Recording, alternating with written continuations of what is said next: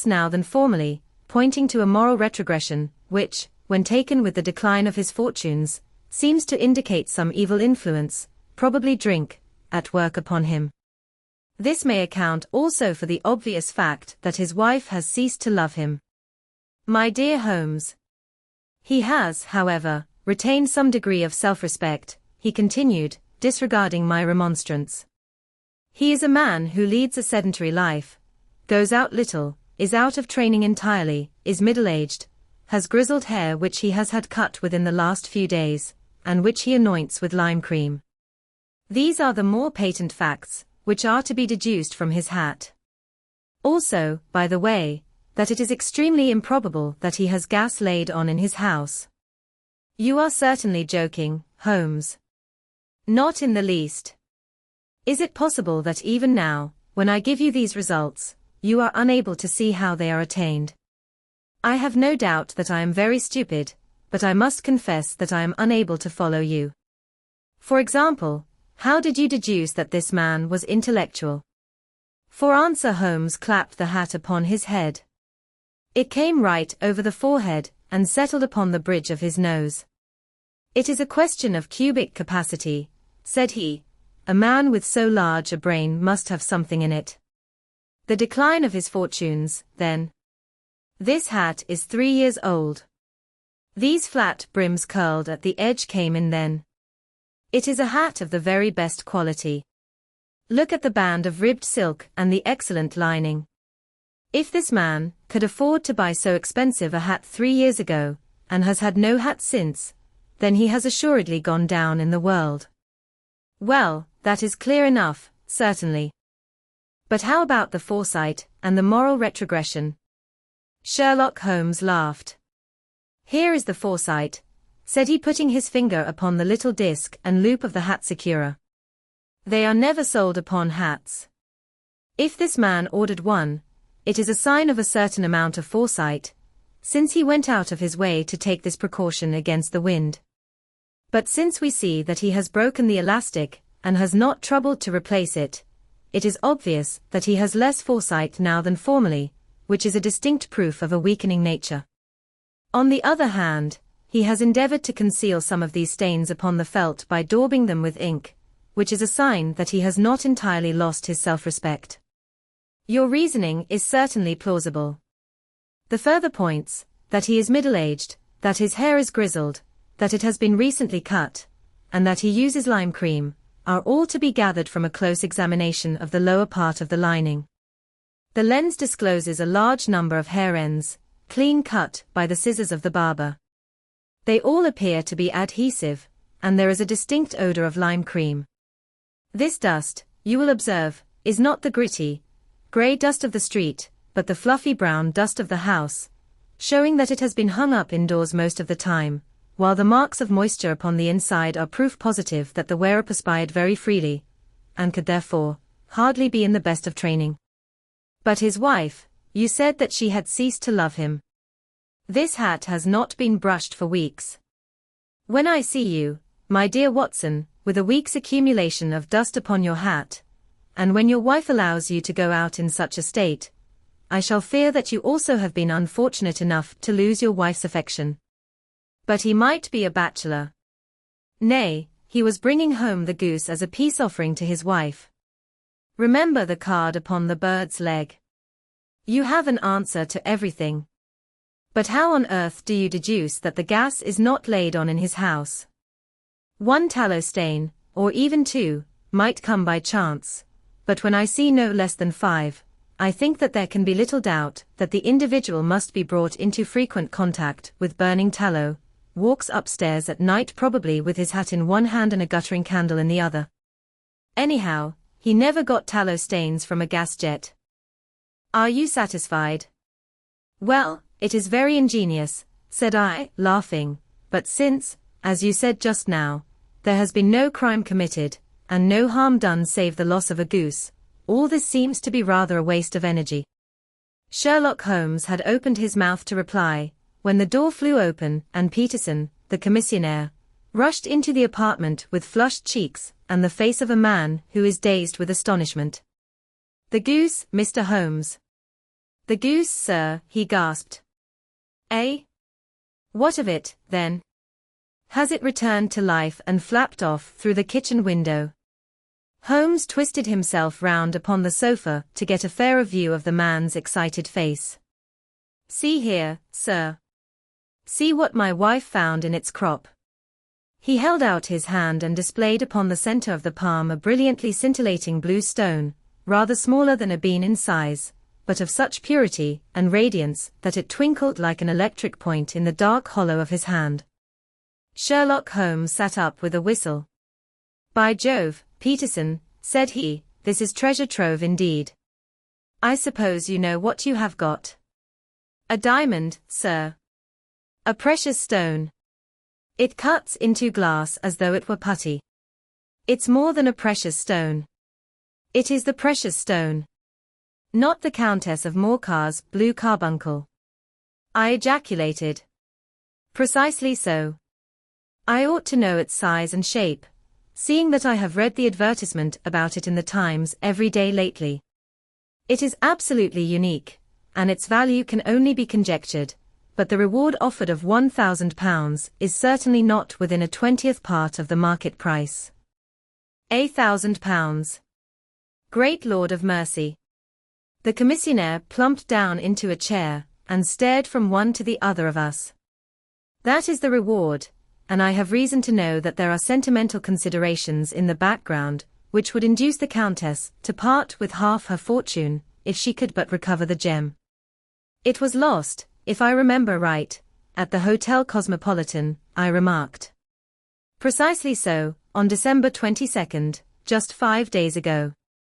John Horner, a plumber, was accused of having abstracted it from the lady's jewel case. The evidence against him was so strong that the case has been referred to the assizes. I have some account of the matter here, I believe. He rummaged amid his newspapers, glancing over the dates, until at last he smoothed one out, doubled it over, and read the following paragraph: Hotel Cosmopolitan jewel robbery. John Horner, 26, plumber, was brought up upon the charge of having upon the 22nd inst. Abstracted from the jewel case of the Countess of Morcar the valuable gem known as the blue carbuncle.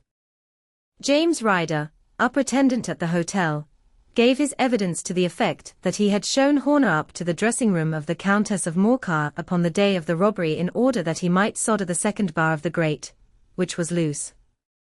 He had remained with Horner some little time, but had finally been called away. On returning, he found that Horner had disappeared, that the bureau had been forced open, and that the small morocco casket in which, as it afterwards transpired, the Countess was accustomed to keep her jewel, was lying empty upon the dressing-table.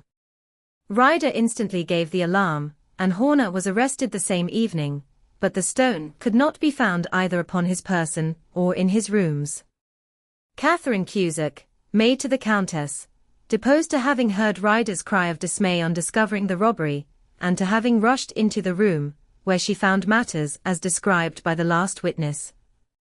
Inspector Bradstreet, B Division, gave evidence as to the arrest of Horner, who struggled frantically, and protested his innocence in the strongest terms. Evidence of a previous conviction for robbery having been given against the prisoner, the magistrate refused to deal summarily with the offence, but referred it to the assizes. Horner, who had shown signs of intense emotion during the proceedings, fainted away at the conclusion and was carried out of court. So much for the police court, said Holmes thoughtfully, tossing aside the paper. The question for us now to solve is the sequence of events leading from a rifled jewel case at one end to the crop of a goose in Tottenham Court Road at the other. You see, Watson, our little deductions have suddenly assumed a much more important and less innocent aspect. Here is the stone came from the goose, and the goose came from Mr. Henry Baker, the gentleman with the bad hat and all the other characteristics with which I have bored you. So now we must set ourselves very seriously to finding this gentleman, and ascertaining what part he has played in this little mystery. To do this, we must try the simplest means first, and these lie undoubtedly in an advertisement in all the evening papers. If this fail, I shall have recourse to other methods. What will you say? Give me a pencil and that slip of paper. Now, then, found at the corner of Goodge Street, a goose and a black felt hat. Mr. Henry Baker can have the same by applying at 6:30 this evening at 221 B Baker Street. That is clear and concise. Very. But will he see it? Well, he is sure to keep an eye on the papers, since, to a poor man, the loss was a heavy one. He was clearly so scared by his mischance in breaking the window, and by the approach of Peterson, that he thought of nothing but flight. But since then he must have bitterly regretted the impulse which caused him to drop his bird. Then, again, the introduction of his name will cause him to see it, for everyone who knows him will direct his attention to it. Here you are, Peterson, run down to the advertising agency, and have this put in the evening papers. In which, sir? Oh, in the Globe, Star, Pall Mall, St. James's Gazette, Evening News, Standard, Echo, and any others that occur to you. Very well, sir. And this stone? Ah, yes, I shall keep the stone. Thank you. And, I say, Peterson, just buy a goose on your way back, and leave it here with me, for we must have one to give to this gentleman in place of the one which your family is now devouring. When the commissionaire had gone, Holmes took up the stone and held it against the light. It's a bonny thing, said he. Just see how it glints and sparkles. Of course it is a nucleus and focus of crime. Every good stone is. They are the devil's pet baits. In the larger and older jewels every facet may stand for a bloody deed. This stone is not yet 20 years old. It was found in the banks of the Amoy River in southern China, and is remarkable in having every characteristic of the carbuncle, save that it is blue in shade instead of ruby red. In spite of its youth, it has already a sinister history. There have been 2 murders, a vitriol throwing, a suicide, and several robberies brought about for the sake of this 40-grain weight of crystallized charcoal. Who would think that so pretty a toy would be a purveyor to the gallows and the prison? I'll lock it up in my strong box now and drop a line to the Countess to say that we have it. Do you think that this man Horner is innocent? I cannot tell. Well, then, do you imagine that this other one, Henry Baker, had anything to do with the matter? It is, I think, much more likely that Henry Baker is an absolutely innocent man, who had no idea that the bird which he was carrying was of considerably more value than if it were made of solid gold. That, however, I shall determine by a very simple test if we have an answer to our advertisement. And you can do nothing until then? Nothing. In that case I shall continue my professional round. But I shall come back in the evening at the hour you have mentioned, for I should like to see the solution of so tangled a business. Very glad to see you. I dine at 7. There is a woodcock, I believe.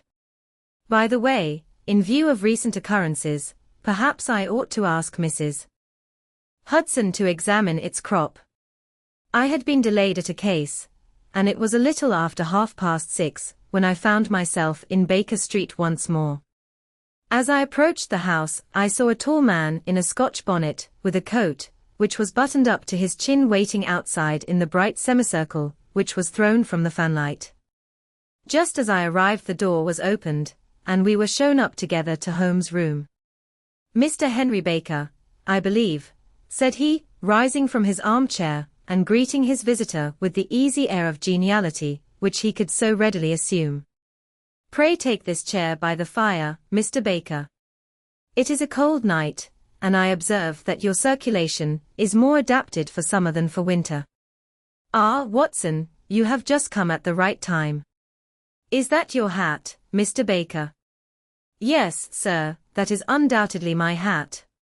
He was a large man with rounded shoulders, a massive head, and a broad, intelligent face, sloping down to a pointed beard of grizzled brown. A touch of red in nose and cheeks, with a slight tremor of his extended hand, recalled Holmes' surmise as to his habits. His rusty black frock coat was buttoned right up in front, with the collar turned up, and his lank wrists protruded from his sleeves without a sign of cuff or shirt.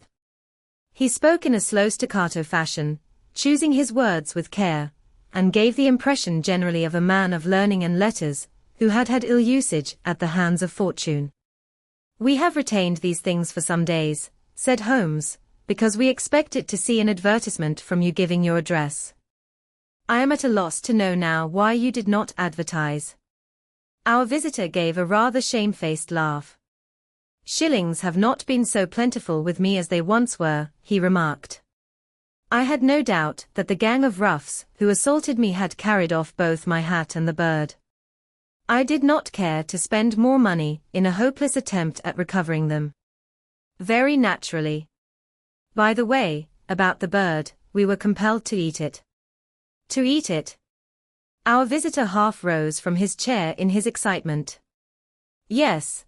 It would have been of no use to anyone had we not done so. But I presume that this other goose upon the sideboard, which is about the same weight and perfectly fresh, will answer your purpose equally well."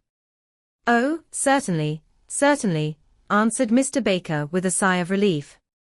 "Of course, we still have the feathers, legs, crop, and so on of your own bird, so if you wish," the man burst into a hearty laugh. "They might be useful to me as relics of my adventure," said he, "but beyond that I can hardly see what use the disjecta membra of my late acquaintance are going to be to me. No, sir, I think that, with your permission, I will confine my attentions to the excellent bird which I perceive upon the sideboard." Sherlock Holmes glanced sharply across at me with a slight shrug of his shoulders. "There is your hat, then, and there your bird," said he. "By the way, would it bore you to tell me where you got the other one from? I am somewhat of a fowl fancier, and I have seldom seen a better grown goose." "Certainly, sir," said Baker, who had risen and tucked his newly gained property under his arm. "There are a few of us who frequent the Alpha Inn, near the museum. We are to be found in the museum itself during the day, you understand.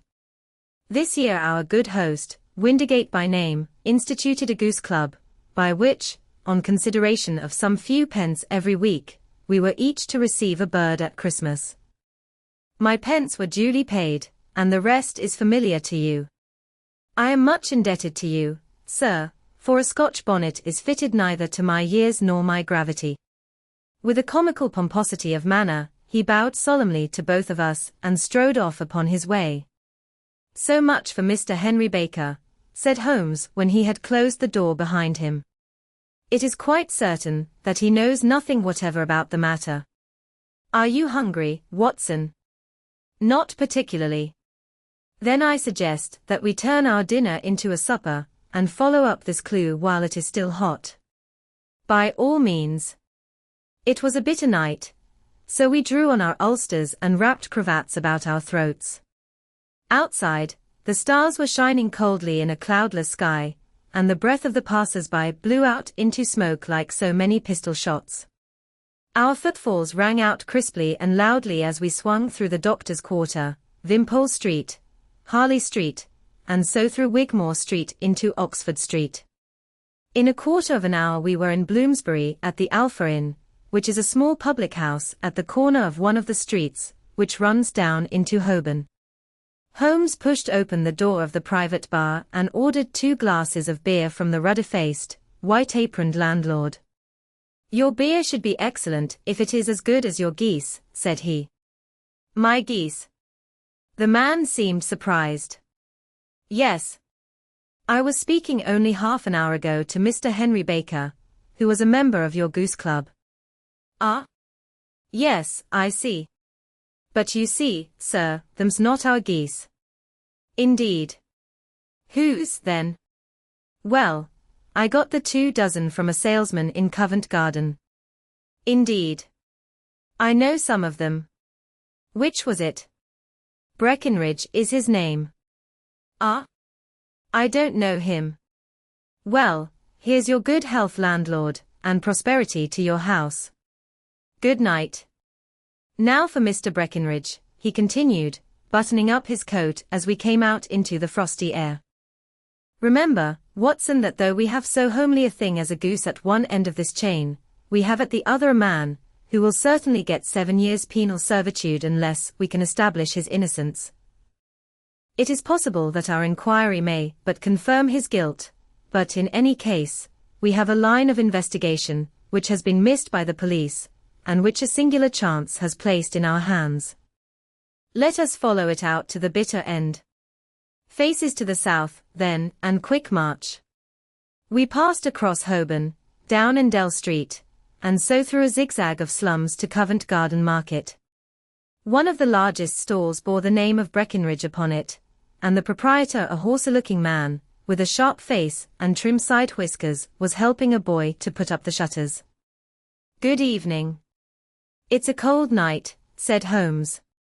The salesman nodded and shot a questioning glance at my companion. "Sold out of geese, I see," continued Holmes, pointing at the bare slabs of marble. "Let you have 500 tomorrow morning."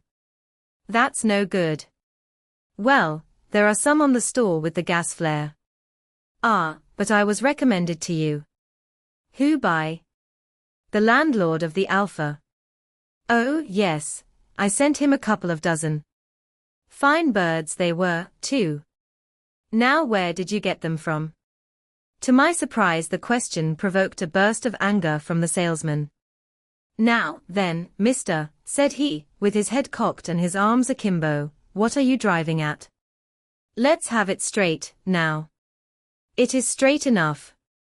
I should like to know who sold you the geese which you supplied to the Alpha." "Well then, I shan't tell you." "So now."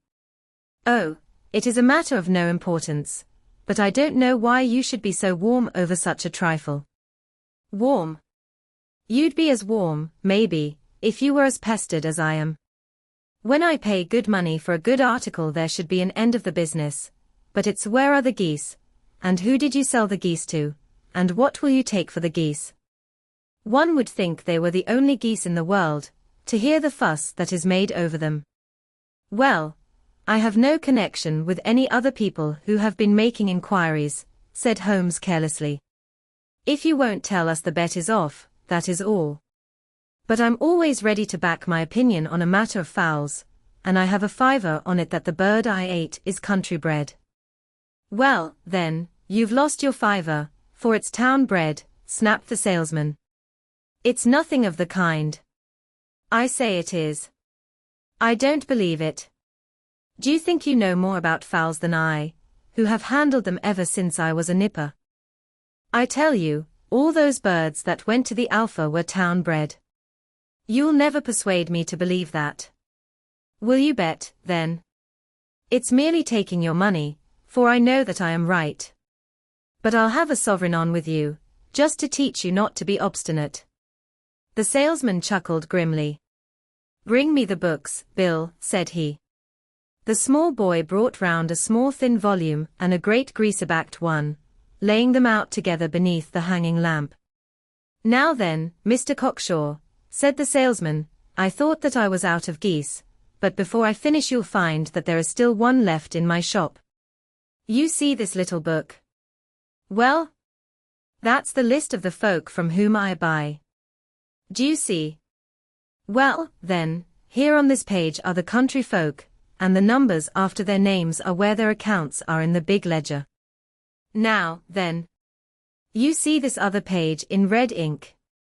Well, that is a list of my town suppliers. Now, look at that third name. Just read it out to me. Mrs. Oakshott, 117 Brixton Road, 249, Red Holmes. Quite so. Now turn that up in the ledger." Holmes turned to the page indicated. "Here you are, Mrs. Oakshott, 117 Brixton Road, egg and poultry supplier. Now, then, what's the last entry? December 22nd. 24 geese at sevens. 6d, quite so. There you are. And underneath. Sold to Mr. Windigate of the Alpha, at 12s. What have you to say now?" Sherlock Holmes looked deeply chagrined. He drew a sovereign from his pocket, and threw it down upon the slab, turning away with the air of a man whose disgust is too deep for words. A few yards off he stopped under a lamppost and laughed in the hearty, noiseless fashion which was peculiar to him. When you see a man with whiskers of that cut and the pink UN protruding out of his pocket, you can always draw him by a bet, said he. I dare say that if I had put £100 down in front of him, that man would not have given me such complete information as was drawn from him by the idea that he was doing me on a wager. Well, Watson, we are, I fancy, nearing the end of our quest, and the only point which remains to be determined is whether we should go on to this Mrs. Oakshott tonight, or whether we should reserve it for tomorrow. It is clear from what that surly fellow said that there are others besides ourselves who are anxious about the matter, and I should. His remarks were suddenly cut short by a loud hubbub which broke out from the store which we had just left. Turning round, we saw a little rat-faced fellow standing in the centre of the circle of yellow light, which was thrown by the swinging lamp, while Breckinridge, the salesman, framed in the door of his stall, was shaking his fists fiercely at the cringing figure. I've had enough of you and your geese, he shouted. I wish you were all at the devil together. If you come pestering me any more with your silly talk, I'll set the dog at you. You bring Mrs. Oakshott here and I'll answer her. But what have you to do with it? Did I buy the geese off you? No, but one of them was mine all the same, whined the little man. Well, then, ask Mrs. Oakshott for it. She told me to ask you. Well, you can ask the King of Prussia, for all I care. I've had enough of it. Get out of this. He rushed fiercely forward, and the inquirer flitted away into the darkness. Ha! This may save us a visit to Brixton Road, whispered Holmes. Come with me, and we will see what is to be made of this fellow. Striding through the scattered knots of people who lounged round the flaring stalls, my companion speedily overtook the little man, and touched him upon the shoulder. He sprang round, and I could see in the gaslight that every vestige of colour had been driven from his face. Who are you, then? What do you want? He asked in a quavering voice. You will excuse me, said Holmes blandly, but I could not help overhearing the questions which you put to the salesman just now. I think that I could be of assistance to you. You? Who are you? How could you know anything of the matter? My name is Sherlock Holmes. It is my business to know what other people don't know. But you can know nothing of this. Excuse me, I know everything of it.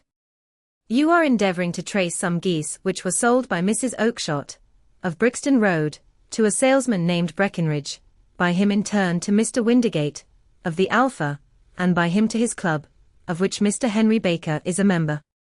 Oh, sir, you are the very man whom I have longed to meet, cried the little fellow with outstretched hands and quivering fingers.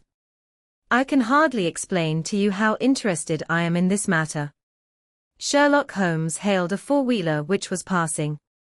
In that case we had better discuss it in a cosy room rather than in this wind-swept marketplace, said he.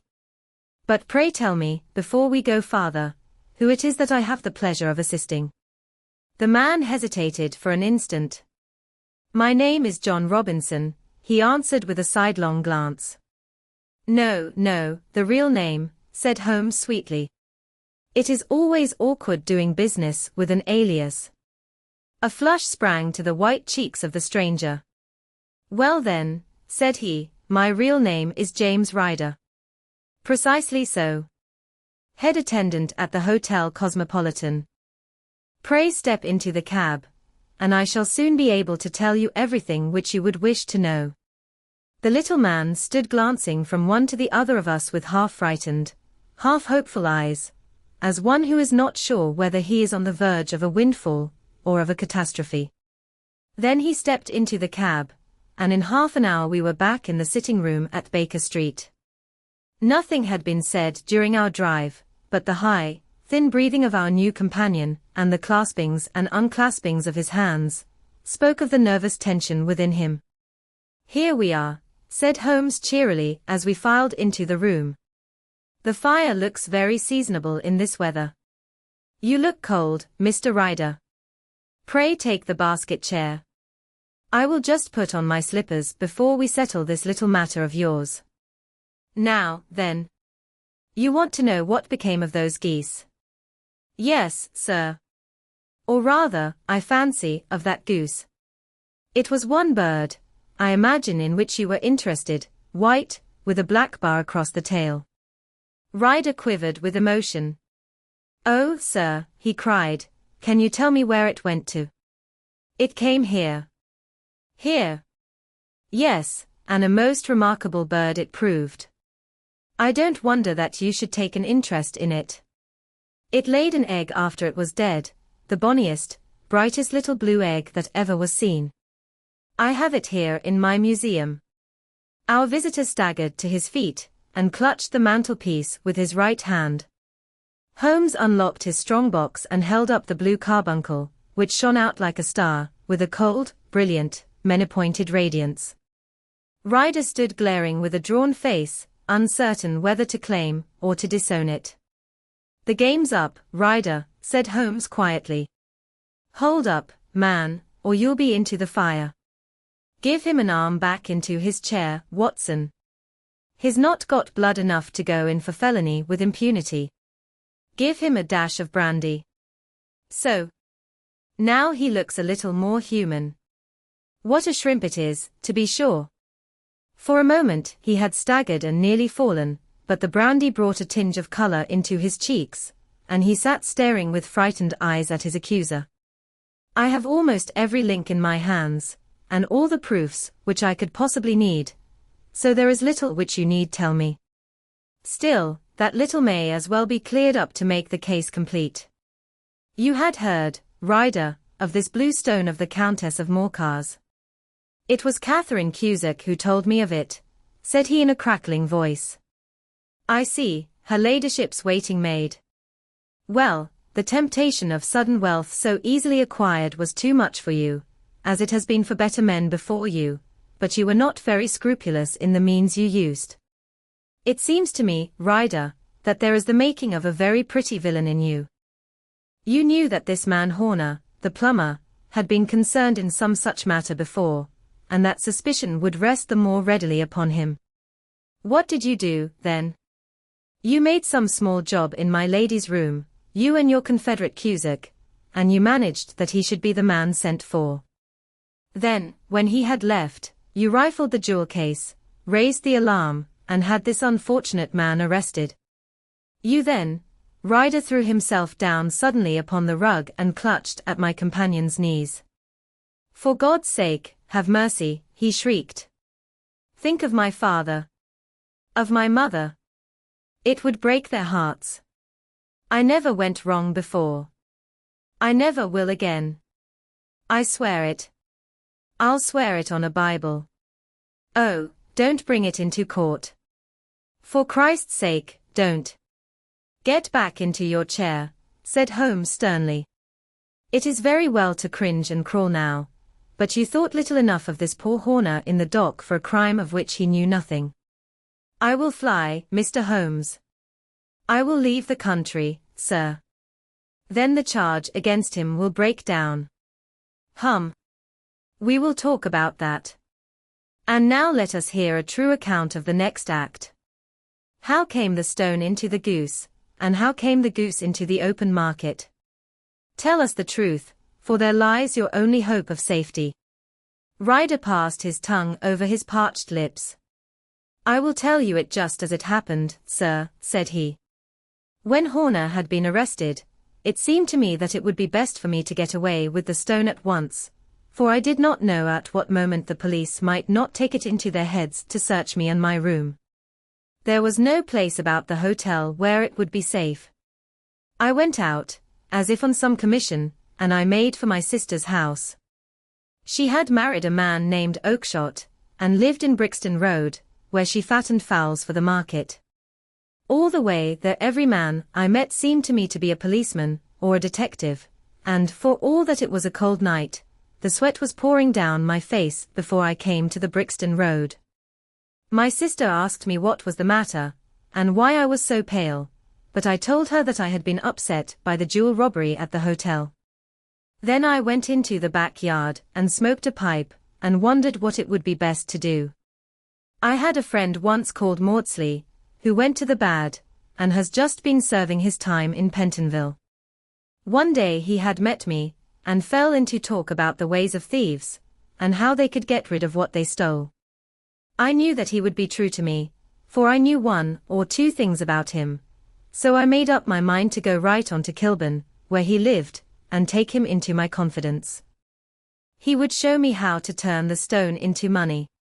But how to get to him in safety?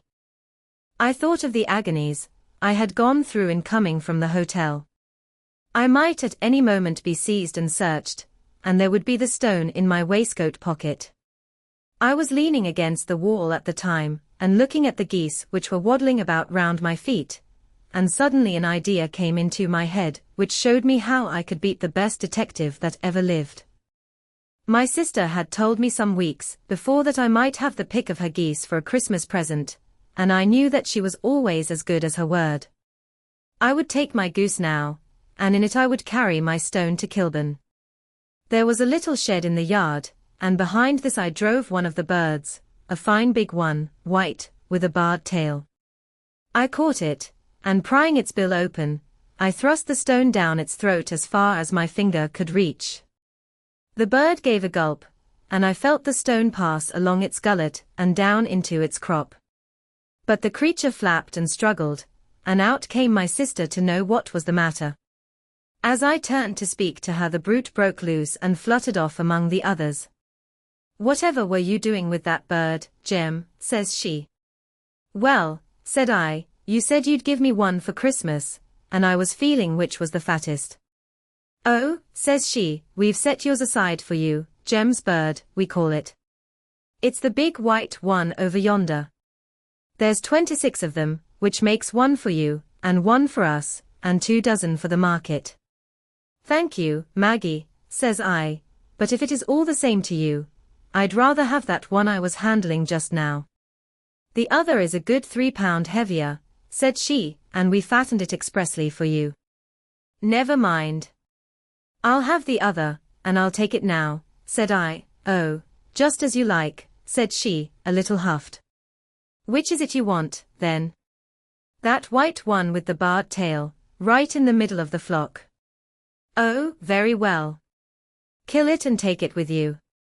Well, I did what she said, Mr. Holmes, and I carried the bird all the way to Kilburn.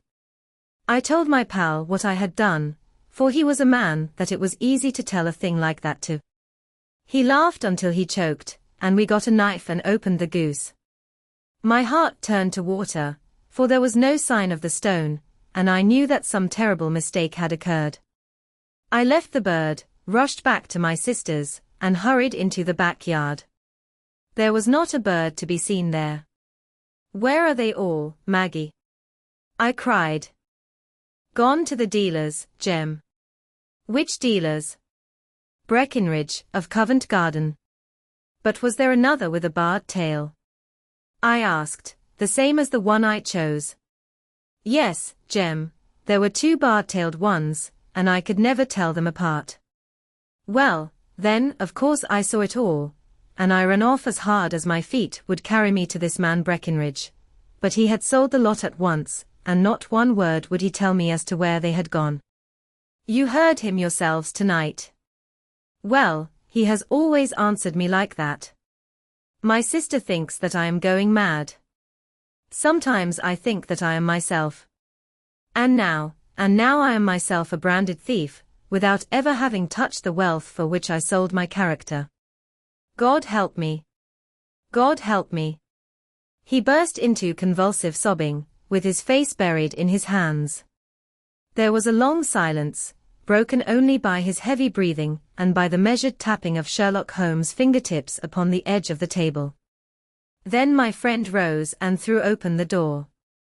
"Get out," said he. "What, sir?" "Oh, heaven bless you. No more words. Get out." And no more words were needed. There was a rush, a clatter upon the stairs, the bang of a door, and the crisp rattle of running footfalls from the street. After all, Watson, said Holmes, reaching up his hand for his clay pipe, I am not retained by the police to supply their deficiencies. If Horner were in danger it would be another thing, but this fellow will not appear against him, and the case must collapse. I suppose that I am commuting a felony, but it is just possible that I am saving a soul. This fellow will not go wrong again, he is too terribly frightened. Send him to gaol now, and you make him a gaol bird for life. Besides, it is the season of forgiveness. Chance has put in our way a most singular and whimsical problem, and its solution is its own reward. If you will have the goodness to touch the bell, Doctor, we will begin another investigation, in which, also a bird will be the chief feature. 8. The Adventure of the Speckled Band. On glancing over my notes of the 70-odd cases, in which I have during the last 8 years studied the methods of my friend Sherlock Holmes, I find many tragic, some comic, a large number merely strange, but none commonplace, for, working as he did rather for the love of his art than for the acquirement of wealth, he refused to associate himself with any investigation which did not tend towards the unusual, and even the fantastic. Of all these varied cases, however, I cannot recall any which presented more singular features than that which was associated with the well-known Surrey family of the Roylotts of Stoke Moran. The events in question occurred in the early days of my association with Holmes, when we were sharing rooms as bachelors in Baker Street. It is possible that I might have placed them upon record before, but a promise of secrecy was made at the time, from which I have only been freed during the last month, by the untimely death of the lady to whom the pledge was given. It is perhaps as well that the facts should now come to light, for I have reasons to know that there are widespread rumors as to the death of Dr. Grimesby Roylott, which tend to make the matter even more terrible than the truth. It was early in April in the year 83 that I woke one morning to find Sherlock Holmes standing, fully dressed, by the side of my bed. He was a late riser, as a rule, and as the clock on the mantelpiece showed me that it was only 7:15, I blinked up at him in some surprise, and perhaps just a little resentment, for I was myself regular in my habits. "Very sorry to knock you up, Watson," said he, "but it's the common lot this morning." "Mrs. Hudson has been knocked up," she retorted, upon me, "an eye on you."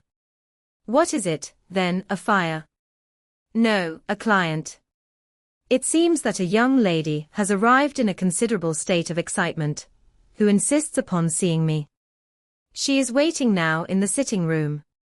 Now, when young ladies wander about the metropolis at this hour of the morning, and knock sleepy people up out of their beds, I presume that it is something very pressing which they have to communicate. Should it prove to be an interesting case, you would, I am sure, wish to follow it from the outset. I thought, at any rate, that I should call you and give you the chance. My dear fellow, I would not miss it for anything. I had no keener pleasure than in following Holmes in his professional investigations, and in admiring the rapid deductions, as swift as intuitions, and yet always founded on a logical basis, with which he unraveled the problems which were submitted to him. I rapidly threw on my clothes, and was ready in a few minutes to accompany my friend down to the sitting room. A lady dressed in black and heavily veiled, who had been sitting in the window, rose as we entered. "Good morning, madam," said Holmes cheerily. "My name is Sherlock Holmes. This is my intimate friend and associate, Dr. Watson, before whom you can speak as freely as before myself." "Ha! I am glad to see that Mrs. Hudson has had the good sense to light the fire. Pray draw up to it, and I shall order you a cup of hot coffee, for I observe that you are shivering." "It is not cold which makes me shiver," said the woman in a low voice, changing her seat as requested. "What, then?" "It is fear, Mr. Holmes. It is terror." She raised her veil as she spoke, and we could see that she was indeed in a pitiable state of agitation, her face all drawn and grey, with restless frightened eyes, like those of some hunted animal.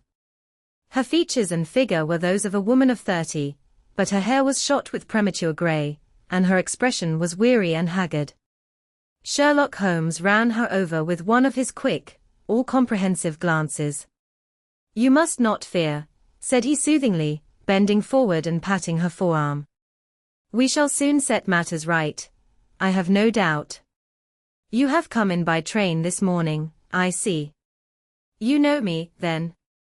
"No, but I observe the second half of a return ticket in the palm of your left glove. You must have started early, and yet you had a good drive in a dog-cart, along heavy roads, before you reached the station." The lady gave a violent start, and stared in bewilderment at my companion. "There is no mystery, my dear madam," said he, smiling. "The left arm of your jacket is spattered with mud in no less than 7 places. The marks are perfectly fresh. There is no vehicle save a dog-cart, which throws up mud in that way, and then only when you sit on the left-hand side of the driver. Whatever your reasons may be, you are perfectly correct," said she. "I started from home before 6, reached Leatherhead at 20 past, and came in by the first train to Waterloo. Sir, I can stand this strain no longer. I shall go mad if it continues. I have no one to turn to, none, save only one, who cares for me, and he, poor fellow, can be of little aid. I have heard of you, Mr. Holmes. I have heard of you from Mrs. Farintosh, whom you helped in the hour of her sore need. It was from her that I had your address. Oh, sir, do you not think that you could help me, too, and at least throw a little light through the dense darkness which surrounds me? At present it is out of my power to reward you for your services, but in a month or 6 weeks I shall be married, with the control of my own income, and then at least you shall not find me ungrateful." Holmes turned to his desk and, unlocking it, drew out a small casebook, which he consulted. "Farintosh," said he. "Ah yes, I recall the case. It was concerned with an opal tiara. I think it was before your time, Watson. I can only say, madam, that I shall be happy to devote the same care to your case as I did to that of your friend. As to reward, my profession is its own reward, but you are at liberty to defray whatever expenses I may be put to, at the time which suits you best. And now I beg that you will lay before us everything that may help us in forming an opinion upon the matter." "Alas," replied our visitor, "the very horror of my situation lies in the fact that my fears are so vague, and my suspicions depend so entirely upon small points, which might seem trivial to another, that even he to whom of all others I have a right to look for help and advice looks upon all that I tell him about it as the fancies of a nervous woman. He does not say so, but I can read it from his soothing answers and averted eyes. But I have heard, Mr. Holmes, that you can see deeply into the manifold wickedness of the human heart. You may advise me how to walk amid the dangers which encompass me. I am all attention, madam. My name is Helen Stoner, and I am living with my stepfather, who is the last survivor of one of the oldest Saxon families in England, the Roylotts of Stoke Moran, on the western border of Surrey." Holmes nodded his head. "The name is familiar to me," said he. "The family was at one time among the richest in England, and the estates extended over the borders into Berkshire in the north, and Hampshire in the west. In the last century, however, 4 successive heirs were of a dissolute and wasteful disposition, and the family ruin was eventually completed by a gambler in the days of the Regency. Nothing was left save a few acres of ground, and the 200-year-old house, which is itself crushed under a heavy mortgage. The last squire dragged out his existence there, living the horrible life of an aristocratic pauper, but his only son, my stepfather, seeing that he must adapt himself to the new conditions, obtained an advance from a relative, which enabled him to take a medical degree and went out to Calcutta, where, by his professional skill and his force of character, he established a large practice. In a fit of anger, however, caused by some robberies which had been perpetrated in the house, he beat his native butler to death and narrowly escaped a capital sentence. As it was, he suffered a long term of imprisonment and afterwards returned to England a morose and disappointed man. When Dr. Roylott was in India he married my mother, Mrs. Stoner, the young widow of Major General Stoner, of the Bengal Artillery.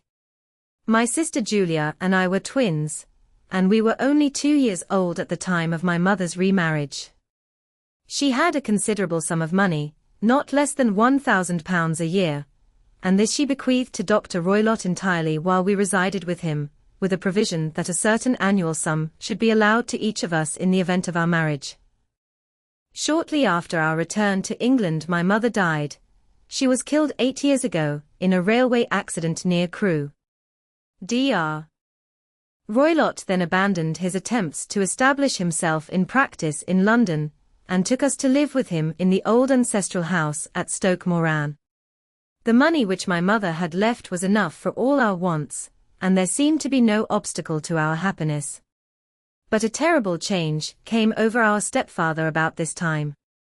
Instead of making friends and exchanging visits with our neighbours, who had at first been overjoyed to see a Roylott of Stoke Moran back in the old family seat, he shut himself up in his house and seldom came out save to indulge in ferocious quarrels with whoever might cross his path. Violence of temper approaching to mania has been hereditary in the men of the family, and in my stepfather's case it had, I believe, been intensified by his long residence in the tropics.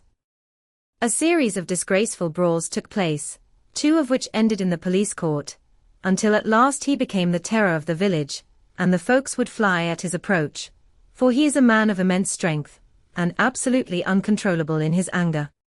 Last week he hurled the local blacksmith over a parapet into a stream, and it was only by paying over all the money which I could gather together that I was able to avert another public exposure. He had no friends at all save the wandering gypsies, and he would give these vagabonds leave to encamp upon the few acres of bramble-covered land which represent the family estate, and would accept in return the hospitality of their tents, wandering away with them sometimes for weeks on end. He has a passion also for Indian animals, which are sent over to him by a correspondent, and he has at this moment a cheetah and a baboon, which wander freely over his grounds and are feared by the villagers almost as much as their master. You can imagine from what I say that my poor sister Julia and I had no great pleasure in our lives. No servant would stay with us, and for a long time we did all the work of the house. She was but 30 at the time of her death, and yet her hair had already begun to whiten, even as mine has. Your sister is dead, then?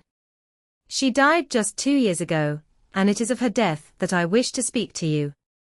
You can understand that, living the life which I have described, we were little likely to see anyone of our own age and position. We had, however, an aunt, my mother's maiden sister, Miss Honoria Westphale, who lives near Harrow, and we were occasionally allowed to pay short visits at this lady's house. Julia went there at Christmas 2 years ago, and met there a half-pay major of Marines, to whom she became engaged. My stepfather learned of the engagement when my sister returned and offered no objection to the marriage, but within a fortnight of the day which had been fixed for the wedding, the terrible event occurred, which has deprived me of my only companion. Sherlock Holmes had been leaning back in his chair with his eyes closed and his head sunk in a cushion, but he half opened his lids now and glanced across at his visitor. "Pray be precise as to details," said he. "It is easy for me to be so, for every event of that dreadful time is seared into my memory. The manor house is, as I have already said, very old, and only one wing is now inhabited. The bedrooms in this wing are on the ground floor, the sitting rooms being in the central block of the buildings. Of these bedrooms the first is Dr. Roylott's, the second my sister's, and the third my own. There is no communication between them, but they all open out into the same corridor. Do I make myself plain? Perfectly so. The windows of the 3 rooms open out upon the lawn. That fatal night Dr. Roylott had gone to his room early, though we knew that he had not retired to rest, for my sister was troubled by the smell of the strong Indian cigars, which it was his custom to smoke.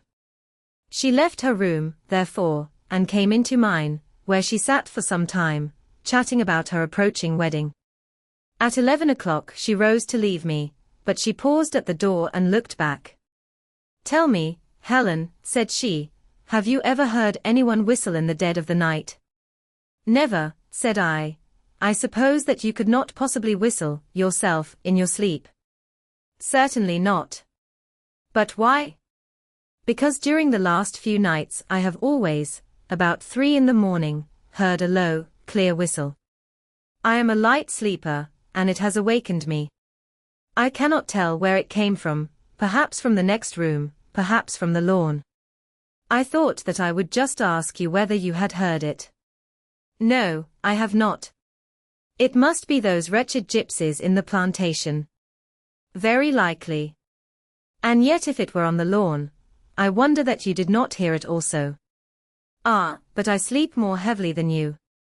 Well, it is of no great consequence, at any rate. She smiled back at me, closed my door, and a few moments later I heard her key turn in the lock. Indeed, said Holmes. Was it your custom always to lock yourselves in at night? Always. And why? I think that I mentioned to you that the doctor kept a cheetah and a baboon. We had no feeling of security unless our doors were locked. Quite so. Pray proceed with your statement. I could not sleep that night. A vague feeling of impending misfortune impressed me. My sister and I, you will recollect, were twins, and you know how subtle are the links which bind two souls which are so closely allied. It was a wild night.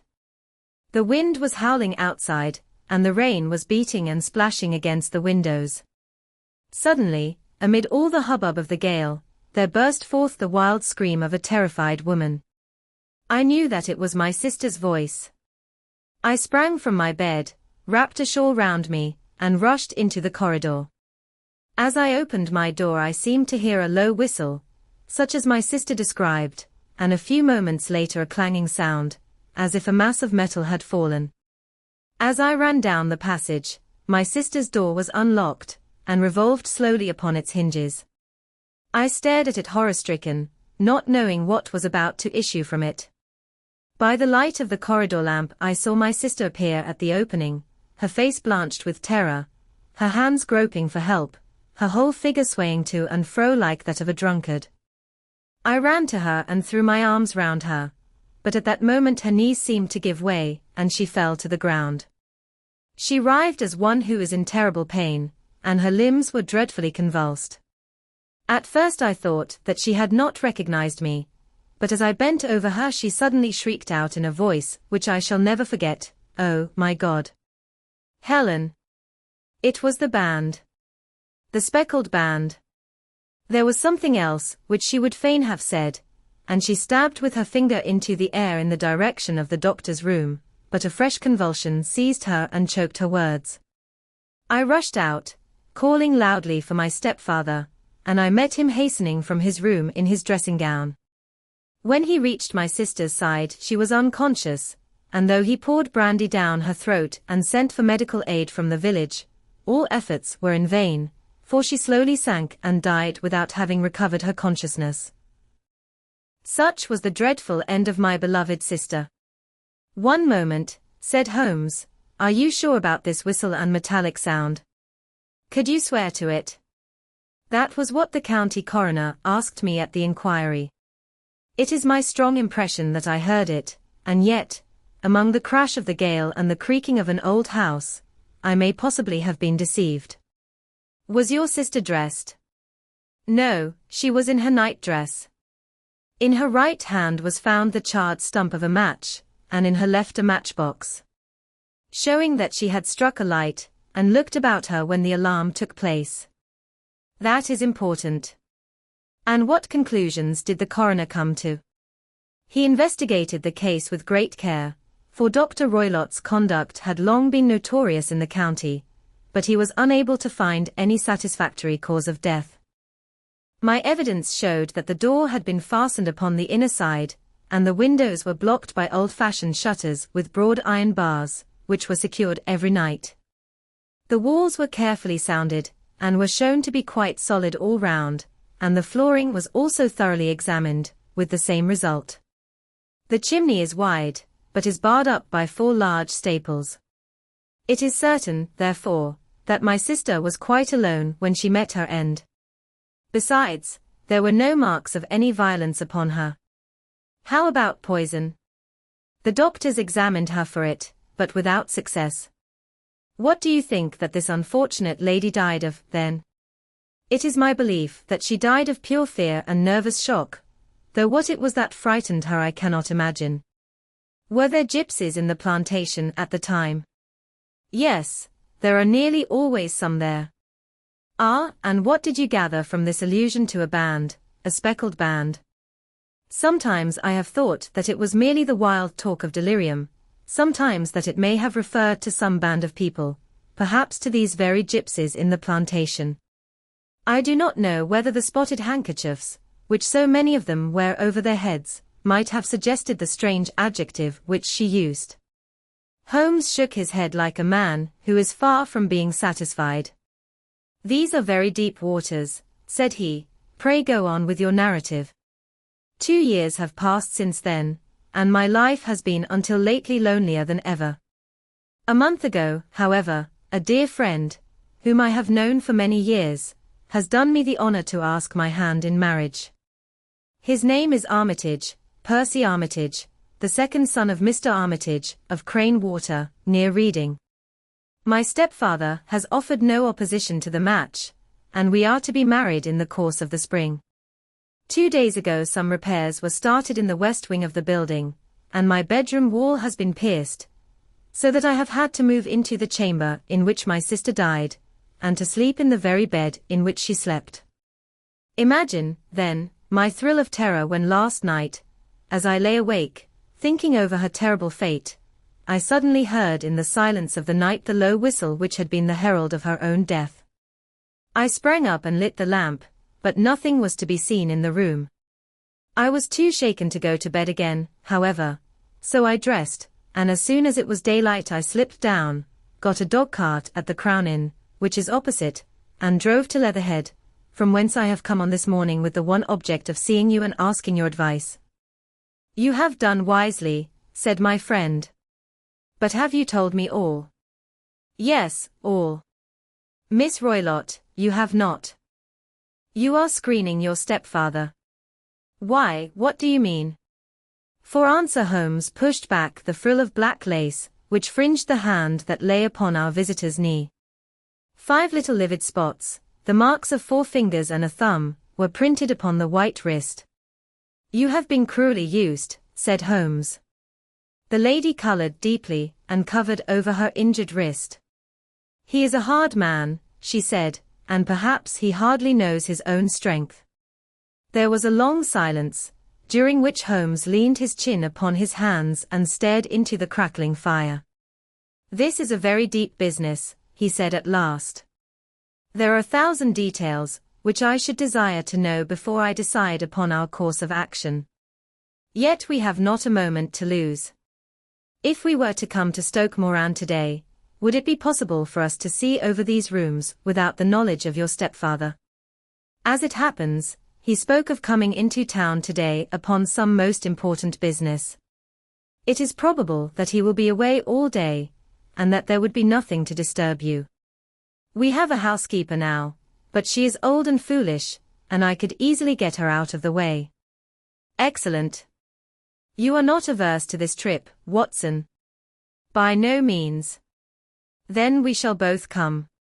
What are you going to do yourself?" "I have 1 or 2 things, which I would wish to do now that I am in town. But I shall return by the 12 o'clock train, so as to be there in time for your coming. And you may expect us early in the afternoon. I have myself some small business matters to attend to. Will you not wait and breakfast?" "No, I must go. My heart is lightened already since I have confided my trouble to you. I shall look forward to seeing you again this afternoon." She dropped her thick black veil over her face and glided from the room. "And what do you think of it all, Watson?" asked Sherlock Holmes, leaning back in his chair. "It seems to me to be a most dark and sinister business." "Dark enough and sinister enough. Yet if the lady is correct in saying that the flooring and walls are sound, and that the door, window, and chimney are impassable, then her sister must have been undoubtedly alone when she met her mysterious end.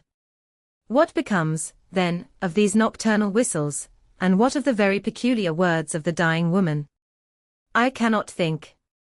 When you combine the ideas of whistles at night, the presence of a band of gypsies who are on intimate terms with this old doctor, the fact that we have every reason to believe that the doctor has an interest in preventing his stepdaughter's marriage, the dying allusion to a band, and finally, the fact that Miss Helen Stoner heard a metallic clang, which might have been caused by one of those metal bars that secured the shutters falling back into its place. I think that there is good ground to think that the mystery may be cleared along those lines. But what, then, did the gypsies do? I cannot imagine. I see many objections to any such theory. And so do I. It is precisely for that reason that we are going to Stoke Moran this day. I want to see whether the objections are fatal, or if they may be explained away. But what in the name of the devil? The ejaculation had been drawn from my companion by the fact that our door had been suddenly dashed open, and that a huge man had framed himself in the aperture. His costume was a peculiar mixture of the professional and of the agricultural, having a black top hat, a long frock coat, and a pair of high gaiters, with a hunting crop swinging in his hand. So tall was he that his hat actually brushed the crossbar of the doorway, and his breadth seemed to span it across from side to side. A large face, seared with 1,000 wrinkles, burned yellow with the sun, and marked with every evil passion, was turned from one to the other of us, while his deep-set, bile-shot eyes, and his high, thin, fleshless nose, gave him somewhat the resemblance to a fierce old bird of prey. "Which of you is Holmes?" asked this apparition. "My name, sir, but you have the advantage of me," said my companion quietly. "I am Dr. Grimesby Roylott, of Stoke Moran." "Indeed, doctor," said Holmes blandly. "Pray take a seat." "I will do nothing of the kind. My stepdaughter has been here. I have traced her." "What has she been saying to you?" "It is a little cold for the time of the year," said Holmes. "What has she been saying to you?" screamed the old man furiously. "But I have heard that the crocuses promise well," continued my companion imperturbably. "Ha! You put me off, do you?" said our new visitor, taking a step forward and shaking his hunting crop. "I know you, you scoundrel. I have heard of you before. You are Holmes, the meddler." My friend smiled. "Holmes, the busybody." His smile broadened. "Holmes, the Scotland Yard Jack-in-office." Holmes chuckled heartily. "Your conversation is most entertaining," said he. "When you go out, close the door, for there is a decided draught. I will go when I have had my say. Don't you dare to meddle with my affairs. I know that Miss Stoner has been here. I traced her. I am a dangerous man to fall foul of. See here." He stepped swiftly forward, seized the poker, and bent it into a curve with his huge brown hands. "See that you keep yourself out of my grip," he snarled, and hurling the twisted poker into the fireplace he strode out of the room. "He seems a very amiable person," said Holmes, laughing. "I am not quite so bulky, but if he had remained I might have shown him that my grip was not much more feeble than his own." As he spoke he picked up the steel poker, and, with a sudden effort, straightened it out again. Fancy his having the insolence to confound me with the official detective force. This incident gives zest to our investigation, however, and I only trust that our little friend will not suffer from her imprudence in allowing this brute to trace her. And now, Watson, we shall order breakfast, and afterwards I shall walk down to Doctors' Commons, where I hope to get some data which may help us in this matter. It was nearly 1 o'clock when Sherlock Holmes returned from his excursion. He held in his hand a sheet of blue paper, scrawled over with notes and figures. "I have seen the will of the deceased wife," said he. "To determine its exact meaning, I have been obliged to work out the present prices of the investments with which it is concerned. The total income, which at the time of the wife's death was little short of £1,100, is now, through the fall in agricultural prices, not more than £750. Each daughter can claim an income of £250 in case of marriage. It is evident, therefore, that if both girls had married, this beauty would have had a mere pittance, while even one of them would cripple him to a very serious extent. My morning's work has not been wasted, since it has proved that he has the very strongest motives for standing in the way of anything of the sort. And now, Watson, this is too serious for dawdling, especially as the old man is aware that we are interesting ourselves in his affairs. So if you are ready, we shall call a cab and drive to Waterloo. I should be very much obliged if you would slip your revolver into your pocket. Anelli's number 2 is an excellent argument with gentlemen who can twist steel pokers into knots. That and a toothbrush are, I think, all that we need. At Waterloo we were fortunate in catching a train for Leatherhead, where we hired a trap at the station inn and drove for 4 or 5 miles through the lovely Surrey lanes. It was a perfect day, with a bright sun and a few fleecy clouds in the heavens. The trees and wayside hedges were just throwing out their first green shoots, and the air was full of the pleasant smell of the moist earth. To me at least there was a strange contrast between the sweet promise of the spring and this sinister quest upon which we were engaged. My companion sat in the front of the trap, his arms folded, his hat pulled down over his eyes, and his chin sunk upon his breast, buried in the deepest thought. Suddenly, however, he started, tapped me on the shoulder, and pointed over the meadows. "Look there," said he. A heavily timbered park stretched up in a gentle slope, thickening into a grove at the highest point. From amid the branches there jutted out the grey gables and high roof tree of a very old mansion. "Stoke Moran," said he. "Yes, sir, that be the house of Dr. Grimesby Roylott," remarked the driver. "There is some building going on there," said Holmes. "That is where we are going." "There's the village," said the driver, pointing to a cluster of roofs some distance to the left, "but if you want to get to the house, you'll find it shorter to get over this stile, and so by the footpath over the fields. There it is, where the lady is walking." "And the lady, I fancy, is Miss Stoner," observed Holmes, shading his eyes. "Yes, I think we had better do as you suggest." We got off, paid our fare, and the trap rattled back on its way to Leatherhead. "I thought it as well," said Holmes as we climbed the stile, "that this fellow should think we had come here as architects, or on some definite business. It may stop his gossip. Good afternoon, Miss Stoner. You see that we have been as good as our word." Our client of the morning had hurried forward to meet us with a face which spoke her joy. "I have been waiting so eagerly for you," she cried, shaking hands with us warmly. "All has turned out splendidly. Dr. Roylott has gone to town, and it is unlikely that he will be back before evening." "We have had the pleasure of making the doctor's acquaintance," said Holmes, and in a few words he sketched out what had occurred. Miss Stoner turned white to the lips as she listened. "Good heavens," she cried, "he has followed me, then. So it appears. He is so cunning that I never know when I am safe from him. What will he say when he returns?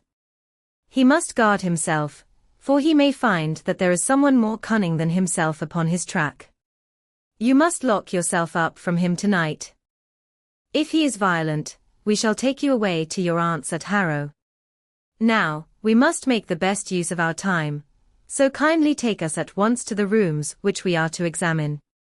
The building was of grey, lichen-blotched stone, with a high central portion and 2 curving wings, like the claws of a crab, thrown out on each side. In one of these wings the windows were broken and blocked with wooden boards, while the roof was partly caved in, a picture of ruin. The central portion was in little better repair, but the right-hand block was comparatively modern, and the blinds in the windows, with the blue smoke curling up from the chimneys, showed that this was where the family resided. Some scaffolding had been erected against the end wall, and the stonework had been broken into, but there were no signs of any workmen at the moment of our visit. Holmes walked slowly up and down the ill-trimmed lawn and examined with deep attention the outsides of the windows. "This, I take it, belongs to the room in which you used to sleep, the centre one to your sisters, and the one next to the main building to Dr. Roylott's chamber." "Exactly so." But I am now sleeping in the middle one. Pending the alterations, as I understand. By the way, there does not seem to be any very pressing need for repairs at that end wall. There were none. I believe that it was an excuse to move me from my room. Ah? That is suggestive. Now, on the other side of this narrow wing runs the corridor from which these 3 rooms open. There are windows in it, of course. Yes, but very small ones. Too narrow for anyone to pass through. As you both locked your doors at night, your rooms were unapproachable from that side. Now, would you have the kindness to go into your room and bar your shutters? Miss Stoner did so, and Holmes, after a careful examination through the open window, endeavored in every way to force the shutter open, but without success. There was no slit through which a knife could be passed to raise the bar. Then with his lens he tested the hinges, but they were of solid iron, built firmly into the massive masonry. Said he, scratching his chin in some perplexity, my theory certainly presents some difficulties. No one could pass these shutters if they were bolted. Well, we shall see if the inside throws any light upon the matter. A small side door led into the whitewashed corridor from which the 3 bedrooms opened. Holmes refused to examine the 3rd chamber, so we passed at once to the 2nd, that in which Miss Stoner was now sleeping, and in which her sister had met with her fate. It was a homely little room, with a low ceiling and a gaping fireplace, after the fashion of old country houses. A brown chest of drawers stood in one corner, a narrow white counterpaned bed in another, and a dressing table on the left-hand side of the window. These articles, with 2 small wickerwork chairs, made up all the furniture in the room save for a square of Wilton carpet in the center. The boards round and the paneling of the walls were of brown, worm-eaten oak, so old and discolored that it may have dated from the original building of the house. Holmes drew one of the chairs into a corner and sat silent, while his eyes traveled round and up and down, taking in every detail of the apartment. "Where does that bell communicate with?" he asked at last, pointing to a thick bell rope which hung down beside the bed, the tassel actually lying upon the pillow. "It goes to the housekeeper's room. It looks newer than the other things." "Yes, it was only put there a couple of years ago." "Your sister asked for it, I suppose?" "No, I never heard of her using it. We used always to get what we wanted for ourselves. Indeed, it seemed unnecessary to put so nice a bell pull there. You will excuse me for a few minutes, while I satisfy myself as to this floor." He threw himself down upon his face with his lens in his hand and crawled swiftly backward and forward, examining minutely the cracks between the boards. Then he did the same with the woodwork with which the chamber was paneled. Finally he walked over to the bed, and spent some time in staring at it and in running his eye up and down the wall. Finally he took the bell rope in his hand and gave it a brisk tug. "Why, it's a dummy," said he. "Won't it ring?" "No, it is not even attached to a wire." "This is very interesting. You can see now that it is fastened to a hook, just above where the little opening for the ventilator is." "How very absurd. I never noticed that before." "Very strange," muttered Holmes, pulling at the rope. "There are 1 or 2 very singular points about this room. For example, what a fool a builder must be to open a ventilator into another room, when, with the same trouble, he might have communicated with the outside air." "That is also quite modern," said the lady. "Done about the same time as the bell rope," remarked Holmes. "Yes, there were several little changes carried out about that time. They seem to have been of a most interesting character, dummy bell ropes, and ventilators which do not ventilate. With your permission, Miss Stoner, we shall now carry our researches into the inner apartment." Dr. Grimesby Roylott's chamber was larger than that of his stepdaughter, but was as plainly furnished. A camp bed, a small wooden shelf full of books, mostly of a technical character, an armchair beside the bed, a plain wooden chair against the wall, a round table, and a large iron safe were the principal things which met the eye. Holmes walked slowly round and examined each, and all of them with the keenest interest. "What's in here?" he asked, tapping the safe. "My stepfather's business papers." "Oh. You have seen inside, then?" "Only once, some years ago. I remember that it was full of papers." "There isn't a cat in it, for example?" "No." "What a strange idea." "Well, look at this." He took up a small saucer of milk, which stood on the top of it. "No, we don't keep a cat. But there is a cheetah and a baboon." "Ah, yes, of course." "Well, a cheetah is just a big cat, and yet a saucer of milk does not go very far in satisfying its wants, I dare say. There is one point which I should wish to determine." He squatted down in front of the wooden chair and examined the seat of it with the greatest attention. "Thank you. That is quite settled," said he, rising and putting his lens in his pocket. "Hello. Here is something interesting." The object which had caught his eye was a small dog lash hung on one corner of the bed. The lash, however, was curled upon itself and tied so as to make a loop of whipcord. "What do you make of that, Watson?" "It's a common enough lash. But I don't know why it should be tied." "That is not quite so common, is it?" "Ah, me. It's a wicked world, and when a clever man turns his brains to crime it is the worst of all. I think that I have seen enough now, Miss Stoner, and with your permission we shall walk out upon the lawn."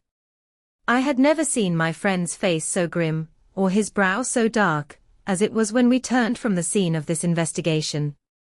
We had walked several times up and down the lawn, neither Miss Stoner nor myself liking to break in upon his thoughts, before he roused himself from his reverie. "It is very essential, Miss Stoner," said he, "that you should absolutely follow my advice in every respect." "I shall most certainly do so. The matter is too serious for any hesitation. Your life may depend upon your compliance. I assure you that I am in your hands. In the first place, both my friend and I must spend the night in your room." Both Miss Stoner and I gazed at him in astonishment. "Yes, it must be so." "Let me explain. I believe that that is the village inn over there." "Yes, that is the Crown." "Very good. Your windows would be visible from there?" "Certainly." "You must confine yourself to your room, on pretense of a headache, when your stepfather comes back. Then when you hear him retire for the night, you must open the shutters of your window, undo the hasp, put your lamp there as a signal to us, and then withdraw quietly with everything which you are likely to want into the room which you used to occupy. I have no doubt that, in spite of the repairs, you could manage there for one night." "Oh, yes, easily. The rest you will leave in our hands." "But what will you do?" "We shall spend the night in your room, and we shall investigate the cause of this noise which has disturbed you." "I believe, Mr. Holmes, that you have already made up your mind," said Miss Stoner, laying her hand upon my companion's sleeve. "Perhaps I have." "Then, for pity's sake, tell me what was the cause of my sister's death.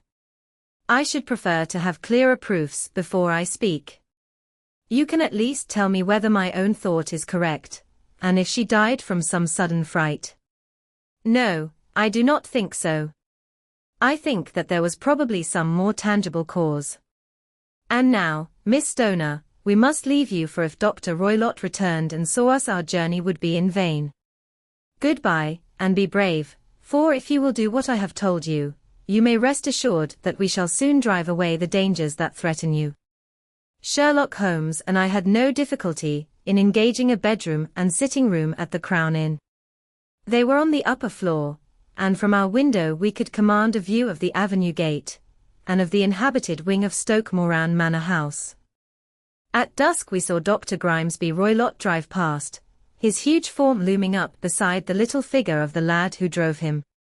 The boy had some slight difficulty in undoing the heavy iron gates, and we heard the hoarse roar of the doctor's voice, and saw the fury with which he shook his clenched fists at him. The trap drove on, and a few minutes later, we saw a sudden light spring up among the trees, as the lamp was lit in one of the sitting rooms. "Do you know, Watson," said Holmes as we sat together in the gathering darkness, "I have really some scruples as to taking you tonight. There is a distinct element of danger. Can I be of assistance? Your presence might be invaluable. Then I shall certainly come. It is very kind of you. You speak of danger. You have evidently seen more in these rooms than was visible to me." "No, but I fancy that I may have deduced a little more." "I imagine that you saw all that I did." "I saw nothing remarkable save the bell rope, and what purpose that could answer I confess is more than I can imagine." "You saw the ventilator, too?" "Yes, but I do not think that it is such a very unusual thing to have a small opening between two rooms. It was so small that a rat could hardly pass through. I knew that we should find a ventilator before ever we came to Stoke Moran." "My dear Holmes." "Oh, yes, I did. You remember in her statement she said that her sister could smell Dr. Roylott's cigar. Now, of course that suggested at once that there must be a communication between the two rooms. It could only be a small one, or it would have been remarked upon at the coroner's inquiry. I deduced a ventilator. But what harm can there be in that? Well, there is at least a curious coincidence of dates. A ventilator is made, a cord is hung, and a lady who sleeps in the bed dies. Does not that strike you? I cannot as yet see any connection. Did you observe anything very peculiar about that bed? No, it was clamped to the floor. Did you ever see a bed fastened like that before? I cannot say that I have. The lady could not move her bed. It must always be in the same relative position to the ventilator and to the rope, or so we may call it, since it was clearly never meant for a bell pull." "Holmes," I cried, "I seem to see dimly what you are hinting at. We are only just in time to prevent some subtle and horrible crime." "Subtle enough and horrible enough. When a doctor does go wrong he is the first of criminals. He has nerve and he has knowledge. Palmer and Pritchard were among the heads of their profession. This man strikes even deeper, but I think, Watson, that we shall be able to strike deeper still. But we shall have horrors enough before the night is over. For goodness sake let us have a quiet pipe, and turn our minds for a few hours to something more cheerful." About 9 o'clock the light among the trees was extinguished, and all was dark in the direction of the manor house. 2 hours passed slowly away, and then, suddenly, just at the stroke of 11, a single bright light shone out right in front of us. "That is our signal," said Holmes, springing to his feet. "It comes from the middle window." As we passed out he exchanged a few words with the landlord, explaining that we were going on a late visit to an acquaintance, and that it was possible that we might spend the night there. A moment later we were out on the dark road, the chill wind blowing in our faces, and one yellow light twinkling in front of us through the gloom to guide us on our somber errand. There was little difficulty in entering the grounds, for unrepaired breaches gaped in the old park wall. Making our way among the trees, we reached the lawn, crossed it, and were about to enter through the window when out from a clump of laurel bushes there darted what seemed to be a hideous and distorted child, who threw itself upon the grass with writhing limbs and then ran swiftly across the lawn into the darkness. "My God!" I whispered, "did you see it?" Holmes was for the moment as startled as I. His hand closed like a vice upon my wrist in his agitation. Then he broke into a low laugh, and put his lips to my ear. "It is a nice household," he murmured. "That is the baboon." I had forgotten the strange pets which the doctor affected. There was a cheetah, too. Perhaps we might find it upon our shoulders at any moment. I confess that I felt easier in my mind when, after following Holmes' example and slipping off my shoes, I found myself inside the bedroom. My companion noiselessly closed the shutters, moved the lamp onto the table, and cast his eyes round the room. All was as we had seen it in the daytime. Then creeping up to me and making a trumpet of his hand, he whispered into my ear again, so gently that it was all that I could do to distinguish the words. The least sound would be fatal to our plans. I nodded to show that I had heard. We must sit without light. He would see it through the ventilator. I nodded again. Do not go asleep, your very life may depend upon it. Have your pistol ready in case we should need it. I will sit on the side of the bed, and you in that chair. I took out my revolver and laid it on the corner of the table. Holmes had brought up a long thin cane, and this he placed upon the bed beside him. By it he laid the box of matches and the stump of a candle. Then he turned down the lamp, and we were left in darkness. How shall I ever forget that dreadful vigil? I could not hear a sound, not even the drawing of a breath, and yet I knew that my companion sat open-eyed, within a few feet of me, in the same state of nervous tension in which I was myself. The shutters cut off the least ray of light, and we waited in absolute darkness. From outside came the occasional cry of a night bird, and once at our very window a long-drawn cat-like whine, which told us that the cheetah was indeed at liberty. Far away we could hear the deep tones of the parish clock, which boomed out every quarter of an hour. How long they seemed, those quarters. 12 struck, and 1 and 2 and 3, and still we sat waiting silently for whatever might befall. Suddenly, there was the momentary gleam of a light up in the direction of the ventilator, which vanished immediately, but was succeeded by a strong smell of burning oil and heated metal. Someone in the next room had lit a dark lantern. I heard a gentle sound of movement, and then all was silent once more, though the smell grew stronger. For half an hour I sat, with straining ears. Then suddenly another sound became audible, a very gentle, soothing sound, like that of a small jet of steam escaping continually from a kettle.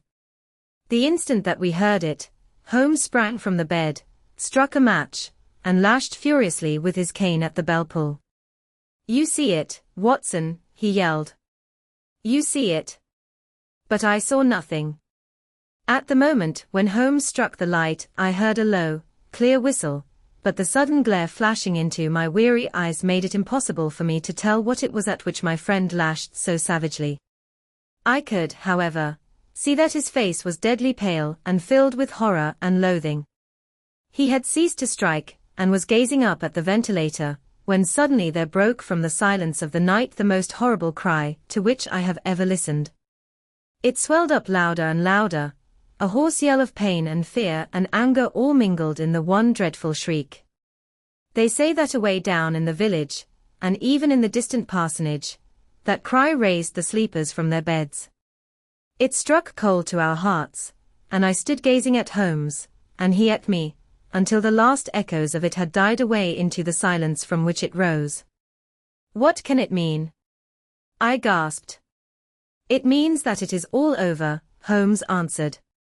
"And perhaps, after all, it is for the best. Take your pistol, and we will enter Dr. Roylott's room." With a grave face he lit the lamp, and led the way down the corridor. Twice he struck at the chamber door without any reply from within. Then he turned the handle and entered, I at his heels, with the cocked pistol in my hand.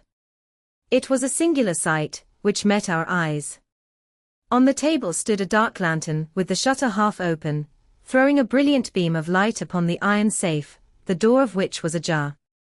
Beside this table, on the wooden chair, sat Dr. Grimesby Roylott clad in a long grey dressing-gown, his bare ankles protruding beneath, and his feet thrust into red heelless Turkish slippers. Across his lap lay the short stock with the long lash, which we had noticed during the day. His chin was cocked upward and his eyes were fixed in a dreadful, rigid stare at the corner of the ceiling. Round his brow he had a peculiar yellow band, with brownish speckles, which seemed to be bound tightly round his head. As we entered he made neither sound nor motion. "The band. The speckled band," whispered Holmes. I took a step forward. In an instant his strange headgear began to move, and there reared itself from among his hair the squat diamond-shaped head, and puffed neck of a loathsome serpent. "It is a swamp adder," cried Holmes, "the deadliest snake in India. He has died within 10 seconds of being bitten." Violence does, in truth, recoil upon the violent, and the schemer falls into the pit which he digs for another. Let us thrust this creature back into its den, and we can then remove Miss Stoner to some place of shelter, and let the county police know what has happened. As he spoke, he drew the dog whip swiftly from the dead man's lap, and throwing the noose round the reptile's neck, he drew it from its horrid perch, and, carrying it at arm's length, threw it into the iron safe, which he closed upon it. Such are the true facts of the death of Dr. Grimesby Roylott, of Stoke Moran. It is not necessary that I should prolong a narrative, which has already run to too great a length, by telling how we broke the sad news to the terrified girl, how we conveyed her by the morning train to the care of her good aunt at Harrow, of how the slow process of official inquiry came to the conclusion that the doctor met his fate while indiscreetly playing with a dangerous pet. The little which I had yet to learn of the case was told me by Sherlock Holmes as we travelled back next day. "I had," said he, "come to an entirely erroneous conclusion which shows, my dear Watson, how dangerous it always is to reason from insufficient data. The presence of the gypsies, and the use of the word band, which was used by the poor girl, no doubt, to explain the appearance, which she had caught a hurried glimpse of by the light of her match, was sufficient to put me upon an entirely wrong scent. I can only claim the merit that I instantly reconsidered my position when, however, it became clear to me that whatever danger threatened an occupant of the room, could not come either from the window or the door. My attention was speedily drawn, as I have already remarked to you, to this ventilator, and to the bell rope which hung down to the bed. The discovery that this was a dummy, and that the bed was clamped to the floor, instantly gave rise to the suspicion that the rope was there as a bridge for something passing through the hole and coming to the bed. The idea of a snake instantly occurred to me, and when I coupled it with my knowledge that the doctor was furnished with a supply of creatures from India, I felt that I was probably on the right track. The idea of using a form of poison, which could not possibly be discovered by any chemical test, was just such a one as would occur to a clever and ruthless man who had had an Eastern training. The rapidity with which such a poison would take effect would also, from his point of view, be an advantage. It would be a sharp-eyed coroner, indeed, who could distinguish the 2 little dark punctures, which would show where the poison fangs had done their work. Then I thought of the whistle. Of course he must recall the snake before the morning light revealed it to the victim. He had trained it, probably by the use of the milk which we saw, to return to him when summoned. He would put it through this ventilator at the hour that he thought best, with the certainty that it would crawl down the rope and land on the bed. It might or might not bite the occupant, perhaps she might escape every night for a week, but sooner or later she must fall a victim. I had come to these conclusions before ever I had entered his room.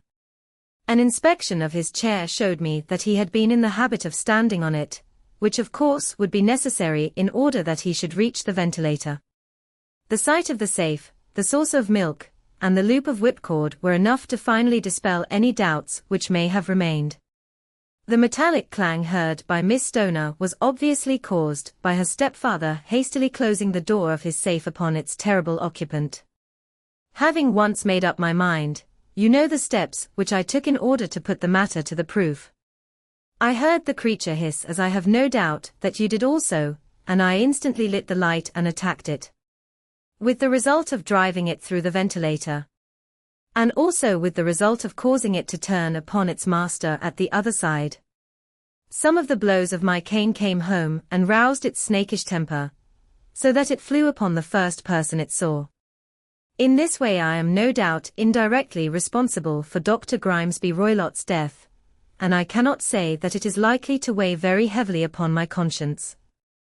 9. The adventure of the engineer's thumb. Of all the problems which have been submitted to my friend, Mr. Sherlock Holmes, for solution during the years of our intimacy, there were only 2 which I was the means of introducing to his notice, that of Mr. Hatherley's thumb, and that of Colonel Warburton's madness. Of these the latter may have afforded a finer field for an acute and original observer, but the other was so strange in its inception, and so dramatic in its details, that it may be the more worthy of being placed upon record, even if it gave my friend fewer openings for those deductive methods of reasoning by which he achieved such remarkable results. The story has, I believe, been told more than once in the newspapers, but, like all such narratives, its effect is much less striking when set forth en bloc in a single half-column of print than when the facts slowly evolve before your own eyes, and the mystery clears gradually away, as each new discovery furnishes a step which leads on to the complete truth. At the time the circumstances made a deep impression upon me, and the lapse of 2 years has hardly served to weaken the effect. It was in the summer of '89, not long after my marriage, that the events occurred which I am now about to summarize. I had returned to civil practice, and had finally abandoned Holmes in his Baker Street rooms, although I continually visited him and occasionally even persuaded him to forego his Bohemian habits so far as to come and visit us. My practice had steadily increased, and as I happened to live at no very great distance from Paddington Station, I got a few patients from among the officials. One of these, whom I had cured of a painful and lingering disease, was never weary of advertising my virtues and of endeavoring to send me on every sufferer over whom he might have any influence. One morning, at a little before 7 o'clock, I was awakened by the maid tapping at the door to announce that 2 men had come from Paddington and were waiting in the consulting room.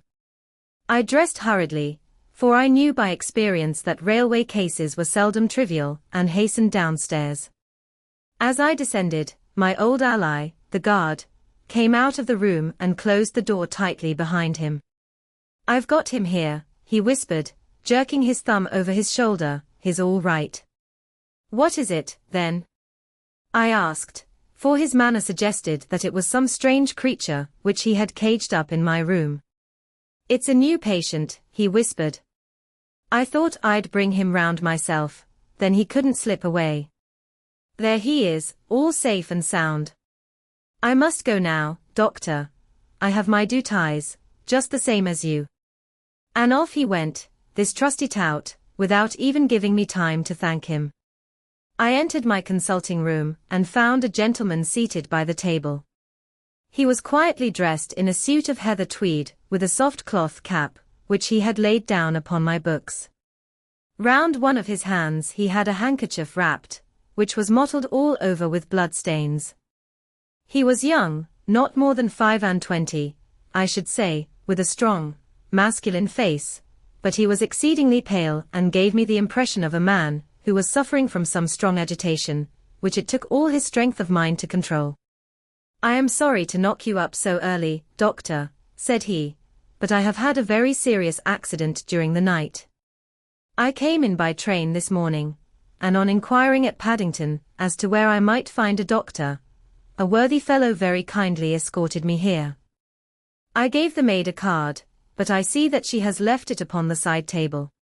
I took it up and glanced at it. "Mr. Victor Hatherley, hydraulic engineer, 16A Victoria Street, 3rd floor." That was the name, style, and abode of my morning visitor. "I regret that I have kept you waiting," said I, sitting down in my library chair. "You are fresh from a night journey, I understand, which is in itself a monotonous occupation." "Oh, my night could not be called monotonous," said he, and laughed. He laughed very heartily, with a high, ringing note, leaning back in his chair and shaking his sides. All my medical instincts rose up against that laugh. "Stop it," I cried. "Pull yourself together," and I poured out some water from a carafe. It was useless, however. He was off in one of those hysterical outbursts which come upon a strong nature when some great crisis is over and gone. Presently he came to himself once more, very weary and pale-looking. "I have been making a fool of myself," he gasped. "Not at all. Drink this." I dashed some brandy into the water, and the color began to come back to his bloodless cheeks. "That's better," said he.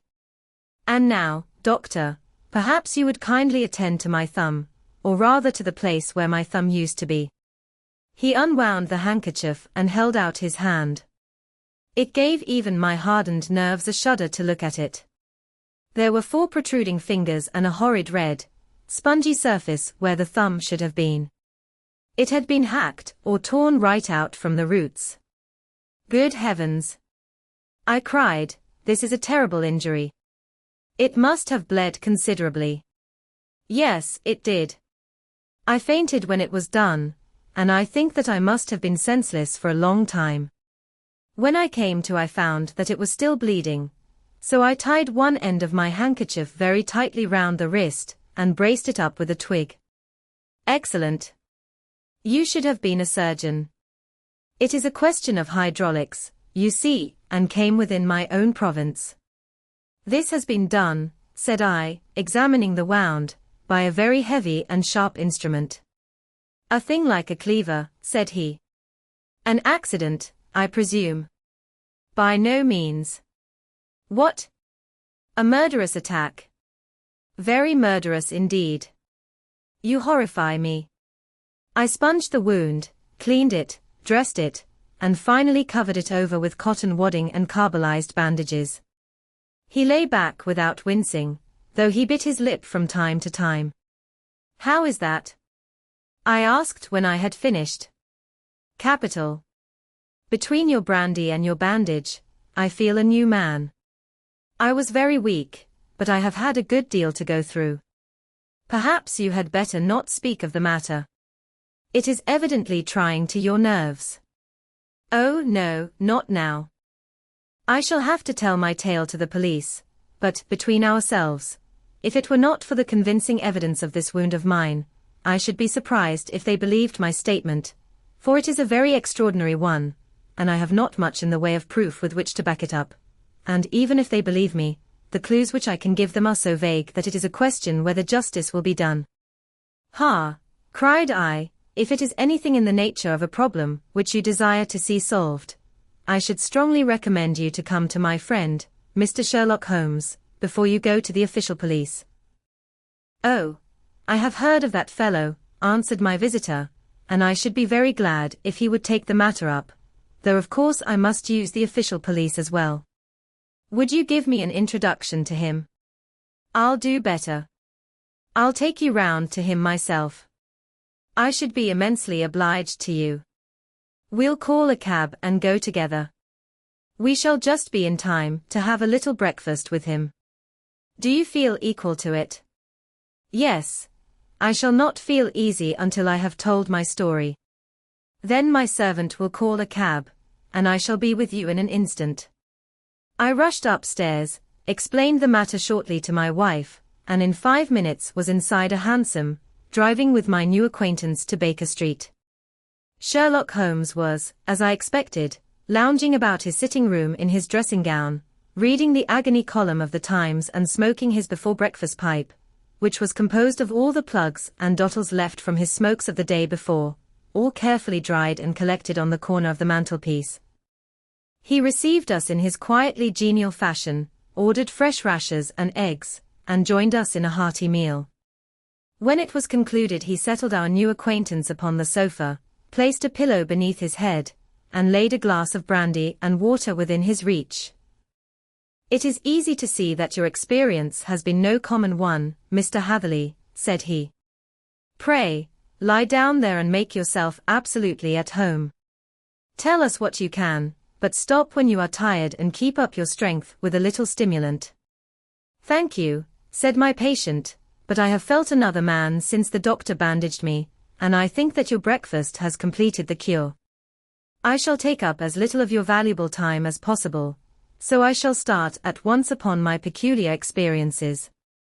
Holmes sat in his big armchair with the weary, heavy-lidded expression which veiled his keen and eager nature, while I sat opposite to him, and we listened in silence to the strange story which our visitor detailed to us. You must know, said he, that I am an orphan and a bachelor, residing alone in lodgings in London. By profession I am a hydraulic engineer, and I have had considerable experience of my work during the 7 years that I was apprenticed to Venner and Matheson, the well-known firm of Greenwich. 2 years ago, Having served my time, and having also come into a fair sum of money through my poor father's death, I determined to start in business for myself, and took professional chambers in Victoria Street. I suppose that everyone finds his first independent start in business a dreary experience. To me it has been exceptionally so. During 2 years, I have had 3 consultations and 1 small job, and that is absolutely all that my profession has brought me. My gross takings amount to £27.10. Every day, from 9 in the morning until 4 in the afternoon, I waited in my little den, until at last my heart began to sink, and I came to believe that I should never have any practice at all. Yesterday, however, just as I was thinking of leaving the office, my clerk entered to say there was a gentleman waiting who wished to see me upon business. He brought up a card, too, with the name of Colonel Lysander Stark engraved upon it. Close at his heels came the colonel himself, a man rather over the middle size, but of an exceeding thinness. I do not think that I have ever seen so thin a man. His whole face sharpened away into nose and chin, and the skin of his cheeks was drawn quite tense over his outstanding bones. Yet this emaciation seemed to be his natural habit, and due to no disease, for his eye was bright, his step brisk, and his bearing assured. He was plainly but neatly dressed, and his age, I should judge, would be nearer 40 than 30.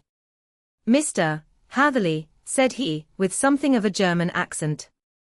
"You have been recommended to me, Mr. Hatherley, as being a man who is not only proficient in his profession, but is also discreet and capable of preserving a secret." I bowed, feeling as flattered as any young man would at such an address. "May I ask who it was who gave me so good a character?" "Well, perhaps it is better that I should not tell you that just at this moment. I have it from the same source that you are both an orphan and a bachelor, and are residing alone in London." "That is quite correct," I answered, "but you will excuse me if I say that I cannot see how all this bears upon my professional qualifications." "I understand that it was on a professional matter that you wished to speak to me." "Undoubtedly so. But you will find that all I say is really to the point. I have a professional commission for you, but absolute secrecy is quite essential. Absolute secrecy, you understand, and of course we may expect that more from a man who is alone than from one who lives in the bosom of his family." "If I promise to keep a secret," said I, "you may absolutely depend upon my doing so." He looked very hard at me as I spoke, and it seemed to me that I had never seen so suspicious and questioning an eye. "Do you promise, then?" said he at last. "Yes, I promise." Absolute and complete silence before, during, and after. No reference to the matter at all, either in word or writing. "I have already given you my word." "Very good." He suddenly sprang up, and darting like lightning across the room he flung open the door.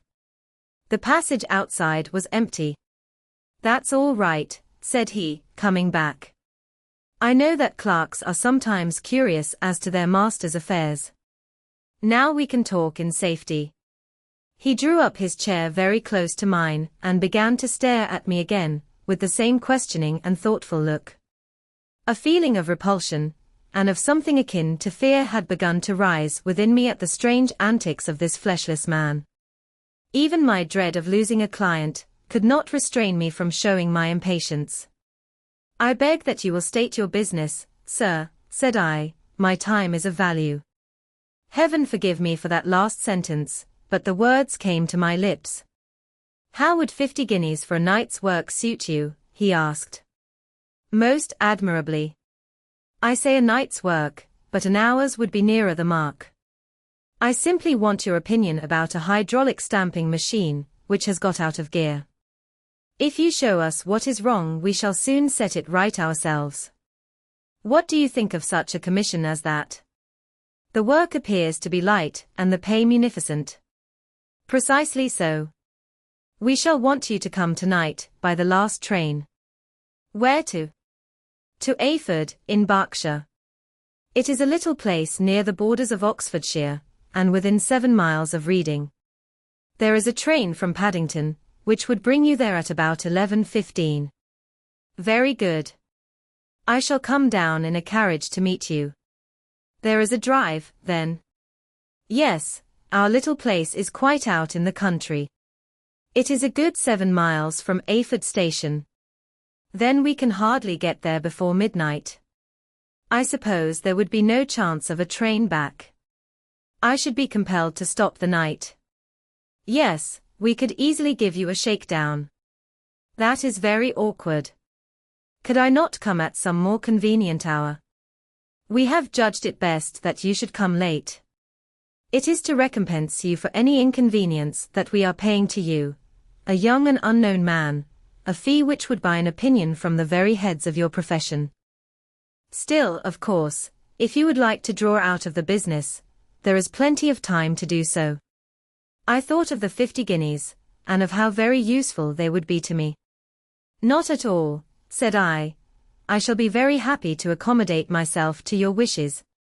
I should like, however, to understand a little more clearly what it is that you wish me to do. Quite so.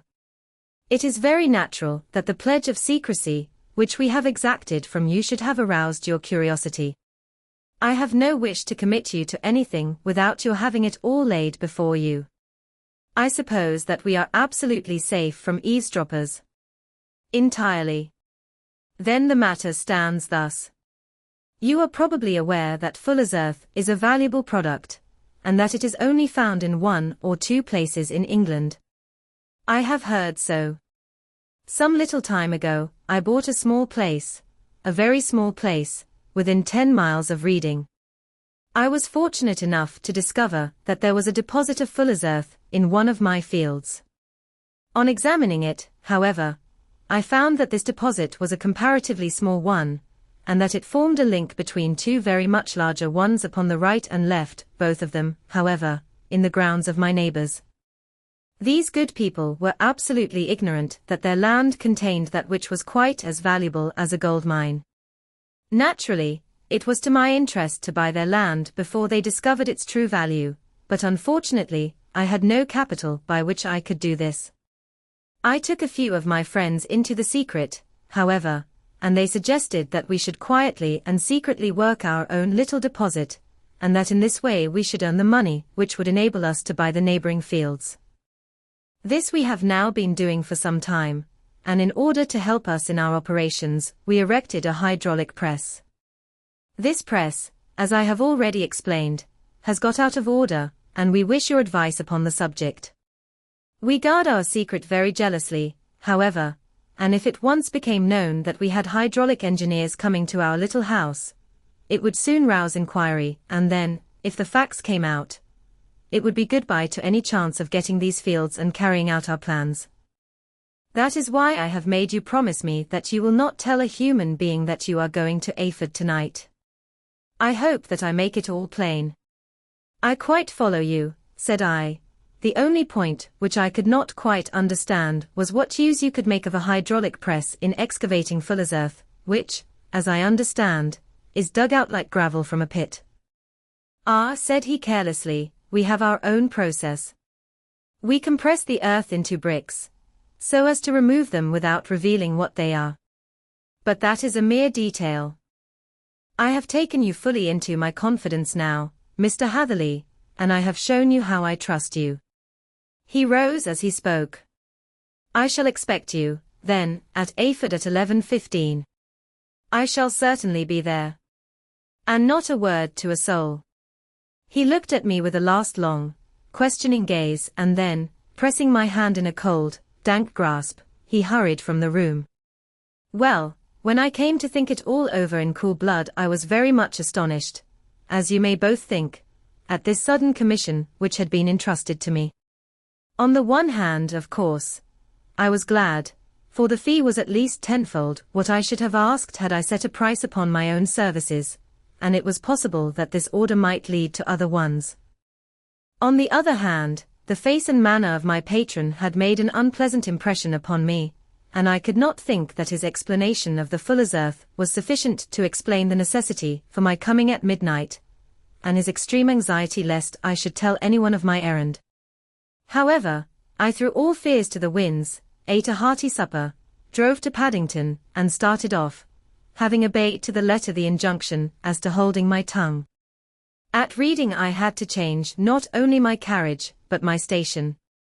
However, I was in time for the last train to Ayford, and I reached the little Dimlet station after 11 o'clock.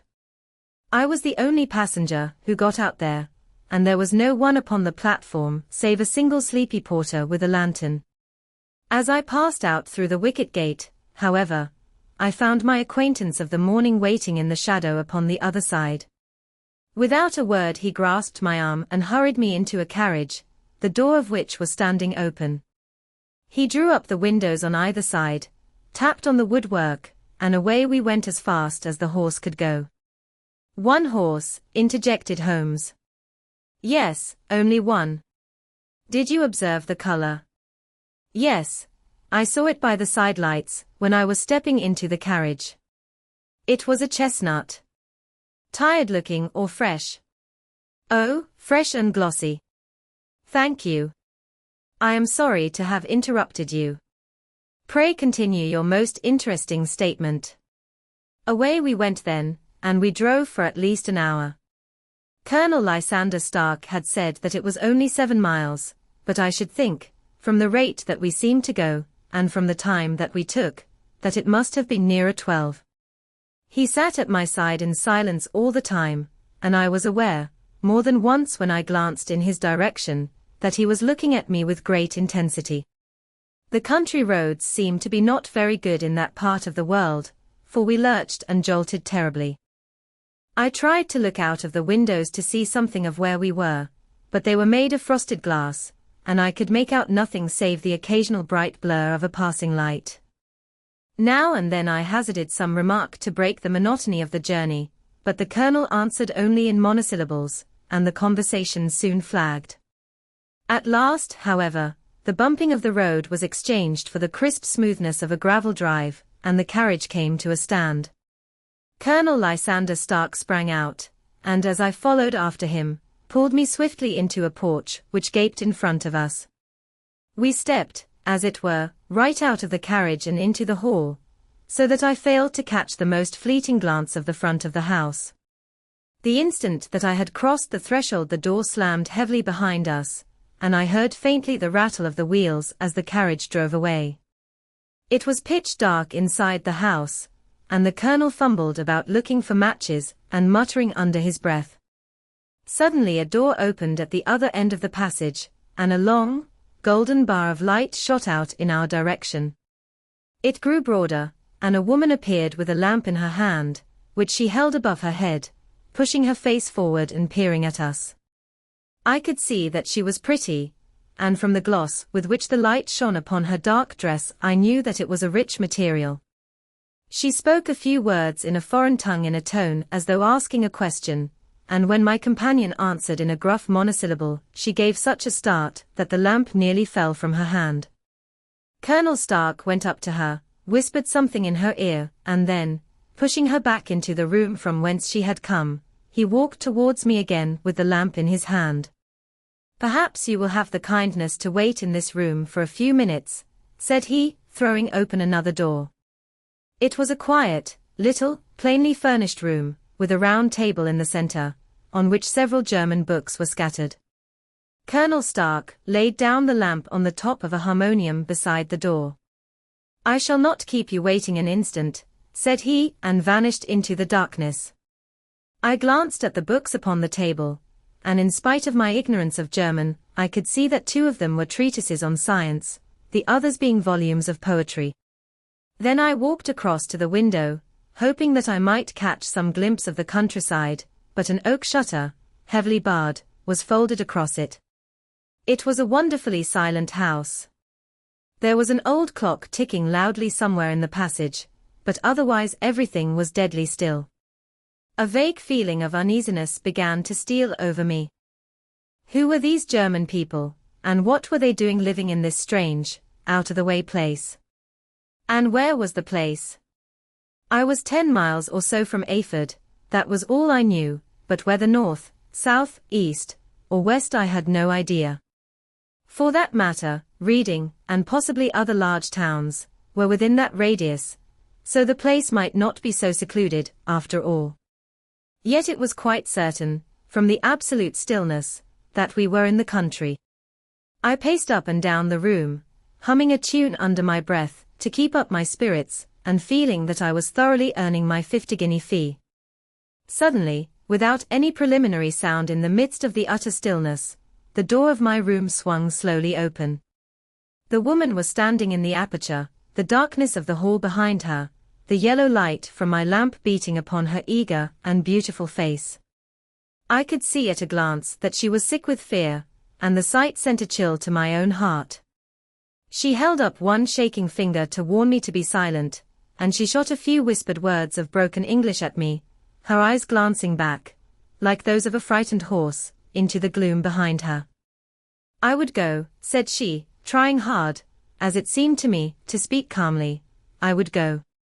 I should not stay here. There is no good for you to do." "But, madam," said I have not yet done what I came for. I cannot possibly leave until I have seen the machine." "It is not worth your while to wait," she went on. "You can pass through the door, no one hinders." And then, seeing that I smiled and shook my head, she suddenly threw aside her constraint and made a step forward, with her hands wrung together. "For the love of heaven," she whispered, "get away from here before it is too late." But I am somewhat headstrong by nature, and the more ready to engage in an affair when there is some obstacle in the way. I thought of my 50-guinea fee, of my wearisome journey, and of the unpleasant night, which seemed to be before me. Was it all to go for nothing? Why should I slink away without having carried out my commission, and without the payment which was my due? This woman might, for all I knew, be a monomaniac. With a stout bearing, therefore, though her manner had shaken me more than I cared to confess, I still shook my head and declared my intention of remaining where I was. She was about to renew her entreaties when a door slammed overhead, and the sound of several footsteps was heard upon the stairs. She listened for an instant, threw up her hands with a despairing gesture, and vanished as suddenly and as noiselessly as she had come. The newcomers were Colonel Lysander Stark, and a short thick man, with a chinchilla beard growing out of the creases of his double chin, who was introduced to me as Mr. Ferguson. "This is my secretary and manager," said the colonel. "By the way, I was under the impression that I left this door shut just now. I fear that you have felt the draught." "On the contrary," said I opened the door myself, because I felt the room to be a little close. He shot one of his suspicious looks at me. "Perhaps we had better proceed to business, then," said he. "Mr. Ferguson and I will take you up to see the machine. I had better put my hat on, I suppose." "Oh no, it is in the house." "What, you dig fuller's earth in the house?" "No, no. This is only where we compress it. But never mind that. All we wish you to do is to examine the machine, and to let us know what is wrong with it." We went upstairs together, the colonel first with the lamp, the fat manager, and I behind him. It was a labyrinth of an old house, with corridors, passages, narrow winding staircases, and little low doors, the thresholds of which were hollowed out by the generations who had crossed them. There were no carpets and no signs of any furniture above the ground floor, while the plaster was peeling off the walls, and the damp was breaking through in green, unhealthy blotches. I tried to put on as unconcerned an air as possible, but I had not forgotten the warnings of the lady, even though I disregarded them, and I kept a keen eye upon my two companions. Ferguson appeared to be a morose and silent man, but I could see from the little that he said that he was at least a fellow countryman. Colonel Lysander Stark stopped at last before a low door, which he unlocked. Within was a small, square room, in which the three of us could hardly get at one time. Ferguson remained outside, and the colonel ushered me in. "We are now," said he, "actually within the hydraulic press, and it would be a particularly unpleasant thing for us if anyone were to turn it on. The ceiling of this small chamber is really the end of the descending piston, and it comes down with the force of many tons upon this metal floor. There are small lateral columns of water outside, which receive the force, and which transmit and multiply it in the manner which is familiar to you. The machine goes readily enough, but there is some stiffness in the working of it, and it has lost a little of its force. Perhaps you will have the goodness to look it over and to show us how we can set it right. I took the lamp from him, and I examined the machine very thoroughly. It was indeed a gigantic one, and capable of exercising enormous pressure. When I passed outside, however, and pressed down the levers which controlled it, I knew at once by the whishing sound that there was a slight leakage, which allowed a regurgitation of water through one of the side cylinders. An examination showed that one of the india-rubber bands, which was round the head of a driving rod, had shrunk so as not quite to fill the socket along which it worked. This was clearly the cause of the loss of power, and I pointed it out to my companions, who followed my remarks very carefully and asked several practical questions as to how they should proceed to set it right. When I had made it clear to them, I returned to the main chamber of the machine, and took a good look at it to satisfy my own curiosity. It was obvious at a glance that the story of the fuller's earth was the merest fabrication, for it would be absurd to suppose that so powerful an engine could be designed for so inadequate a purpose.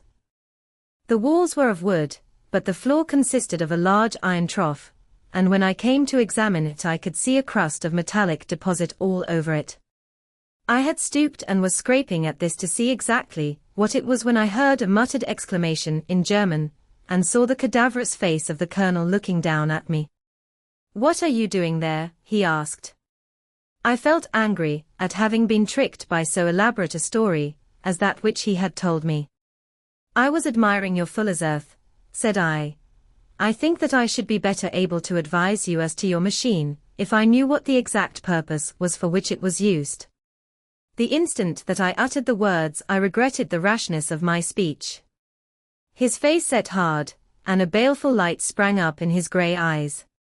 "Very well," said he, "you shall know all about the machine." He took a step backward, slammed the little door, and turned the key in the lock.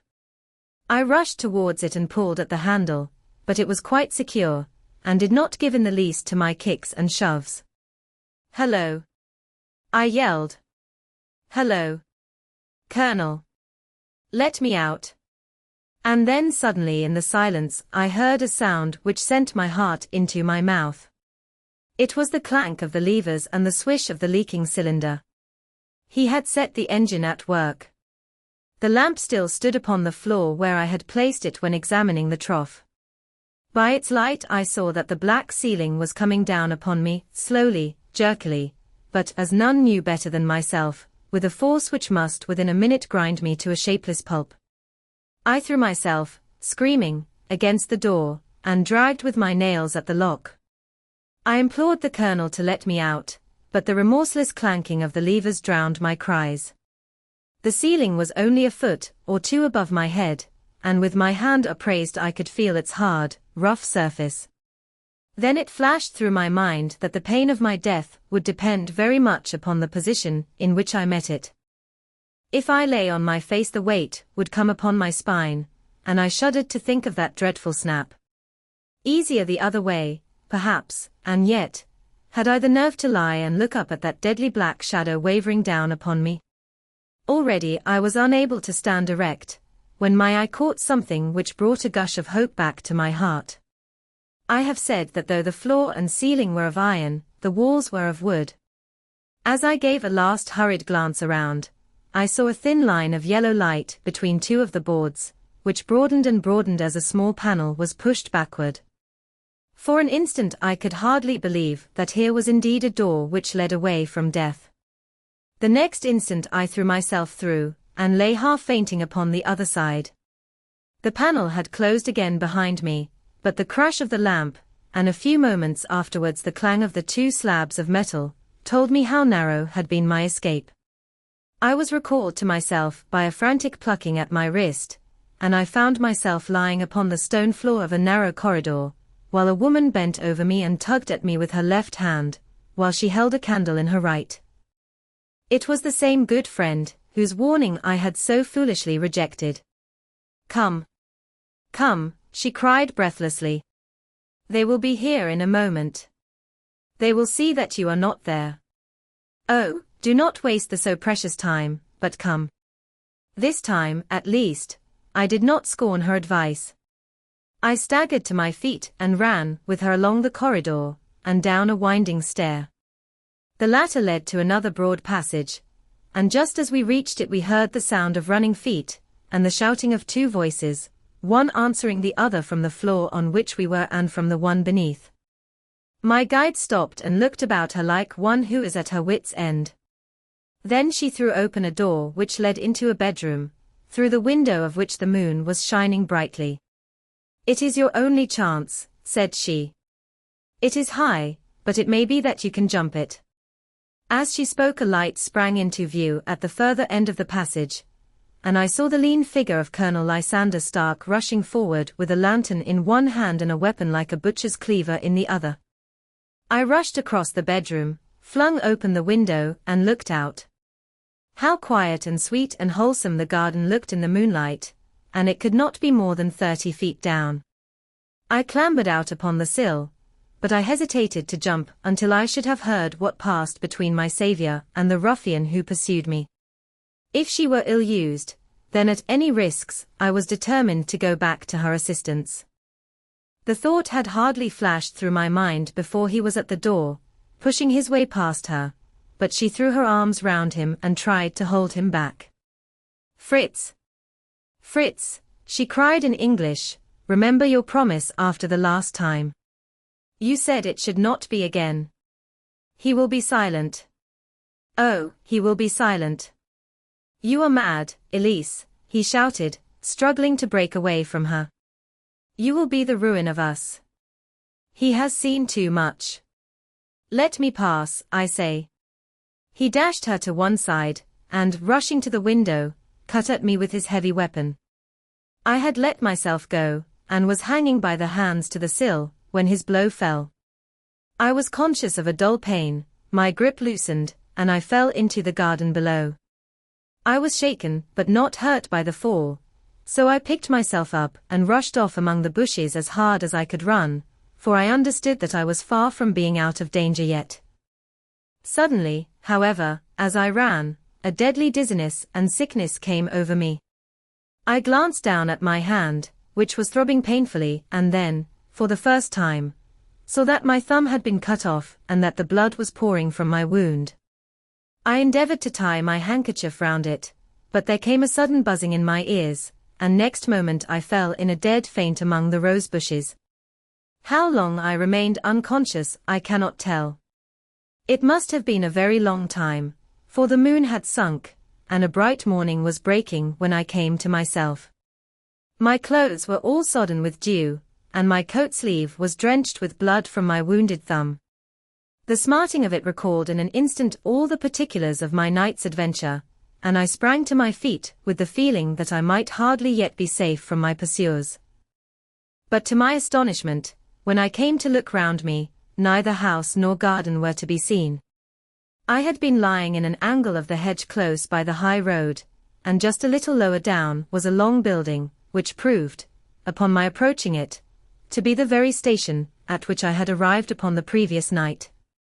Were it not for the ugly wound upon my hand, all that had passed during those dreadful hours might have been an evil dream. Half dazed, I went into the station and asked about the morning train. There would be one to Reading in less than an hour. The same porter was on duty, I found, as had been there when I arrived. I inquired of him whether he had ever heard of Colonel Lysander Stark. The name was strange to him. Had he observed a carriage the night before waiting for me? No, he had not. Was there a police station anywhere near? There was one about 3 miles off. It was too far for me to go, weak and ill as I was. I determined to wait until I got back to town before telling my story to the police. It was a little past 6 when I arrived, so I went first to have my wound dressed, and then the doctor was kind enough to bring me along here. I put the case into your hands, and shall do exactly what you advise. We both sat in silence for some little time, after listening to this extraordinary narrative. Then Sherlock Holmes pulled down from the shelf one of the ponderous commonplace books, in which he placed his cuttings. "Here is an advertisement which will interest you," said he. "It appeared in all the papers about a year ago. Listen to this: lost on the 9th inst. Mr. Jeremiah Hailing, aged 26, a hydraulic engineer. Left his lodgings at 10 o'clock at night, and has not been heard of since. Was dressed in, etc., etc." Ha! That represents the last time that the Colonel needed to have his machine overhauled, I fancy. "Good heavens!" cried my patient. "Then that explains what the girl said." "Undoubtedly. It is quite clear that the Colonel was a cool and desperate man, who was absolutely determined that nothing should stand in the way of his little game, like those out-and-out pirates, who will leave no survivor from a captured ship. Well, every moment now is precious, so if you feel equal to it we shall go down to Scotland Yard at once as a preliminary to starting for Ayford." Some 3 hours or so afterwards we were all in the train together, bound from Reading to the little Berkshire village. There were Sherlock Holmes, the hydraulic engineer, Inspector Bradstreet, of Scotland Yard, a plainclothes man, and myself. Bradstreet had spread an ordnance map of the county out upon the seat, and was busy with his compasses drawing a circle with Ayford for its centre. "There you are," said he.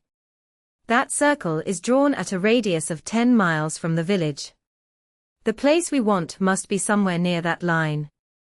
You said 10 miles, I think, sir. It was an hour's good drive. And you think that they brought you back all that way when you were unconscious?" "They must have done so. I have a confused memory, too, of having been lifted and conveyed somewhere." "What I cannot understand," said I, "is why they should have spared you when they found you lying fainting in the garden. Perhaps the villain was softened by the woman's entreaties." "I hardly think that likely. I never saw a more inexorable face in my life." "Oh, we shall soon clear up all that," said Bradstreet. "Well, I have drawn my circle, and I only wish I knew at what point upon it the folk that we are in search of are to be found." "I think I could lay my finger on it," said Holmes quietly. "Really, now," cried the inspector, "you have formed your opinion. Come, now, we shall see who agrees with you." "I say it is south, for the country is more deserted there." "And I say east," said my patient. "I am for west," remarked the plainclothes man. "There are several quiet little villages up there." "And I am for north," said I, "because there are no hills there, and our friend says that he did not notice the carriage go up any." "Come," cried the inspector, laughing, "it's a very pretty diversity of opinion. We have boxed the compass among us. Who do you give your casting vote to? You are all wrong. But we can't all be." "Oh, yes, you can. This is my point." He placed his finger in the center of the circle. "This is where we shall find them." "But the 12-mile drive," gasped Hatherley. "6 out and 6 back. Nothing simpler. You say yourself that the horse was fresh and glossy when you got in. How could it be that if it had gone 12 miles over heavy roads?" "Indeed, it is a likely ruse enough," observed Bradstreet thoughtfully. "Of course there can be no doubt as to the nature of this gang." "None at all," said Holmes. "They are coiners on a large scale, and have used the machine to form the amalgam which has taken the place of silver." "We have known for some time that a clever gang was at work," said the inspector. "They have been turning out half-crowns by the thousand. We even traced them as far as Reading, but could get no farther, for they had covered their traces in a way that showed that they were very old hands. But now, thanks to this lucky chance, I think that we have got them right enough." But the inspector was mistaken, for those criminals were not destined to fall into the hands of justice. As we rolled into Ayford station, we saw a gigantic column of smoke, which streamed up from behind a small clump of trees in the neighborhood and hung like an immense ostrich feather over the landscape. "A house on fire?" asked Bradstreet as the train steamed off again on its way. "Yes, sir," said the station master. "When did it break out?" "I hear that it was during the night, sir, but it has got worse, and the whole place is in a blaze." "Whose house is it?" "Dr. Becher's." "Tell me," broke in the engineer, "is Dr. Becher a German, very thin, with a long, sharp nose?" The station master laughed heartily. "No, sir, Dr. Becher is an Englishman, and there isn't a man in the parish who has a better lined waistcoat. But he has a gentleman staying with him, a patient, as I understand, who is a foreigner, and he looks as if a little good Berkshire beef would do him no harm." The station master had not finished his speech before we were all hastening in the direction of the fire. The road topped a low hill, and there was a great widespread whitewashed building in front of us, spouting fire at every chink and window, while in the garden in front 3 fire engines were vainly striving to keep the flames under. "That's it!" cried Hatherley, in intense excitement. "There is the gravel drive, and there are the rose bushes where I lay. That second window is the one that I jumped from." "Well, at least," said Holmes, "you have had your revenge upon them. There can be no question that it was your oil lamp which, when it was crushed in the press, set fire to the wooden walls, though no doubt they were too excited in the chase after you to observe it at the time. Now keep your eyes open in this crowd for your friends of last night, though I very much fear that they are a good 100 miles off by now." And Holmes' fears came to be realized, for from that day to this no word has ever been heard either of the beautiful woman, the sinister German, or the morose Englishman. Early that morning a peasant had met a cart containing several people, and some very bulky boxes driving rapidly in the direction of Reading, but there all traces of the fugitives disappeared, and even Holmes' ingenuity failed ever to discover the least clue as to their whereabouts. The firemen had been much perturbed at the strange arrangements which they had found within, and still more so by discovering a newly severed human thumb upon a window-sill of the second floor. About sunset, however, their efforts were at last successful, and they subdued the flames, but not before the roof had fallen in, and the whole place been reduced to such absolute ruin that, save some twisted cylinders and iron piping, not a trace remained of the machinery which had cost our unfortunate acquaintance so dearly. Large masses of nickel and of tin were discovered stored in an outhouse, but no coins were to be found, which may have explained the presence of those bulky boxes, which have been already referred to. How our hydraulic engineer had been conveyed from the garden to the spot where he recovered his senses might have remained forever a mystery, were it not for the soft mould, which told us a very plain tale. He had evidently been carried down by 2 persons, one of whom had remarkably small feet, and the other unusually large ones. On the whole, it was most probable that the silent Englishman, being less bold or less murderous than his companion, had assisted the woman to bear the unconscious man out of the way of danger. "Well," said our engineer ruefully as we took our seats to return once more to London, "it has been a pretty business for me. I have lost my thumb and I have lost a 50-guinea fee, and what have I gained?" "Experience," said Holmes, laughing. "Indirectly it may be of value, you know. You have only to put it into words to gain the reputation of being excellent company for the remainder of your existence. The Adventure of the Noble Bachelor, the Lord Street Simon marriage, and its curious termination, have long ceased to be a subject of interest in those exalted circles in which the unfortunate bridegroom moves. Fresh scandals have eclipsed it, and their more piquant details have drawn the gossips away from this 4-year-old drama. As I have reason to believe, however, that the full facts have never been revealed to the general public, and as my friend Sherlock Holmes had a considerable share in clearing the matter up, I feel that no memoir of him would be complete without some little sketch of this remarkable episode. It was a few weeks before my own marriage, during the days when I was still sharing rooms with Holmes in Baker Street, that he came home from an afternoon stroll to find a letter on the table waiting for him. I had remained indoors all day, for the weather had taken a sudden turn to rain, with high autumnal winds, and the Giselle bullet, which I had brought back in one of my limbs as a relic of my Afghan campaign, throbbed with dull persistence. With my body in one easy-chair, and my legs upon another, I had surrounded myself with a cloud of newspapers until at last, saturated with the news of the day, I tossed them all aside and lay listless, watching the huge crest and monogram upon the envelope upon the table and wondering lazily who my friend's noble correspondent could be. "Here is a very fashionable epistle," I remarked as he entered. "Your morning letters, if I remember right, were from a fishmonger and a tide waiter." "Yes, my correspondence has certainly the charm of variety," he answered, smiling, "and the humbler are usually the more interesting. This looks like one of those unwelcome social summonses, which call upon a man either to be bored or to lie." He broke the seal and glanced over the contents. "Oh, come, it may prove to be something of interest, after all." "Not social, then?" "No, distinctly professional. And from a noble client.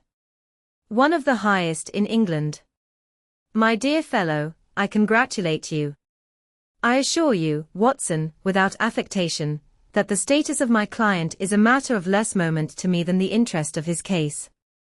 It is just possible, however, that also may not be wanting in this new investigation. You have been reading the papers diligently of late, have you not?" "It looks like it," said I ruefully, pointing to a huge bundle in the corner. "I have had nothing else to do." "It is fortunate, for you will perhaps be able to post me up." I read nothing except the criminal news and the agony column. The latter is always instructive. But if you have followed recent events so closely, you must have read about Lord Street Simon and his wedding. "Oh, yes, with the deepest interest." "That is well. The letter which I hold in my hand is from Lord Street Simon. I will read it to you, and in return you must turn over these papers, and let me have whatever bears upon the matter. This is what he says. "My dear Mr. Sherlock Holmes, Lord Backwater tells me that I may place implicit reliance upon your judgment and discretion. I have determined, therefore, to call upon you and to consult you in reference to the very painful event which has occurred in connection with my wedding. Mr. Lestrade, of Scotland Yard, is acting already in the matter, but he assures me that he sees no objection to your cooperation, and that he even thinks that it might be of some assistance. I will call at 4 o'clock in the afternoon, and, should you have any other engagement at that time, I hope that you will postpone it, as this matter is of paramount importance. Yours faithfully, Robert St. Simon. It is dated from Grosvenor Mansions, written with a quill pen, and the noble lord has had the misfortune to get a smear of ink upon the outer side of his right little finger," remarked Holmes as he folded up the epistle. "He says 4 o'clock. It is 3 now. He will be here in an hour. Then I have just time, with your assistance, to get clear upon the subject. Turn over those papers and arrange the extracts in their order of time, while I take a glance as to who our client is." He picked a red-covered volume from a line of books of reference beside the mantelpiece. "Here he is," said he, sitting down and flattening it out upon his knee. "Lord Robert Walsingham de Vere Street Simon, second son of the Duke of Balmoral. Hum. Arms, azure, 3 caltrops in chief over a fess sable. Worn in 1846. His 41 years of age, which is mature for marriage. Was Under-Secretary for the Colonies in a late administration. The Duke, his father, was at one time Secretary for Foreign Affairs. They inherit Plantagenet blood by direct descent, and Tudor on the distaff side. Ha! Well, there is nothing very instructive in all this. I think that I must turn to you, Watson, for something more solid. I have very little difficulty in finding what I want," said I, "for the facts are quite recent, and the matter struck me as remarkable. I feared to refer them to you, however, as I knew that you had an inquiry on hand and that you disliked the intrusion of other matters." "Oh, you mean the little problem of the Grosvenor Square furniture van. That is quite cleared up now, though, indeed, it was obvious from the first. Pray give me the results of your newspaper selections. Here is the first notice which I can find. It is in the personal column of the Morning Post, and dates, as you see, some weeks back. A marriage has been arranged, it says, and will, if rumour is correct, very shortly take place, between Lord Robert St. Simon, second son of the Duke of Balmoral, and Miss Hattie Doran, the only daughter of Aloysius Doran, Esquire, of San Francisco, Cal, USA. That is all. Terse and to the point, remarked Holmes, stretching his long, thin legs towards the fire. There was a paragraph amplifying this in one of the society papers of the same week. Ah, here it is. There will soon be a call for protection in the marriage market, for the present free trade principle appears to tell heavily against our home product. One by one the management of the noble houses of Great Britain is passing into the hands of our fair cousins from across the Atlantic. An important addition has been made during the last week to the list of the prizes which have been borne away by these charming invaders. Lord St. Simon, who has shown himself for over 20 years proof against the little god's arrows, has now definitely announced his approaching marriage with Miss Hattie Doran, the fascinating daughter of a California millionaire. Miss Doran, whose graceful figure and striking face attracted much attention at the Westbury House festivities, is an only child, and it is currently reported that her dowry will run to considerably over the 6 figures, with expectancies for the future. As it is an open secret that the Duke of Balmoral has been compelled to sell his pictures within the last few years, and as Lord St. Simon has no property of his own save the small estate of Birchmoor, it is obvious that the Californian heiress is not the only gainer by an alliance which will enable her to make the easy and common transition from a Republican lady to a British peeress.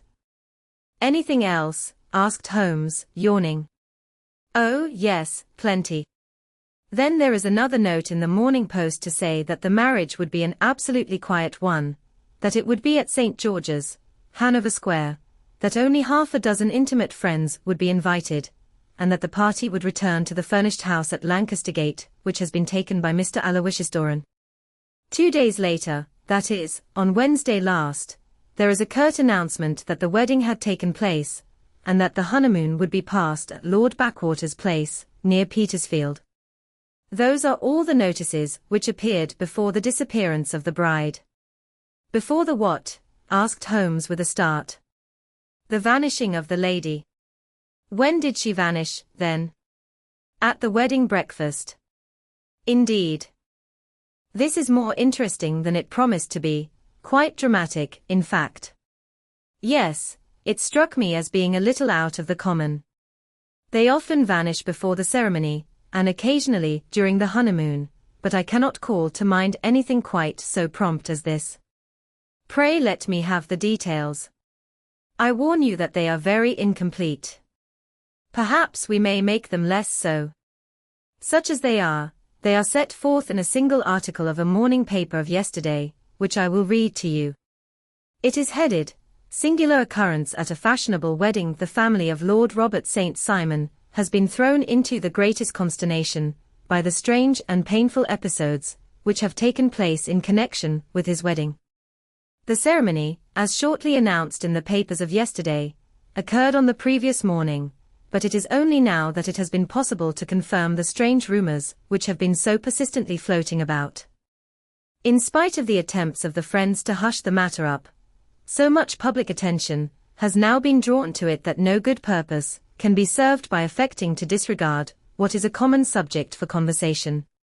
The ceremony, which was performed at St. George's, Hanover Square, was a very quiet one, no one being present save the father of the bride, Mr. Aloysius Doran, the Duchess of Balmoral, Lord Backwater, Lord Eustace and Lady Clara St. Simon, the younger brother and sister of the bridegroom, and Lady Alicia Whittington.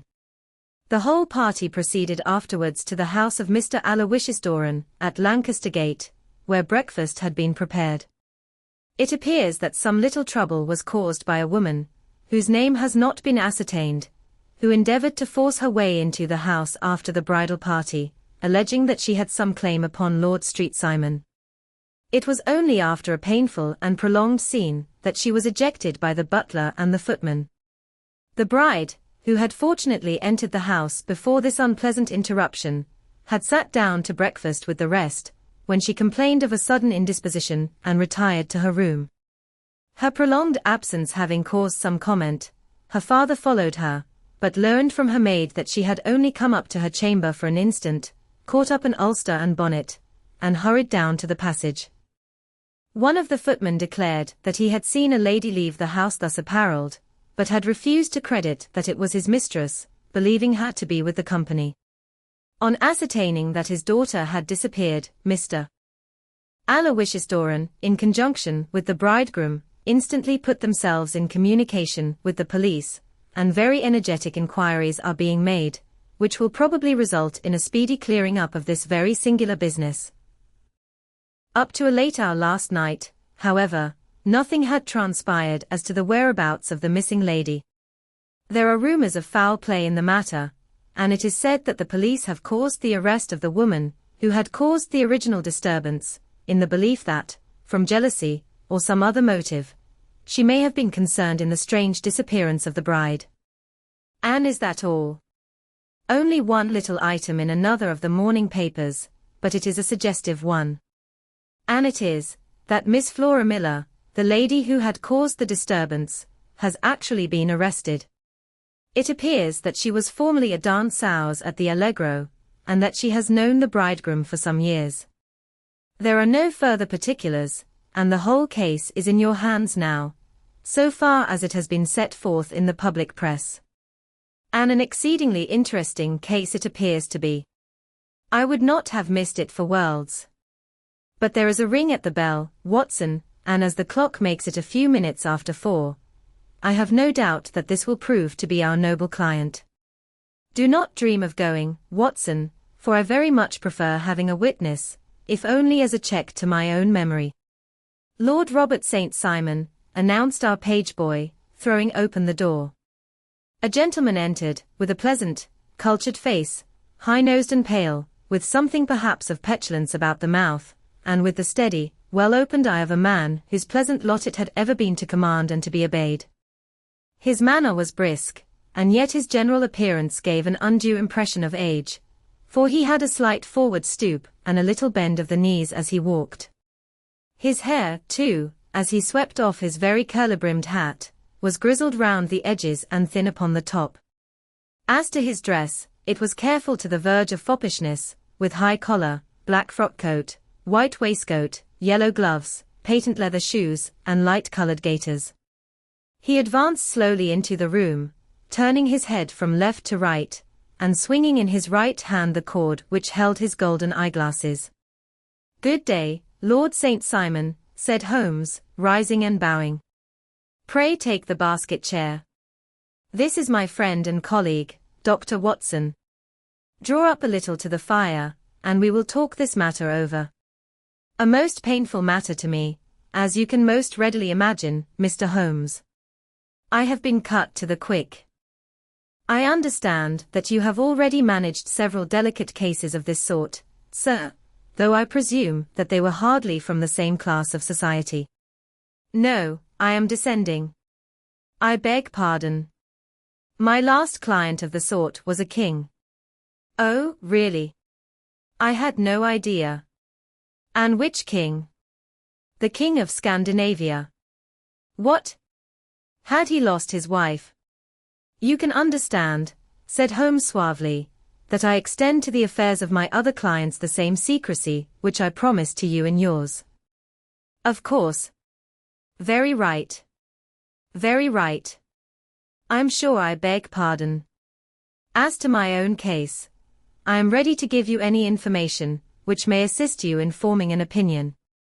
"Thank you. I have already learned all that is in the public prints, nothing more. I presume that I may take it as correct, this article, for example, as to the disappearance of the bride." Lord St. Simon glanced over it. "Yes, it is correct, as far as it goes. But it needs a great deal of supplementing before anyone could offer an opinion. I think that I may arrive at my facts most directly by questioning you. Pray do so. When did you first meet Miss Hattie Doran? In San Francisco, a year ago. You were traveling in the States? Yes. Did you become engaged then? No, but you were on a friendly footing. I was amused by her society, and she could see that I was amused. Her father is very rich. He is said to be the richest man on the Pacific Slope. And how did he make his money? In mining. He had nothing a few years ago. Then he struck gold, invested it, and came up by leaps and bounds. Now, what is your own impression as to the young lady's, your wife's character? The nobleman swung his glasses a little faster, and stared down into the fire. You see, Mr. Holmes, said he, my wife was 20 before her father became a rich man. During that time, she ran free in a mining camp and wandered through woods or mountains, so that her education has come from nature rather than from the schoolmaster. She is what we call in England a tomboy, with a strong nature, wild and free, unfettered by any sort of traditions. She is impetuous, volcanic, I was about to say. She is swift in making up her mind and fearless in carrying out her resolutions. On the other hand, I would not have given her the name which I have the honor to bear, he gave a little stately cough, had I not thought her to be at bottom a noble woman. I believe that she is capable of heroic self-sacrifice, and that anything dishonorable would be repugnant to her. Have you her photograph? I brought this with me.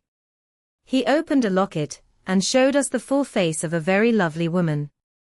It was not a photograph, but an ivory miniature, and the artist had brought out the full effect of the lustrous black hair, the large dark eyes, and the exquisite mouth. Holmes gazed long and earnestly at it. Then he closed the locket, and handed it back to Lord Street Simon. The young lady came to London, then, and you renewed your acquaintance? Yes. Her father brought her over for this last London season. I met her several times, became engaged to her, and have now married her. She brought, I understand, a considerable dowry. A fair dowry. Not more than is usual in my family. And this, of course, remains to you, since the marriage is a fait accompli. I really have made no inquiries on the subject. Very naturally not. Did you see Miss Doran on the day before the wedding? Yes. Was she in good spirits? Never better. She kept talking of what we should do in our future lives. Indeed. That is very interesting.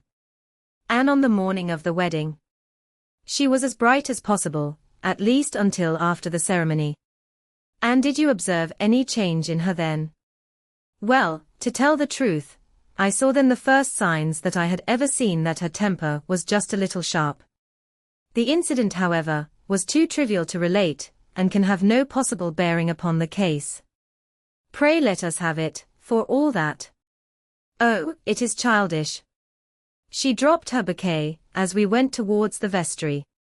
She was passing the front pew at the time, and it fell over into the pew. There was a moment's delay, but the gentleman in the pew handed it up to her again, and it did not appear to be the worse for the fall. Yet when I spoke to her of the matter, she answered me abruptly, and in the carriage, on our way home, she seemed absurdly agitated over this trifling cause. Indeed. You say that there was a gentleman in the pew. Some of the general public were present, then? Oh, yes. It is impossible to exclude them when the church is open. This gentleman was not one of your wife's friends. No, no, I call him a gentleman by courtesy, but he was quite a common-looking person. I hardly noticed his appearance. But really I think that we are wandering rather far from the point. Lady St. Simon, then, returned from the wedding in a less cheerful frame of mind than she had gone to it. What did she do on re-entering her father's house? I saw her in conversation with her maid. And who is her maid?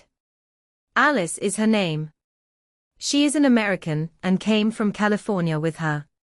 A confidential servant. A little too much so. It seemed to me that her mistress allowed her to take great liberties. Still, of course, in America they look upon these things in a different way. How long did she speak to this Alice? Oh, a few minutes. I had something else to think of. You did not overhear what they said. Lady Street Simon said something about jumping a claim. She was accustomed to use slang of the kind. I have no idea what she meant. American slang is very expressive sometimes. And what did your wife do when she finished speaking to her maid? She walked into the breakfast room. On your arm? No, alone. She was very independent in little matters like that.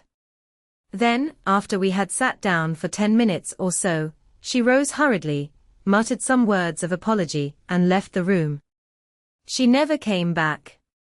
But this maid, Alice, as I understand, deposes that she went to her room, covered her bride's dress with a long ulster, put on a bonnet, and went out. Quite so. And she was afterwards seen walking into Hyde Park in company with Flora Miller, a woman who is now in custody, and who had already made a disturbance at Mr. Doran's house that morning. Ah, yes. I should like a few particulars as to this young lady, and your relations to her. Lord Street Simon shrugged his shoulders and raised his eyebrows. We have been on a friendly footing for some years. I may say on a very friendly footing. She used to be at the Allegro. I have not treated her ungenerous, and she had no just cause of complaint against me, but you know what women are, Mr. Holmes. Flora was a dear little thing, but exceedingly hot-headed and devotedly attached to me. She wrote me dreadful letters when she heard that I was about to be married, and to tell the truth, the reason why I had the marriage celebrated so quietly was that I feared lest there might be a scandal in the church. She came to Mr. Doran's door just after we returned, and she endeavored to push her way in, uttering very abusive expressions towards my wife, and even threatening her. But I had foreseen the possibility of something of the sort, and I had 2 police fellows there in private clothes, who soon pushed her out again. She was quiet when she saw that there was no good in making a row. Did your wife hear all this? No, thank goodness, she did not. And she was seen walking with this very woman afterwards. Yes. That is what Mr. Lestrade, of Scotland Yard, looks upon as so serious. It is thought that Flora decoyed my wife out, and laid some terrible trap for her. Well, it is a possible supposition. You think so, too. I did not say a probable one. But you do not yourself look upon this as likely. I do not think Flora would hurt a fly. Still, jealousy is a strange transformer of characters. Pray, what is your own theory as to what took place? Well, really, I came to seek a theory, not to propound one. I have given you all the facts. Since you ask me, however, I may say that it has occurred to me as possible that the excitement of this affair, the consciousness that she had made so immense a social stride, had the effect of causing some little nervous disturbance in my wife. In short, that she had become suddenly deranged. Well, really, when I consider that she has turned her back, I will not say upon me, but upon so much that many have aspired to without success, I can hardly explain it in any other fashion. Well, certainly that is also a conceivable hypothesis, said Holmes, smiling. And now, Lord St. Simon, I think that I have nearly all my data. May I ask whether you were seated at the breakfast table so that you could see out of the window? We could see the other side of the road and the park. Quite so. Then I do not think that I need to detain you longer. I shall communicate with you. Should you be fortunate enough to solve this problem, said our client, rising. I have solved it. Eh? What was that? I say that I have solved it. Where, then, is my wife? That is a detail which I shall speedily supply. Lord Street Simon shook his head. I am afraid that it will take wiser heads than yours or mine, he remarked, and bowing in a stately, old-fashioned manner he departed. "It is very good of Lord Street Simon to honor my head by putting it on a level with his own," said Sherlock Holmes, laughing. "I think that I shall have a whiskey and soda and a cigar after all this cross-questioning." I had formed my conclusions as to the case before our client came into the room. "My dear Holmes, I have notes of several similar cases, though none, as I remarked before, which were quite as prompt. My whole examination served to turn my conjecture into a certainty. Circumstantial evidence is occasionally very convincing, as when you find a trout in the milk, to quote Thoreau's example. But I have heard all that you have heard. Without, however, the knowledge of pre-existing cases which serves me so well. There was a parallel instance in Aberdeen some years back, and something on very much the same lines at Munich the year after the Franco-Prussian War. It is one of these cases, but, hello, here is Lestrade. Good afternoon, Lestrade. You will find an extra tumbler upon the sideboard, and there are cigars in the box." The official detective was attired in a pea jacket and cravat, which gave him a decidedly nautical appearance, and he carried a black canvas bag in his hand. With a short greeting he seated himself, and lit the cigar which had been offered to him. "What's up, then?" asked Holmes with a twinkle in his eye. "You look dissatisfied." "And I feel dissatisfied. It is this infernal Street Simon marriage case. I can make neither head nor tail of the business." "Really? You surprise me. Who ever heard of such a mixed affair? Every clue seems to slip through my fingers. I have been at work upon it all day. And very wet it seems to have made you," said Holmes, laying his hand upon the arm of the pea jacket. "Yes, I have been dragging the Serpentine." "In heaven's name, what for?" "In search of the body of Lady Street Simon." Sherlock Holmes leaned back in his chair and laughed heartily. "Have you dragged the basin of Trafalgar Square fountain?" he asked. "Why? What do you mean?" "Because you have just as good a chance of finding this lady in the one as in the other." Lestrade shot an angry glance at my companion. "I suppose you know all about it," he snarled. "Well, I have only just heard the facts, but my mind is made up." "Oh, indeed. Then you think that the Serpentine plays no part in the matter?" "I think it very unlikely." "Then perhaps you will kindly explain how it is that we found this in it." He opened his bag as he spoke, and tumbled onto the floor a wedding dress of watered silk, a pair of white satin shoes and a bride's wreath and veil, all discolored and soaked in water. "There," said he, putting a new wedding ring upon the top of the pile. "There is a little nut for you to crack, Master Holmes." "Oh, indeed," said my friend, blowing blue rings into the air. "You dragged them from the Serpentine?" "No. They were found floating near the margin by a park keeper. They have been identified as her clothes, and it seemed to me that if the clothes were there the body would not be far off. By the same brilliant reasoning, every man's body is to be found in the neighborhood of his wardrobe." "And pray what did you hope to arrive at through this?" "At some evidence implicating Flora Miller in the disappearance." "I am afraid that you will find it difficult." "Are you, indeed, now?" cried Lestrade with some bitterness. "I am afraid, Holmes, that you are not very practical with your deductions and your inferences. You have made 2 blunders in as many minutes. This dress does implicate Miss Flora Miller." "And how?" "In the dress is a pocket. In the pocket is a card case. In the card case is a note. And here is the very note." He slapped it down upon the table in front of him. "Listen to this. You will see me when all is ready. Come at once. F.H.M." Now my theory all along has been that Lady Street Simon was decoyed away by Flora Miller, and that she, with confederates, no doubt, was responsible for her disappearance. Here, signed with her initials, is the very note, which was no doubt quietly slipped into her hand at the door, and which lured her within their reach. Very good, Lestrade, said Holmes, laughing. You really are very fine indeed. Let me see it. He took up the paper in a listless way, but his attention instantly became riveted, and he gave a little cry of satisfaction. This is indeed important, said he. Ha! You find it so? Extremely so. I congratulate you warmly. Lestrade rose in his triumph and bent his head to look. Why, he shrieked, you're looking at the wrong side. On the contrary, this is the right side. The right side? You're mad.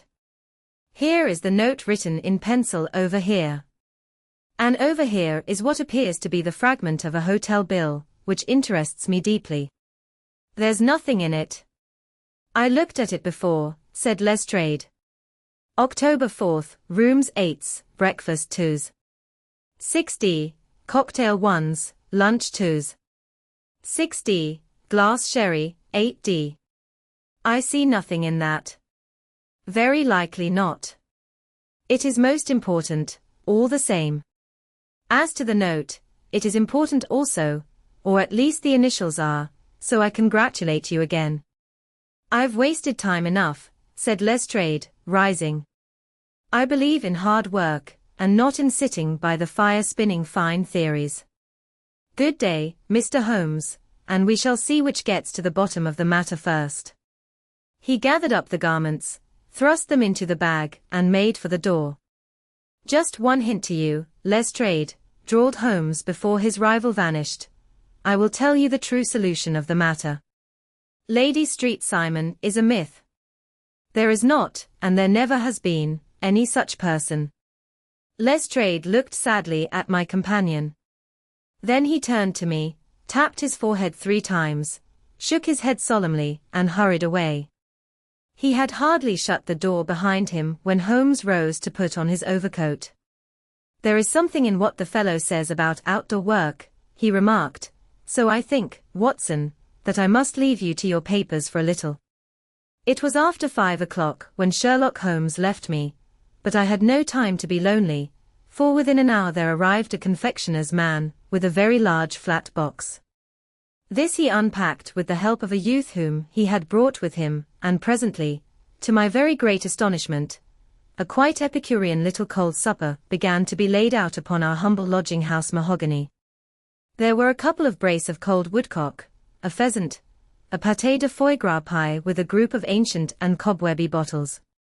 Having laid out all these luxuries, my 2 visitors vanished away, like the genii of the Arabian Nights, with no explanation save that the things had been paid for and were ordered to this address.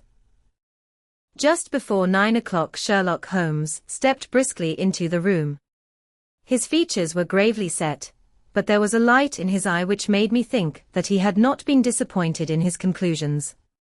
They have laid the supper, then, he said, rubbing his hands. You seem to expect company. They have laid for 5.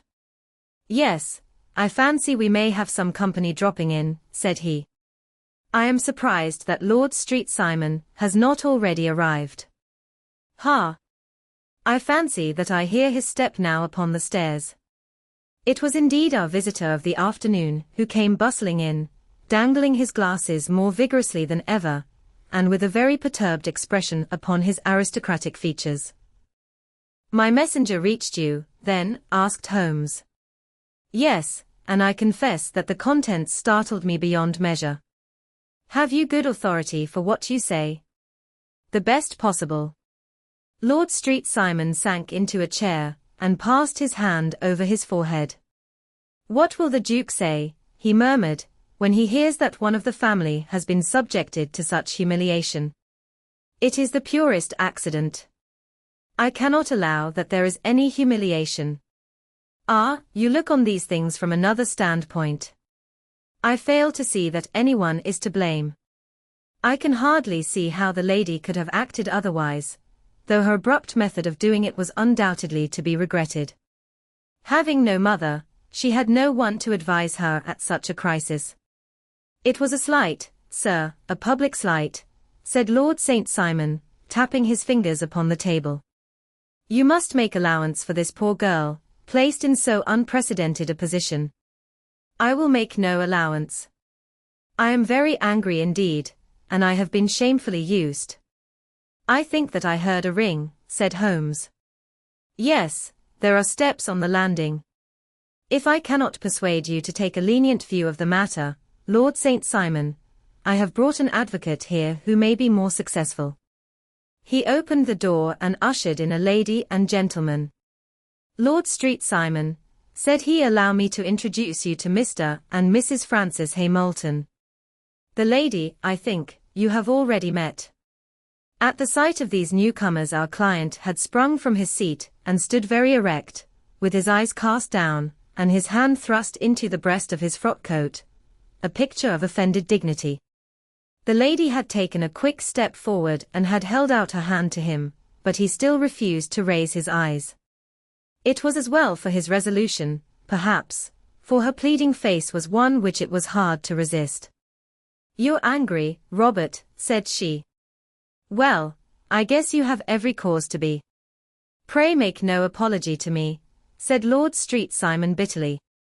Oh, yes, I know that I have treated you real bad, and that I should have spoken to you before I went, but I was kind of rattled, and from the time when I saw Frank here again, I just didn't know what I was doing or saying.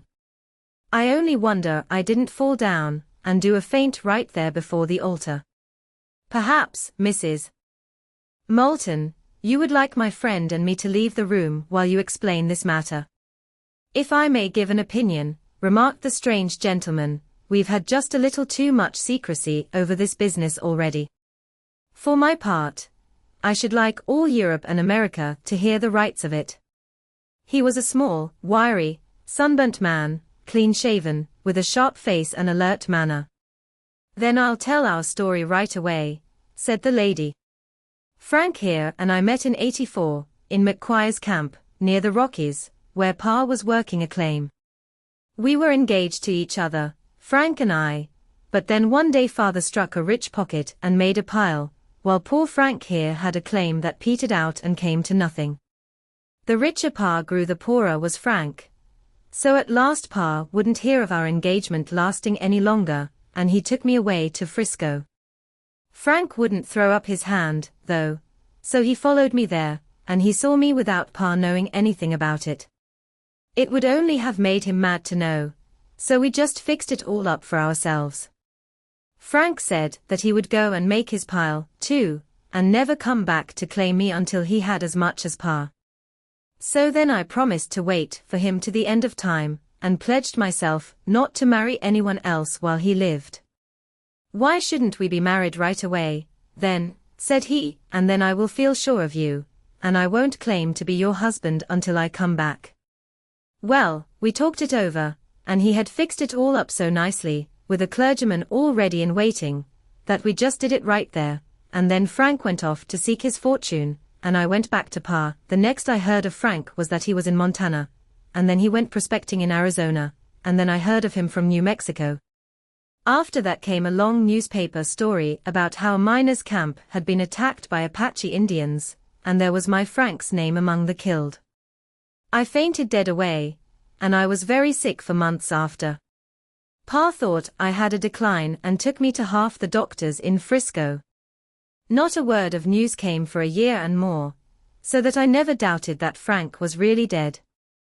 Then Lord St. Simon came to Frisco, and we came to London, and a marriage was arranged, and Pa was very pleased, but I felt all the time that no man on this earth would ever take the place in my heart that had been given to my poor Frank. Still, if I had married Lord St. Simon, of course I'd have done my duty by him. We can't command our love, but we can our actions. I went to the altar with him with the intention to make him just as good a wife as it was in me to be. But you may imagine what I felt when, just as I came to the altar rails, I glanced back and saw Frank standing and looking at me out of the first pew.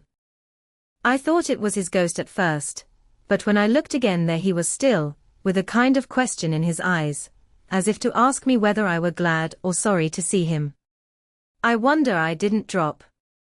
I know that everything was turning round, and the words of the clergyman were just like the buzz of a bee in my ear. I didn't know what to do. Should I stop the service and make a scene in the church? I glanced at him again, and he seemed to know what I was thinking, for he raised his finger to his lips to tell me to be still. Then I saw him scribble on a piece of paper, and I knew that he was writing me a note. As I passed his pew on the way out, I dropped my bouquet over to him, and he slipped the note into my hand when he returned me the flowers. It was only a line asking me to join him, when he made the sign to me to do so. Of course, I never doubted for a moment that my first duty was now to him, and I determined to do just whatever he might direct. When I got back, I told my maid, who had known him in California, and had always been his friend. I ordered her to say nothing, but to get a few things packed and my ulster ready. I know I ought to have spoken to Lord St. Simon, but it was dreadful hard before his mother and all those great people. I just made up my mind to run away and explain afterwards. I hadn't been at the table 10 minutes before I saw Frank out of the window at the other side of the road. He beckoned to me and then began walking into the park. I slipped out, put on my things, and followed him. Some woman came talking something or other about Lord St. Simon to me. Seemed to me from the little I heard as if he had a little secret of his own before marriage also. But I managed to get away from her and soon overtook Frank. We got into a cab together, and away we drove to some lodgings he had taken in Gordon Square. And that was my true wedding after all those years of waiting.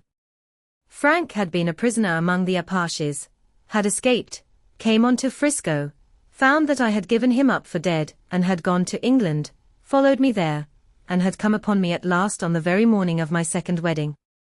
I saw it in a paper, explained the American. It gave the name and the church, but not where the lady lived. Then we had a talk as to what we should do, and Frank was all for openness, but I was so ashamed of it all that I felt as if I should like to vanish away, and never see any of them again, just sending a line to Pa, perhaps, to show him that I was alive. It was awful to me to think of all those lords and ladies sitting round that breakfast table and waiting for me to come back. So Frank took my wedding clothes and things and made a bundle of them, so that I should not be traced, and dropped them away somewhere where no one could find them. It is likely that we should have gone on to Paris tomorrow, only that this good gentleman, Mr. Holmes, came round to us this evening, though how he found us is more than I can think, and he showed us very clearly and kindly that I was wrong and that Frank was right, and that we should be putting ourselves in the wrong if we were so secret. Then he offered to give us a chance of talking to Lord St. Simon alone, and so we came right away round to his rooms at once. Now, Robert, you have heard it all, and I am very sorry if I have given you pain, and I hope that you do not think very meanly of me.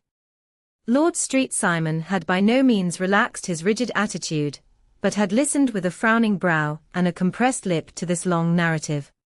"Excuse me," he said, "but it is not my custom to discuss my most intimate personal affairs in this public manner." "Then you won't forgive me? You won't shake hands before I go?"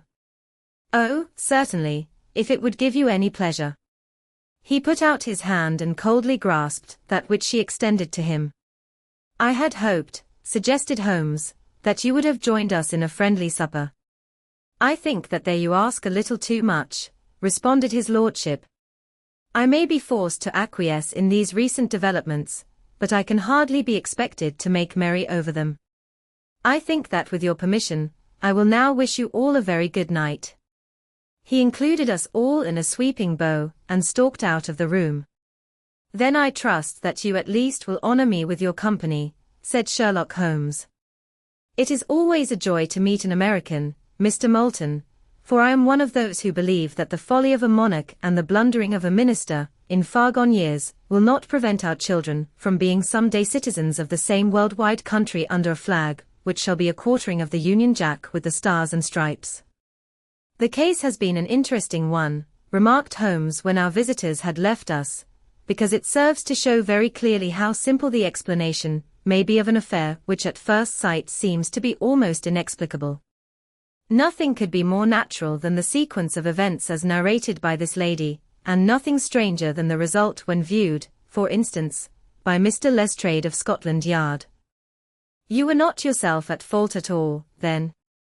From the first, two facts were very obvious to me, the one that the lady had been quite willing to undergo the wedding ceremony, the other that she had repented of it within a few minutes of returning home.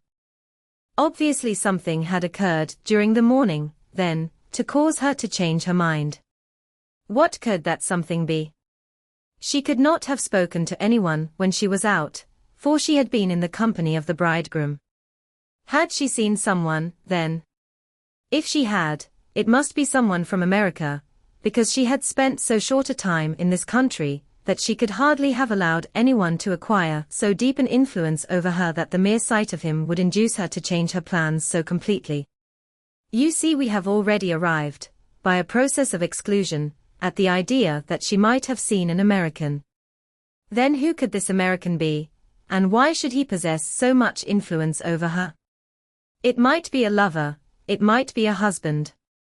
Her young womanhood had, I knew, been spent in rough scenes and under strange conditions. So far I had got before I ever heard Lord St. Simon's narrative.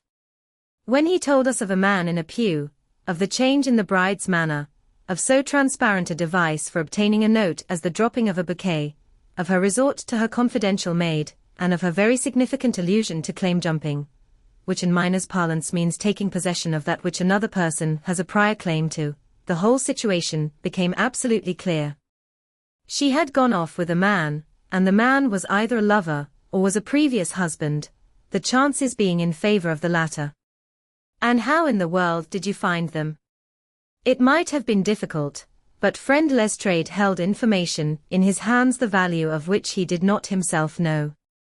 The initials were, of course, of the highest importance, but more valuable still was it to know that within a week he had settled his bill at one of the most select London hotels.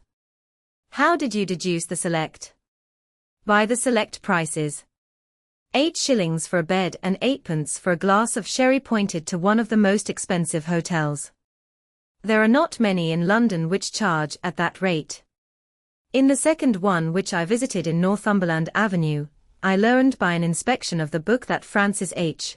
Moulton, an American gentleman, had left only the day before, and on looking over the entries against him, I came upon the very items which I had seen in the duplicate bill. His letters were to be forwarded to 226 Gordon Square. So thither I travelled, and being fortunate enough to find the loving couple at home, I ventured to give them some paternal advice, and to point out to them that it would be better in every way that they should make their position a little clearer both to the general public and to Lord St. Simon in particular. I invited them to meet him here, and as you see, I made him keep the appointment. But with no very good result, I remarked. His conduct was certainly not very gracious. "Ah, Watson," said Holmes, smiling, "perhaps you would not be very gracious either, if, after all the trouble of wooing and wedding, you found yourself deprived in an instant of wife and of fortune. I think that we may judge Lord St. Simon very mercifully, and thank our stars, that we are never likely to find ourselves in the same position. Draw your chair up and hand me my violin, for the only problem we have still to solve is how to while away these bleak autumnal evenings." 11. The Adventure of the Beryl Coronet, Holmes, said I as I stood one morning in our bow window looking down the street. Here is a madman coming along. It seems rather sad that his relatives should allow him to come out alone. My friend rose lazily from his armchair, and stood with his hands in the pockets of his dressing gown, looking over my shoulder. It was a bright, crisp February morning, and the snow of the day before still lay deep upon the ground, shimmering brightly in the wintry sun. Down the centre of Baker Street it had been ploughed into a brown crumbly band by the traffic, but at either side and on the heaped-up edges of the footpaths, it still lay as white as when it fell. The grey pavement had been cleaned and scraped, but was still dangerously slippery, so that there were fewer passengers than usual. Indeed, from the direction of the Metropolitan Station, no one was coming save the single gentleman, whose eccentric conduct had drawn my attention. He was a man of about 50, tall, portly, and imposing, with a massive, strongly marked face and a commanding figure. He was dressed in a somber yet rich style, in black frock coat, shining hat, neat brown gaiters, and well-cut pearl grey trousers. Yet his actions were an absurd contrast to the dignity of his dress and features, for he was running hard, with occasional little springs, such as a weary man gives who is little accustomed to set any tax upon his legs. As he ran he jerked his hands up and down, waggled his head, and writhed his face into the most extraordinary contortions. "What on earth can be the matter with him?" I asked. "He is looking up at the numbers of the houses." "I believe that he is coming here," said Holmes, rubbing his hands. "Here?" "Yes. I rather think he is coming to consult me professionally. I think that I recognize the symptoms." "Ha! Did I not tell you?" As he spoke, the man, puffing and blowing, rushed at our door and pulled at our bell until the whole house resounded with the clanging. A few moments later he was in our room, still puffing, still gesticulating, but with so fixed a look of grief and despair in his eyes that our smiles were turned in an instant to horror and pity. For a while he could not get his words out, but swayed his body and plucked at his hair like one who has been driven to the extreme limits of his reason. Then, suddenly springing to his feet, he beat his head against the wall with such force that we both rushed upon him and tore him away to the center of the room. Sherlock Holmes pushed him down into the easy-chair, and sitting beside him, patted his hand and chatted with him in the easy, soothing tones which he knew so well how to employ. "You have come to me to tell your story, have you not?" said he. "You are fatigued with your haste. Pray wait until you have recovered yourself, and then I shall be most happy to look into any little problem which you may submit to me." The man sat for a minute or more with a heaving chest, fighting against his emotion. Then he passed his handkerchief over his brow, set his lips tight, and turned his face towards us. "No doubt you think me mad," said he. "I see that you have had some great trouble," responded Holmes. "God knows I have. A trouble which is enough to unseat my reason, so sudden and so terrible is it. Public disgrace I might have faced, although I am a man whose character has never yet borne a stain. Private affliction also is the lot of every man, but the two coming together, and in so frightful a form, have been enough to shake my very soul. Besides, it is not I alone. The very noblest in the land may suffer unless some way be found out of this horrible affair." "Pray compose yourself, sir," said Holmes, "and let me have a clear account of who you are and what it is that has befallen you." "My name," answered our visitor, "is probably familiar to your ears. I am Alexander Holder, of the banking firm of Holder and Stevenson, of Threadneedle Street." The name was indeed well known to us as belonging to the senior partner in the second largest private banking concern in the City of London. What could have happened, then, to bring one of the foremost citizens of London to this most pitiable pass? We waited, all curiosity, until with another effort he braced himself to tell his story. "I feel that time is of value," said he. "That is why I hastened here when the police inspector suggested that I should secure your cooperation. I came to Baker Street by the Underground and hurried from there on foot, for the cabs go slowly through this snow. That is why I was so out of breath, for I am a man who takes very little exercise. I feel better now, and I will put the facts before you as shortly and yet as clearly as I can. It is, of course, well known to you that in a successful banking business, as much depends upon our being able to find remunerative investments for our funds, as upon our increasing our connection, and the number of our depositors. One of our most lucrative means of laying out money is in the shape of loans, where the security is unimpeachable. We have done a good deal in this direction during the last few years, and there are many noble families to whom we have advanced large sums upon the security of their pictures, libraries, or plate. Yesterday morning I was seated in my office at the bank when a card was brought in to me by one of the clerks.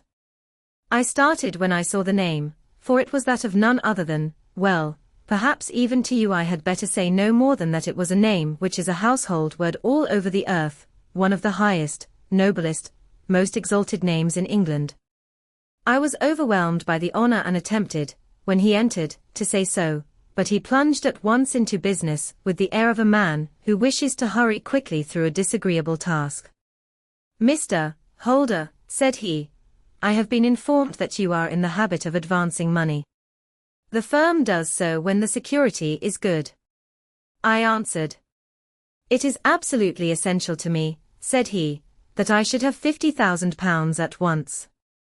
I could, of course, borrow so trifling a sum 10 times over from my friends, but I much prefer to make it a matter of business, and to carry out that business myself.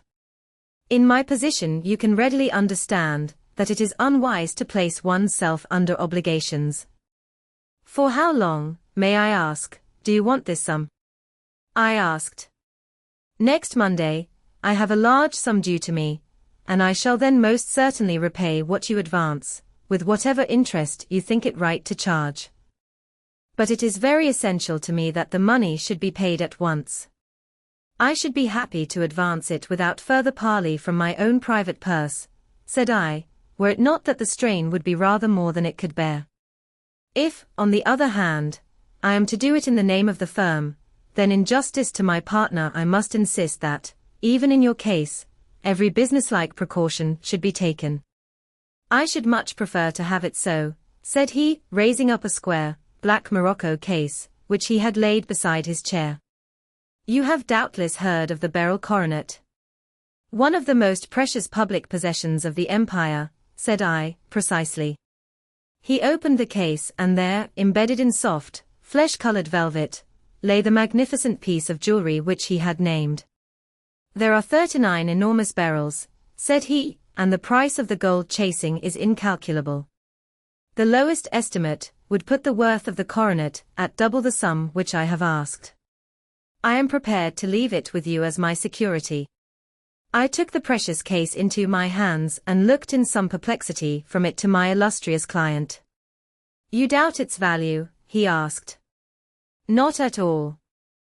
I only doubt the propriety of my leaving it. You may set your mind at rest about that. I should not dream of doing so were it not absolutely certain that I should be able in 4 days to reclaim it. It is a pure matter of form. Is the security sufficient?" "Ample. You understand, Mr. Holder, that I am giving you a strong proof of the confidence which I have in you, founded upon all that I have heard of you. I rely upon you not only to be discreet and to refrain from all gossip upon the matter, but, above all, to preserve this coronet with every possible precaution, because I need not say that a great public scandal would be caused if any harm were to befall it. Any injury to it would be almost as serious as its complete loss, for there are no Beryls in the world to match these, and it would be impossible to replace them. I leave it with you, however, with every confidence, and I shall call for it in person on Monday morning." Seeing that my client was anxious to leave, I said no more, but, calling for my cashier, I ordered him to pay over £51,000 notes. When I was alone once more, however, with the precious case lying upon the table in front of me, I could not but think with some misgivings of the immense responsibility which it entailed upon me. There could be no doubt that, as it was a national possession, a horrible scandal would ensue if any misfortune should occur to it.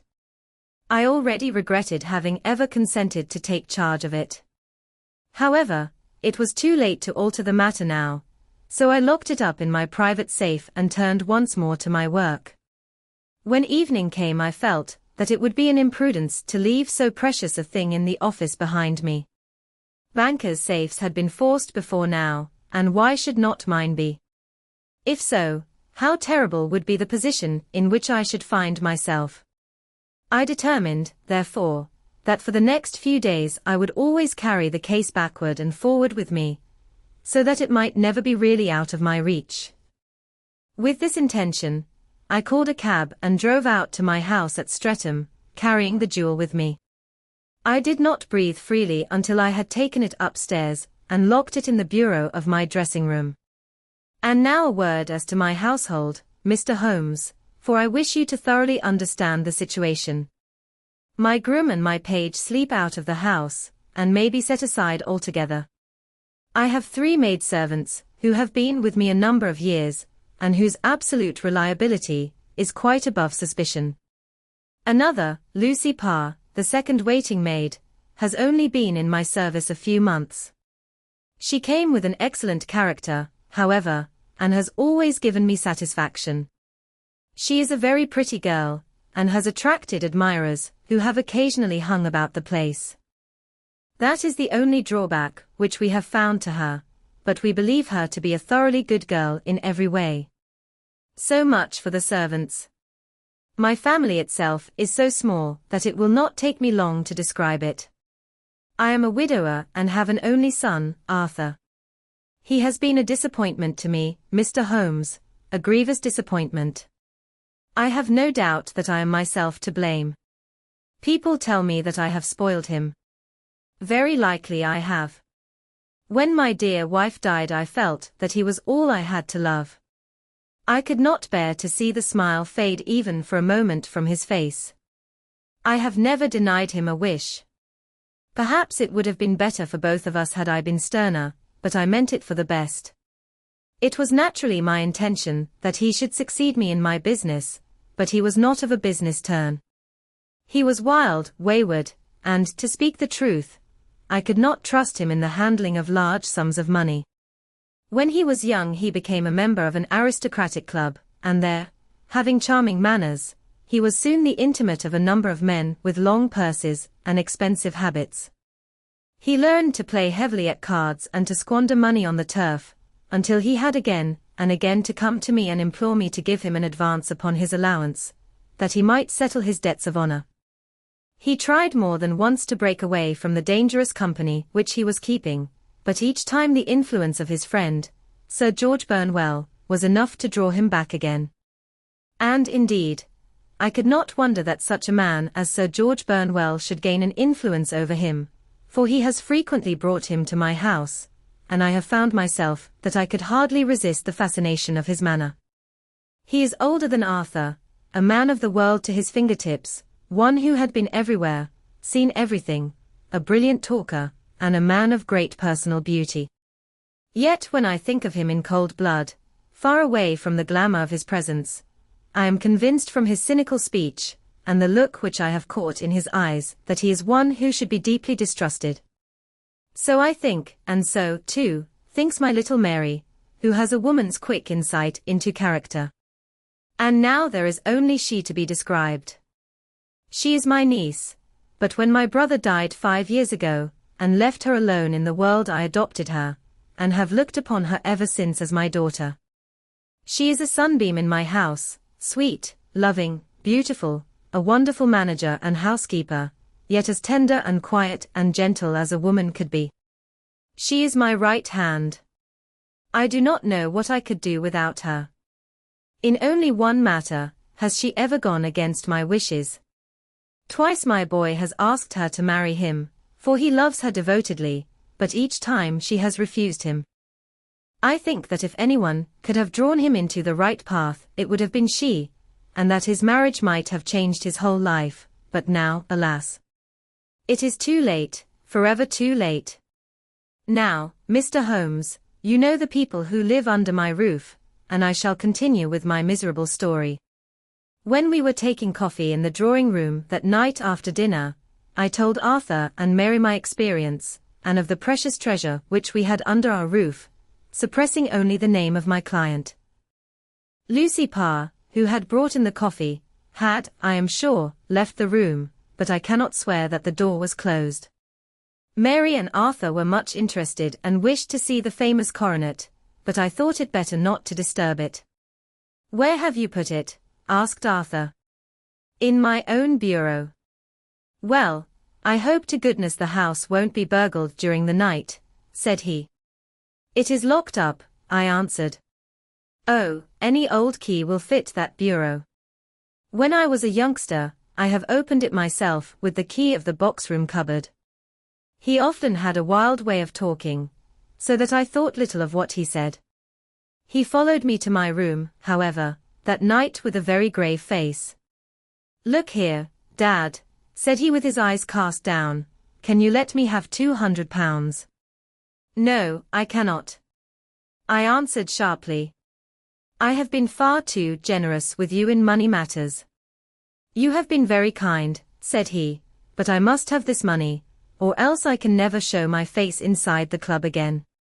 "And a very good thing, too," I cried. "Yes, but you would not have me leave it a dishonored man," said he. "I could not bear the disgrace. I must raise the money in some way, and if you will not let me have it, then I must try other means." I was very angry, for this was the third demand during the month.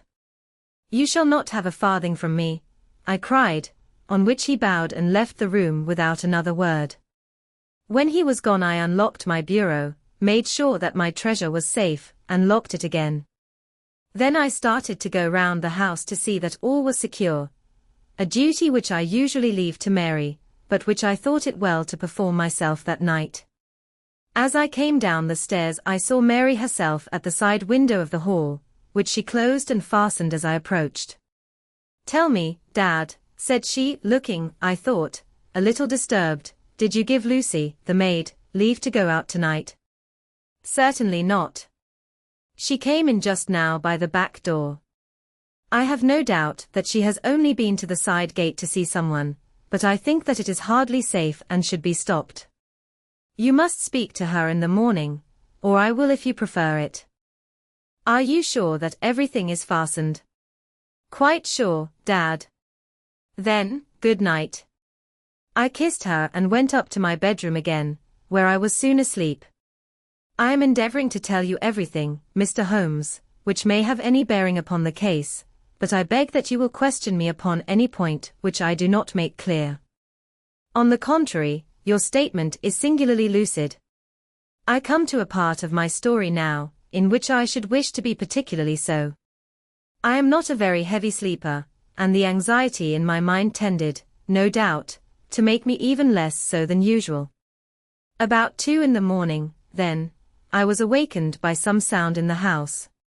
It had ceased ere I was wide awake, but it had left an impression behind it as though a window had gently closed somewhere. I lay listening with all my ears. Suddenly, to my horror, there was a distinct sound of footsteps moving softly in the next room. I slipped out of bed, all palpitating with fear, and peeped round the corner of my dressing-room door. "Arthur!" I screamed, "You villain! You thief! How dare you touch that coronet?" The gas was half up, as I had left it, and my unhappy boy, dressed only in his shirt and trousers, was standing beside the light, holding the coronet in his hands. He appeared to be wrenching at it, or bending it with all his strength. At my cry he dropped it from his grasp, and turned as pale as death. I snatched it up and examined it. One of the gold corners, with 3 of the Beryls in it, was missing. "You blackguard!" I shouted, beside myself with rage. "You have destroyed it. You have dishonored me forever. Where are the jewels which you have stolen?" "Stolen," he cried. "Yes, thief!" I roared, shaking him by the shoulder. "There are none missing." "There cannot be any missing," said he. "There are 3 missing. And you know where they are. Must I call you a liar as well as a thief? Did I not see you trying to tear off another piece?" "You have called me names enough," said he. "I will not stand it any longer. I shall not say another word about this business, since you have chosen to insult me. I will leave your house in the morning and make my own way in the world. You shall leave it in the hands of the police." I cried half mad with grief and rage. "I shall have this matter probed to the bottom. You shall learn nothing from me," said he with a passion such as I should not have thought was in his nature. "If you choose to call the police, let the police find what they can." By this time the whole house was astir, for I had raised my voice in my anger.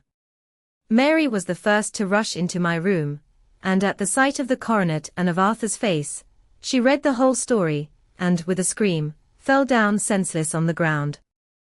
I sent the housemaid for the police, and put the investigation into their hands at once. When the inspector and a constable entered the house, Arthur, who had stood sullenly with his arms folded, asked me whether it was my intention to charge him with theft. I answered that it had ceased to be a private matter, but had become a public one, since the ruined coronet was national property. I was determined that the law should have its way in everything. At least, said he, you will not have me arrested at once. It would be to your advantage, as well as mine, if I might leave the house for 5 minutes. That you may get away, or perhaps that you may conceal what you have stolen, said I. And then, realizing the dreadful position in which I was placed, I implored him to remember that not only my honor, but that of one who was far greater than I was at stake, and that he threatened to raise a scandal which would convulse the nation. He might avert it all if he would but tell me what he had done with the 3 missing stones.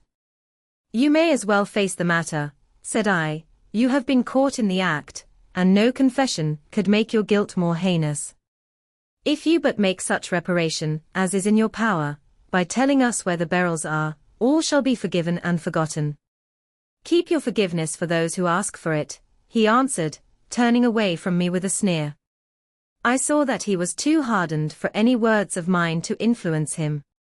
There was but one way for it. I called in the inspector, and gave him into custody. A search was made at once not only of his person, but of his room and of every portion of the house where he could possibly have concealed the gems, but no trace of them could be found, nor would the wretched boy open his mouth for all our persuasions and our threats. This morning he was removed to a cell, and I, after going through all the police formalities, have hurried round to you to implore you to use your skill in unraveling the matter. The police have openly confessed that they can at present make nothing of it. You may go to any expense which you think necessary. I have already offered a reward of £1,000. My God, what shall I do? I have lost my honor, my gems, and my son in one night. Oh, what shall I do? He put a hand on either side of his head and rocked himself to and fro, droning to himself like a child whose grief has got beyond words. Sherlock Holmes sat silent for some few minutes, with his brows knitted and his eyes fixed upon the fire. Do you receive much company? He asked. None save my partner with his family and an occasional friend of Arthur's. Sir George Burnwell has been several times lately. No one else, I think. Do you go out much in society? Arthur does. Mary and I stay at home. We neither of us care for it. That is unusual in a young girl. She is of a quiet nature. Besides, she is not so very young. She is 24. This matter, from what you say, seems to have been a shock to her also. Terrible. She is even more affected than I. You have neither of you any doubt as to your son's guilt. How can we have when I saw him with my own eyes with the coronet in his hands? I hardly consider that a conclusive proof. Was the remainder of the coronet at all injured? Yes, it was twisted. Do you not think, then, that he might have been trying to straighten it? God bless you. You are doing what you can for him and for me. But it is too heavy a task. What was he doing there at all? If his purpose were innocent, why did he not say so? Precisely. And if it were guilty, why did he not invent a lie? His silence appears to me to cut both ways. There are several singular points about the case. What did the police think of the noise which awoke you from your sleep? They considered that it might be caused by Arthur's closing his bedroom door. A likely story. As if a man bent on felony would slam his door so as to wake a household. What did they say, then, of the disappearance of these gems? They are still sounding the planking and probing the furniture in the hope of finding them. Have they thought of looking outside the house? Yes, they have shown extraordinary energy. The whole garden has already been minutely examined. Now, my dear sir, said Holmes. "Is it not obvious to you now that this matter really strikes very much deeper than either you or the police were at first inclined to think? It appeared to you to be a simple case. To me it seems exceedingly complex. Consider what is involved by your theory. You suppose that your son came down from his bed, went, at great risk, to your dressing room, opened your bureau, took out your coronet, broke off by main force a small portion of it, went off to some other place, concealed 3 gems out of the 39, with such skill that nobody can find them, and then returned with the other 36 into the room in which he exposed himself to the greatest danger of being discovered. I ask you now, is such a theory tenable?" "But what other is there?" cried the banker with a gesture of despair. "If his motives were innocent, why does he not explain them?" "It is our task to find that out," replied Holmes. "So now, if you please, Mr. Holder, we will set off for Streatham together, and devote an hour to glancing a little more closely into details." My friend insisted upon my accompanying them in their expedition, which I was eager enough to do, for my curiosity and sympathy were deeply stirred by the story to which we had listened. I confess that the guilt of the banker's son appeared to me to be as obvious as it did to his unhappy father, but still I had such faith in Holmes' judgment that I felt that there must be some grounds for hope as long as he was dissatisfied with the accepted explanation. He hardly spoke a word the whole way out to the southern suburb, but sat with his chin upon his breast and his hat drawn over his eyes, sunk in the deepest thought. Our client appeared to have taken fresh heart at the little glimpse of hope which had been presented to him, and he even broke into a desultory chat with me over his business affairs. A short railway journey and a shorter walk brought us to Fairbank, the modest residence of the great financier. Fairbank was a good-sized square house of white stone, standing back a little from the road. A double carriage sweep, with a snow-clad lawn, stretched down in front to 2 large, iron gates, which closed the entrance. On the right side was a small wooden thicket, which led into a narrow path between 2 neat hedges stretching from the road to the kitchen door, and forming the tradesman's entrance.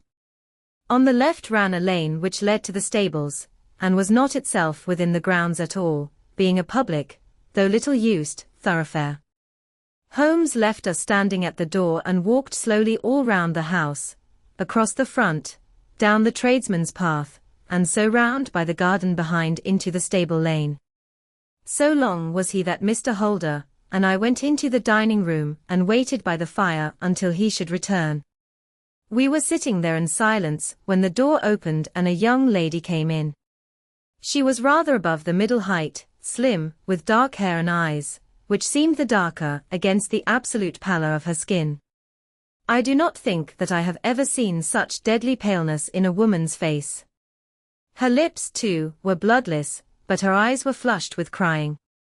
As she swept silently into the room, she impressed me with a greater sense of grief than the banker had done in the morning, and it was the more striking in her, as she was evidently a woman of strong character, with immense capacity for self-restraint. Disregarding my presence, she went straight to her uncle and passed her hand over his head with a sweet womanly caress. "You have given orders that Arthur should be liberated, have you not, Dad?" she asked. "No, no, my girl, the matter must be probed to the bottom. But I am so sure that he is innocent. You know what woman's instincts are. I know that he has done no harm, and that you will be sorry for having acted so harshly. Why is he silent, then, if he is innocent? Who knows? Perhaps, because he was so angry that you should suspect him. How could I help suspecting him, when I actually saw him with the coronet in his hand? Oh, but he had only picked it up to look at it. Oh, do take my word for it that he is innocent. Let the matter drop and say no more. It is so dreadful to think of our dear Arthur in prison. I shall never let it drop until the gems are found, never, Mary. Your affection for Arthur blinds you as to the awful consequences to me. Far from hushing the thing up, I have brought a gentleman down from London to inquire more deeply into it." "This gentleman?" she asked, facing round to me. "No, his friend." He wished us to leave him alone. He is round in the stable lane now. The stable lane. She raised her dark eyebrows. What can he hope to find there? Ah? This, I suppose, is he. I trust, sir, that you will succeed in proving, what I feel sure is the truth, that my cousin Arthur is innocent of this crime. I fully share your opinion, and I trust, with you, that we may prove it, returned Holmes, going back to the mat to knock the snow from his shoes. I believe I have the honor of addressing Miss Mary Holder. Might I ask you a question or two? Pray do, sir, if it may help to clear this horrible affair up. You heard nothing yourself last night? Nothing, until my uncle here began to speak loudly. I heard that, and I came down. You shut up the windows and doors the night before. Did you fasten all the windows? Yes. Were they all fastened this morning? Yes. You have a maid who has a sweetheart. I think that you remarked to your uncle last night, that she had been out to see him. Yes, and she was the girl who waited in the drawing room, and who may have heard uncle's remarks about the coronet.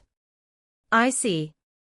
You infer that she may have gone out to tell her sweetheart, and that the two may have planned the robbery. But what is the good of all these vague theories? Cried the banker impatiently, when I have told you that I saw Arthur with the coronet in his hands. Wait a little, Mr. Holder. We must come back to that. About this girl, Miss Holder. You saw her return by the kitchen door, I presume.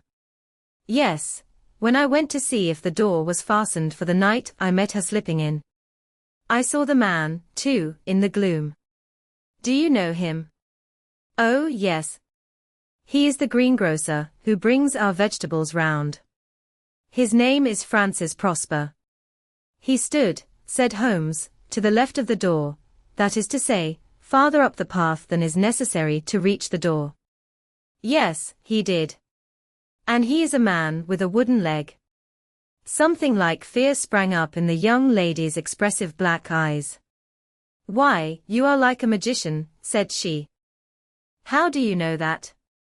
She smiled, but there was no answering smile in Holmes' thin, eager face. I should be very glad now to go upstairs, said he. I shall probably wish to go over the outside of the house again. Perhaps I had better take a look at the lower windows before I go up. He walked swiftly round from one to the other, pausing only at the large one which looked from the hall onto the stable lane.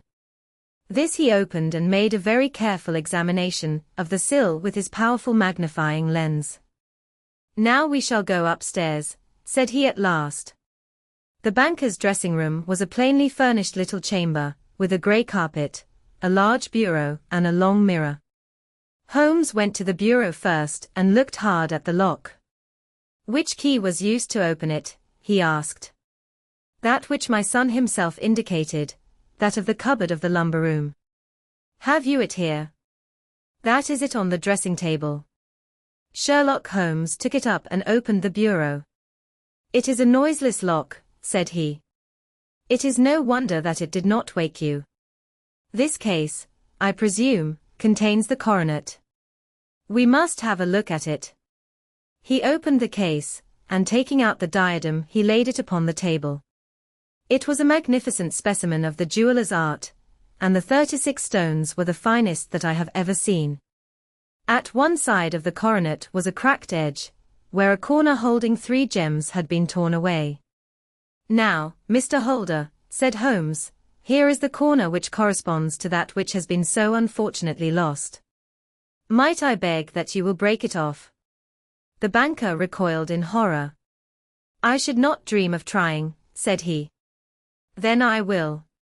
Holmes suddenly bent his strength upon it, but without result. I feel it give a little, said he, but, though I am exceptionally strong in the fingers, it would take me all my time to break it. An ordinary man could not do it. Now, what do you think would happen if I did break it, Mr. Holder? There would be a noise like a pistol shot. Do you tell me that all this happened within a few yards of your bed, and that you heard nothing of it? I do not know what to think. It is all dark to me. But perhaps it may grow lighter as we go. What do you think, Miss Holder? I confess that I still share my uncle's perplexity. Your son had no shoes or slippers on when you saw him. He had nothing on save only his trousers and shirt. Thank you. We have certainly been favored with extraordinary luck during this inquiry, and it will be entirely our own fault if we do not succeed in clearing the matter up. With your permission, Mr. Holder, I shall now continue my investigations outside. He went alone, at his own request, for he explained that any unnecessary footmarks might make his task more difficult. For an hour or more he was at work, returning at last with his feet heavy with snow and his features as inscrutable as ever. I think that I have seen now all that there is to see, Mr. Holder, said he. I can serve you best by returning to my rooms. But the gems, Mr. Holmes. Where are they? I cannot tell. The banker wrung his hands. I shall never see them again, he cried. And my son. You give me hopes. My opinion is in no way altered. Then, for God's sake, what was this dark business, which was acted in my house last night? If you can call upon me at my Baker Street rooms tomorrow morning between 9 and 10 I shall be happy to do what I can to make it clearer. I understand that you give me carte blanche to act for you, provided only that I get back the gems, and that you place no limit on the sum I may draw. I would give my fortune to have them back. Very good. I shall look into the matter between this and then. Goodbye. It is just possible that I may have to come over here again before evening. It was obvious to me that my companion's mind was now made up about the case, although what his conclusions were was more than I could even dimly imagine. Several times during our homeward journey I endeavored to sound him upon the point, but he always glided away to some other topic, until at last I gave it over in despair. It was not yet 3 when we found ourselves in our rooms once more. He hurried to his chamber, and was down again, in a few minutes dressed as a common loafer. With his collar turned up, his shiny, seedy coat, his red cravat, and his worn boots, he was a perfect sample of the class. I think that this should do, said he, glancing into the glass above the fireplace. I only wish that you could come with me, Watson, but I fear that it won't do. I may be on the trail in this matter, or I may be following a will-o'-the-wisp, but I shall soon know which it is. I hope that I may be back in a few hours. He cut a slice of beef from the joint upon the sideboard, sandwiched it between 2 rounds of bread, and thrusting this rude meal into his pocket he started off upon his expedition. I had just finished my tea when he returned, evidently in excellent spirits, swinging an old elastic-sided boot in his hand. He chucked it down into a corner and helped himself to a cup of tea. I only looked in as I passed, said he. I am going right on. Where to? Oh, to the other side of the West End. It may be some time before I get back. Don't wait up for me in case I should be late. How are you getting on? Oh, so. Nothing to complain of. I have been out to Streatham since I saw you last, but I did not call at the house. It is a very sweet little problem, and I would not have missed it for a good deal. However, I must not sit gossiping here, but must get these disreputable clothes off and return to my highly respectable self. I could see by his manner that he had stronger reasons for satisfaction than his words alone would imply. His eyes twinkled, and there was even a touch of color upon his sallow cheeks. He hastened upstairs, and a few minutes later I heard the slam of the hall door, which told me that he was off once more upon his congenial hunt. I waited until midnight, but there was no sign of his return, so I retired to my room. It was no uncommon thing for him to be away for days and nights on end, when he was hot upon a scent, so that his lateness caused me no surprise. I do not know at what hour he came in, but when I came down to breakfast in the morning there he was with a cup of coffee in one hand and the paper in the other, as fresh and trim as possible. You will excuse my beginning without you, Watson, said he, but you remember that our client has rather an early appointment this morning. Why, it is after 9 now, I answered. I should not be surprised if that were he. I thought I heard a ring. It was, indeed, our friend the financier. I was shocked by the change which had come over him, for his face, which was naturally of a broad and massive mould, was now pinched and fallen in, while his hair seemed to me at least a shade whiter. He entered with a weariness and lethargy, which was even more painful than his violence of the morning before, and he dropped heavily into the armchair, which I pushed forward for him. I do not know what I have done to be so severely tried, said he. Only 2 days ago, I was a happy and prosperous man, without a care in the world. Now I am left to a lonely and dishonored age.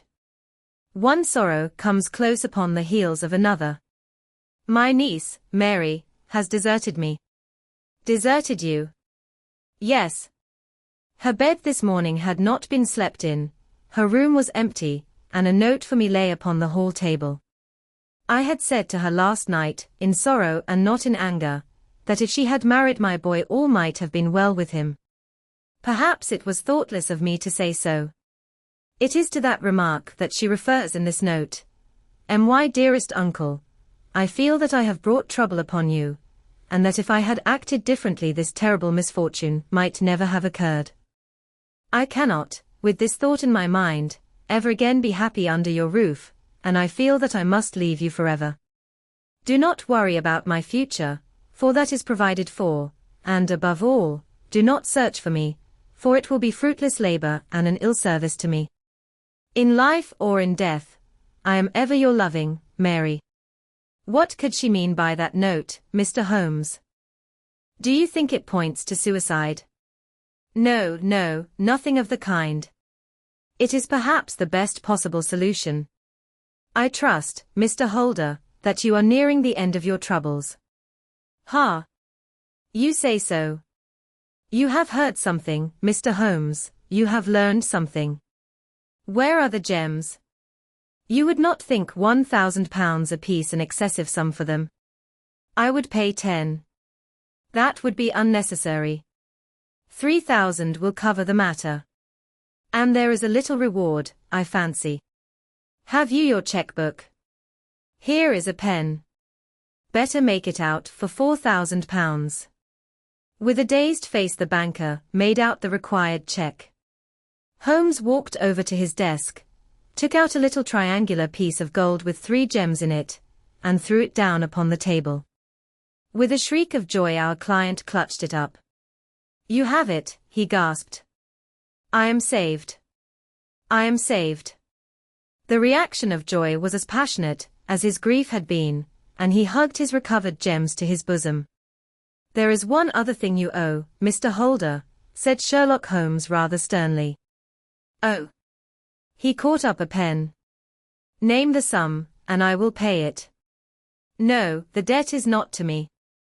You owe a very humble apology to that noble lad, your son, who has carried himself in this matter, as I should be proud to see my own son do, should I ever chance to have one. Then it was not Arthur who took them. I told you yesterday, and I repeat today, that it was not. You are sure of it? Then let us hurry to him at once to let him know that the truth is known. He knows it already. When I had cleared it all up I had an interview with him, and finding that he would not tell me the story, I told it to him, on which he had to confess that I was right and to add the very few details which were not yet quite clear to me. Your news of this morning, however, may open his lips. For heaven's sake, tell me, then, what is this extraordinary mystery? I will do so, and I will show you the steps by which I reached it. And let me say to you, first, that which it is hardest for me to say and for you to hear. There has been an understanding between Sir George Burnwell and your niece Mary. They have now fled together. My Mary. Impossible. It is unfortunately more than possible, it is certain. Neither you nor your son knew the true character of this man, when you admitted him into your family circle. He is one of the most dangerous men in England, a ruined gambler, an absolutely desperate villain, a man without heart or conscience. Your niece knew nothing of such men. When he breathed his vows to her, as he had done to 100 before her, she flattered herself that she alone had touched his heart. The devil knows best what he said, but at least she became his tool, and was in the habit of seeing him nearly every evening. I cannot, and I will not, believe it, cried the banker with an ashen face.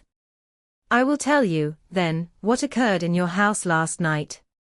Your niece, when you had, as she thought, gone to your room, slipped down and talked to her lover through the window which leads into the stable lane. His footmarks had pressed right through the snow, so long had he stood there. She told him of the coronet. His wicked lust for gold kindled at the news, and he bent her to his will. I have no doubt that she loved you, but there are women in whom the love of a lover extinguishes all other loves, and I think that she must have been one.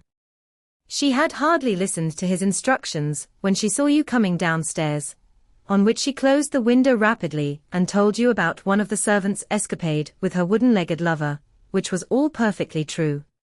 Your boy, Arthur, went to bed after his interview with you, but he slept badly on account of his uneasiness about his club debts. In the middle of the night he heard a soft tread pass his door, so he rose and, looking out, was surprised to see his cousin walking very stealthily along the passage, until she disappeared into your dressing-room. Petrified with astonishment, the lad slipped on some clothes and waited there in the dark to see what would come of this strange affair. Presently she emerged from the room again, and in the light of the passage lamp your son saw that she carried the precious coronet in her hands. She passed down the stairs and he, thrilling with horror, ran along and slipped behind the curtain near your door, whence he could see what passed in the hall beneath. He saw her stealthily open the window, hand out the coronet to someone in the gloom, and then closing it once more hurry back to her room, passing quite close to where he stood hid behind the curtain. As long as she was on the scene he could not take any action, without a horrible exposure of the woman whom he loved. But the instant that she was gone he realized how crushing a misfortune this would be for you, and how all-important it was to set it right. He rushed down, just as he was, in his bare feet, opened the window, sprang out into the snow, and ran down the lane, where he could see a dark figure in the moonlight. Sir George Burnwell tried to get away, but Arthur caught him, and there was a struggle between them, your lad tugging at one side of the coronet, and his opponent at the other. In the scuffle, your son struck Sir George, and cut him over the eye.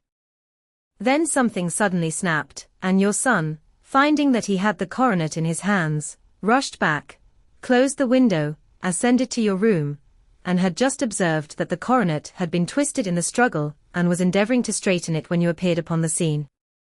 Is it possible? Gasped the banker. You then roused his anger by calling him names at a moment when he felt that he had deserved your warmest thanks. He could not explain the true state of affairs without betraying one who certainly deserved little enough consideration at his hands. He took the more chivalrous view, however, and preserved her secret. And that was why she shrieked and fainted when she saw the coronet, cried Mr. Holder. Oh my God! What a blind fool I have been! And his asking to be allowed to go out for 5 minutes. The dear fellow wanted to see if the missing piece were at the scene of the struggle. How cruelly I have misjudged him. When I arrived at the house, continued Holmes, I at once went very carefully round it to observe if there were any traces in the snow which might help me. I knew that none had fallen since the evening before, and also that there had been a strong frost to preserve impressions. I passed along the tradesman's path, but found it all trampled down and indistinguishable. Just beyond it, however, at the far side of the kitchen door, a woman had stood and talked with a man, whose round impressions on one side showed that he had a wooden leg. I could even tell that they had been disturbed, for the woman had run back swiftly to the door, as was shown by the deep toe and light heel marks, while wooden leg had waited a little, and then had gone away. I thought at the time that this might be the maid and her sweetheart, of whom you had already spoken to me, and inquiry showed it was so. I passed round the garden without seeing anything more than random tracks, which I took to be the police, but when I got into the stable lane a very long and complex story was written in the snow in front of me. There was a double line of tracks of a booted man, and a second double line, which I saw with delight belonged to a man with naked feet. I was at once convinced from what you had told me that the latter was your son. The first had walked both ways, but the other had run swiftly, and as his tread was marked in places over the depression of the boot, it was obvious that he had passed after the other. I followed them up and found they led to the hall window, where Boots had worn all the snow away while waiting. Then I walked to the other end, which was 100 yards or more down the lane. I saw where Boots had faced round, where the snow was cut up as though there had been a struggle, and, finally, where a few drops of blood had fallen, to show me that I was not mistaken. Boots had then run down the lane, and another little smudge of blood showed that it was he who had been hurt. When he came to the high road at the other end, I found that the pavement had been cleared, so there was an end to that clue. On entering the house, however, I examined, as you remember, the sill and framework of the hall window with my lens, and I could at once see that someone had passed out. I could distinguish the outline of an instep, where the wet foot had been placed in coming in. I was then beginning to be able to form an opinion as to what had occurred. A man had waited outside the window, someone had brought the gems, the deed had been overseen by your son, he had pursued the thief, had struggled with him, they had each tugged at the coronet, their united strength causing injuries which neither alone could have effected. He had returned with the prize, but had left a fragment in the grasp of his opponent. So far I was clear. The question now was, who was the man, and who was it brought him the coronet? It is an old maxim of mine that when you have excluded the impossible, whatever remains, however improbable, must be the truth. Now, I knew that it was not you who had brought it down, so there only remained your niece and the maids. But if it were the maids, why should your son allow himself to be accused in their place? There could be no possible reason. As he loved his cousin, however, there was an excellent explanation why he should retain her secret, the more so as the secret was a disgraceful one. When I remembered that you had seen her at that window, and how she had fainted on seeing the coronet again, my conjecture became a certainty. And who could it be who was her confederate?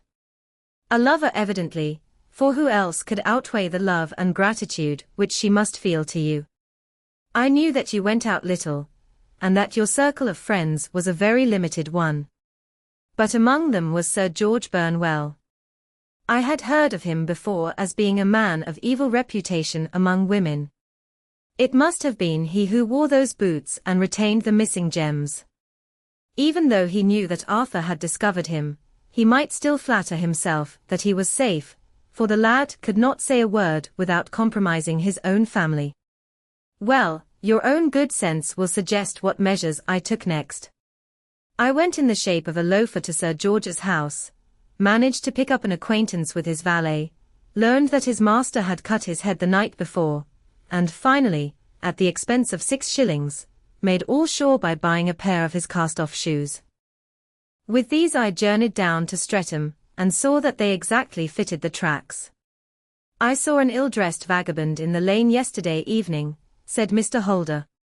Precisely. It was I. I found that I had my man, so I came home and changed my clothes. It was a delicate part, which I had to play then, for I saw that a prosecution must be avoided to avert scandal, and I knew that so astute a villain would see that our hands were tied in the matter. I went and saw him. At first, of course, he denied everything. But when I gave him every particular that had occurred, he tried to bluster and took down a life-preserver from the wall. I knew my man, however, and I clapped a pistol to his head before he could strike. Then he became a little more reasonable. I told him that we would give him a price for the stones he held, £1,000 apiece. That brought out the first signs of grief that he had shown. Why, dash it all, said he, I've let them go at 600 for the 3. I soon managed to get the address of the receiver who had them, on promising him that there would be no prosecution. Off I set to him, and after much chaffering I got our stones at £1,000 apiece. Then I looked in upon your son, told him that all was right, and eventually got to my bed about 2 o'clock, after what I may call a really hard day's work. A day which has saved England from a great public scandal, said the banker, rising. Sir, I cannot find words to thank you, but you shall not find me ungrateful for what you have done. Your skill has indeed exceeded all that I have heard of it. And now I must fly to my dear boy to apologize to him for the wrong which I have done him. As to what you tell me of poor Mary, it goes to my very heart. Not even your skill can inform me where she is now. I think that we may safely say, returned Holmes, that she is wherever Sir George Burnwell is. It is equally certain, too, that whatever her sins are, they will soon receive a more than sufficient punishment. 12. The Adventure of the Copper Beeches, to the man who loves art for its own sake, remarked Sherlock Holmes, tossing aside the advertisement sheet of the Daily Telegraph. It is frequently in its least important and lowliest manifestations that the keenest pleasure is to be derived. It is pleasant to me to observe, Watson, that you have so far grasped this truth that in these little records of our cases, which you have been good enough to draw up, and I am bound to say, occasionally to embellish, you have given prominence not so much to the many causes célèbres and sensational trials in which I have figured but rather to those incidents which may have been trivial in themselves, but which have given room for those faculties of deduction and of logical synthesis which I have made my special province. And yet, said I, smiling, I cannot quite hold myself absolved from the charge of sensationalism which has been urged against my records. You have erred, perhaps, he observed, taking up a glowing cinder with the tongs and lighting with it the long cherrywood pipe, which was wont to replace his clay, when he was in a disputatious rather than a meditative mood. You have erred perhaps in attempting to put color and life into each of your statements, instead of confining yourself to the task of placing upon record that severe reasoning from cause to effect, which is really the only notable feature about the thing. It seems to me that I have done you full justice in the matter, I remarked with some coldness, for I was repelled by the egotism, which I had more than once observed to be a strong factor in my friend's singular character. No, it is not selfishness or conceit, said he, answering, as was his wont, my thoughts rather than my words. If I claim full justice for my art, it is because it is an impersonal thing, a thing beyond myself. Crime is common. Logic is rare. Therefore it is upon the logic rather than upon the crime that you should dwell. You have degraded what should have been a course of lectures into a series of tales. It was a cold morning of the early spring, and we sat after breakfast on either side of a cheery fire in the old room at Baker Street. A thick fog rolled down between the lines of dun-colored houses, and the opposing windows loomed like dark, shapeless blurs through the heavy yellow wreaths. Our gas was lit and shone on the white cloth and glimmer of china and metal, for the table had not been cleared yet. Sherlock Holmes had been silent all the morning, dipping continuously into the advertisement columns of a succession of papers until at last, having apparently given up his search, he had emerged in no very sweet temper to lecture me upon my literary shortcomings.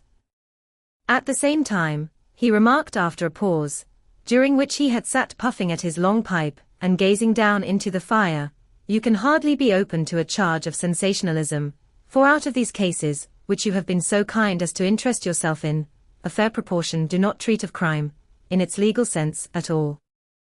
The small matter in which I endeavored to help the King of Bohemia, the singular experience of Miss Mary Sutherland, the problem connected with the man with the twisted lip, and the incident of the noble bachelor, were all matters which are outside the pale of the law. But in avoiding the sensational, I fear that you may have bordered on the trivial. The end may have been so, I answered, but the methods I hold to have been novel and of interest.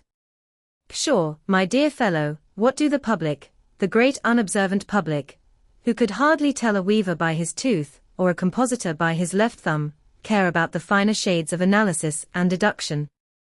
But, indeed, If you are trivial, I cannot blame you, for the days of the great cases are past. Man, or at least criminal man, has lost all enterprise and originality. As to my own little practice, it seems to be degenerating into an agency for recovering lost lead pencils and giving advice to young ladies from boarding schools. I think that I have touched bottom at last, however. This note I had this morning marks my 0 point, I fancy. Read it. He tossed a crumpled letter across to me. It was dated from Montague Place upon the preceding evening, and ran thus: Dear Mr. Holmes, I am very anxious to consult you as to whether I should or should not accept a situation which has been offered to me as governess. I shall call at 10:30 tomorrow, if I do not inconvenience you. Yours faithfully, Violet Hunter. Do you know the young lady? I asked. Not I. It is 10:30 now. Yes, and I have no doubt that is her ring. It may turn out to be of more interest than you think. You remember that the affair of the blue carbuncle, which appeared to be a mere whim at first, developed into a serious investigation. It may be so in this case, also. Well, let us hope so. But our doubts will very soon be solved, for here, unless I am much mistaken, is the person in question. As he spoke, the door opened and a young lady entered the room. She was plainly but neatly dressed, with a bright, quick face, freckled like a plover's egg, and with the brisk manner of a woman who has had her own way to make in the world. You will excuse my troubling you, I am sure, said she, as my companion rose to greet her, but I have had a very strange experience, and as I have no parents or relations of any sort from whom I could ask advice, I thought that perhaps you would be kind enough to tell me what I should do. Pray take a seat, Miss Hunter. I shall be happy to do anything that I can to serve you. I could see that Holmes was favorably impressed by the manner and speech of his new client. He looked her over in his searching fashion, and then composed himself, with his lids drooping and his fingertips together, to listen to her story. I have been a governess for 5 years, said she, in the family of Colonel Spence Munro, but 2 months ago the Colonel received an appointment at Halifax, in Nova Scotia, and took his children over to America with him, so that I found myself without a situation. I advertised, and I answered advertisements, but without success. At last the little money, which I had saved, began to run short, and I was at my wits' end as to what I should do. There is a well-known agency for governesses in the West End called Westaway's, and there I used to call about once a week in order to see whether anything had turned up which might suit me. Westaway was the name of the founder of the business, but it is really managed by Miss Stoper. She sits in her own little office, and the ladies who are seeking employment wait in an anteroom, and are then shown in one by one, when she consults her ledgers, and sees whether she has anything which would suit them.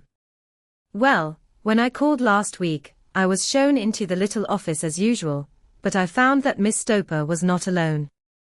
A prodigiously stout man, with a very smiling face, and a great heavy chin, which rolled down in fold upon fold over his throat, sat at her elbow with a pair of glasses on his nose, looking very earnestly at the ladies who entered.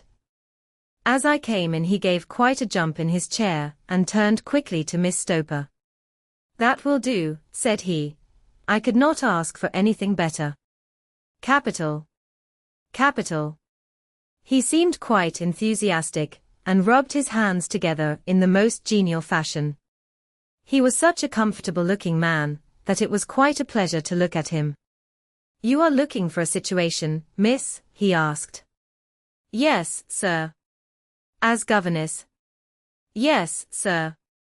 And what salary do you ask? I had £4 a month in my last place with Colonel Spence Munro.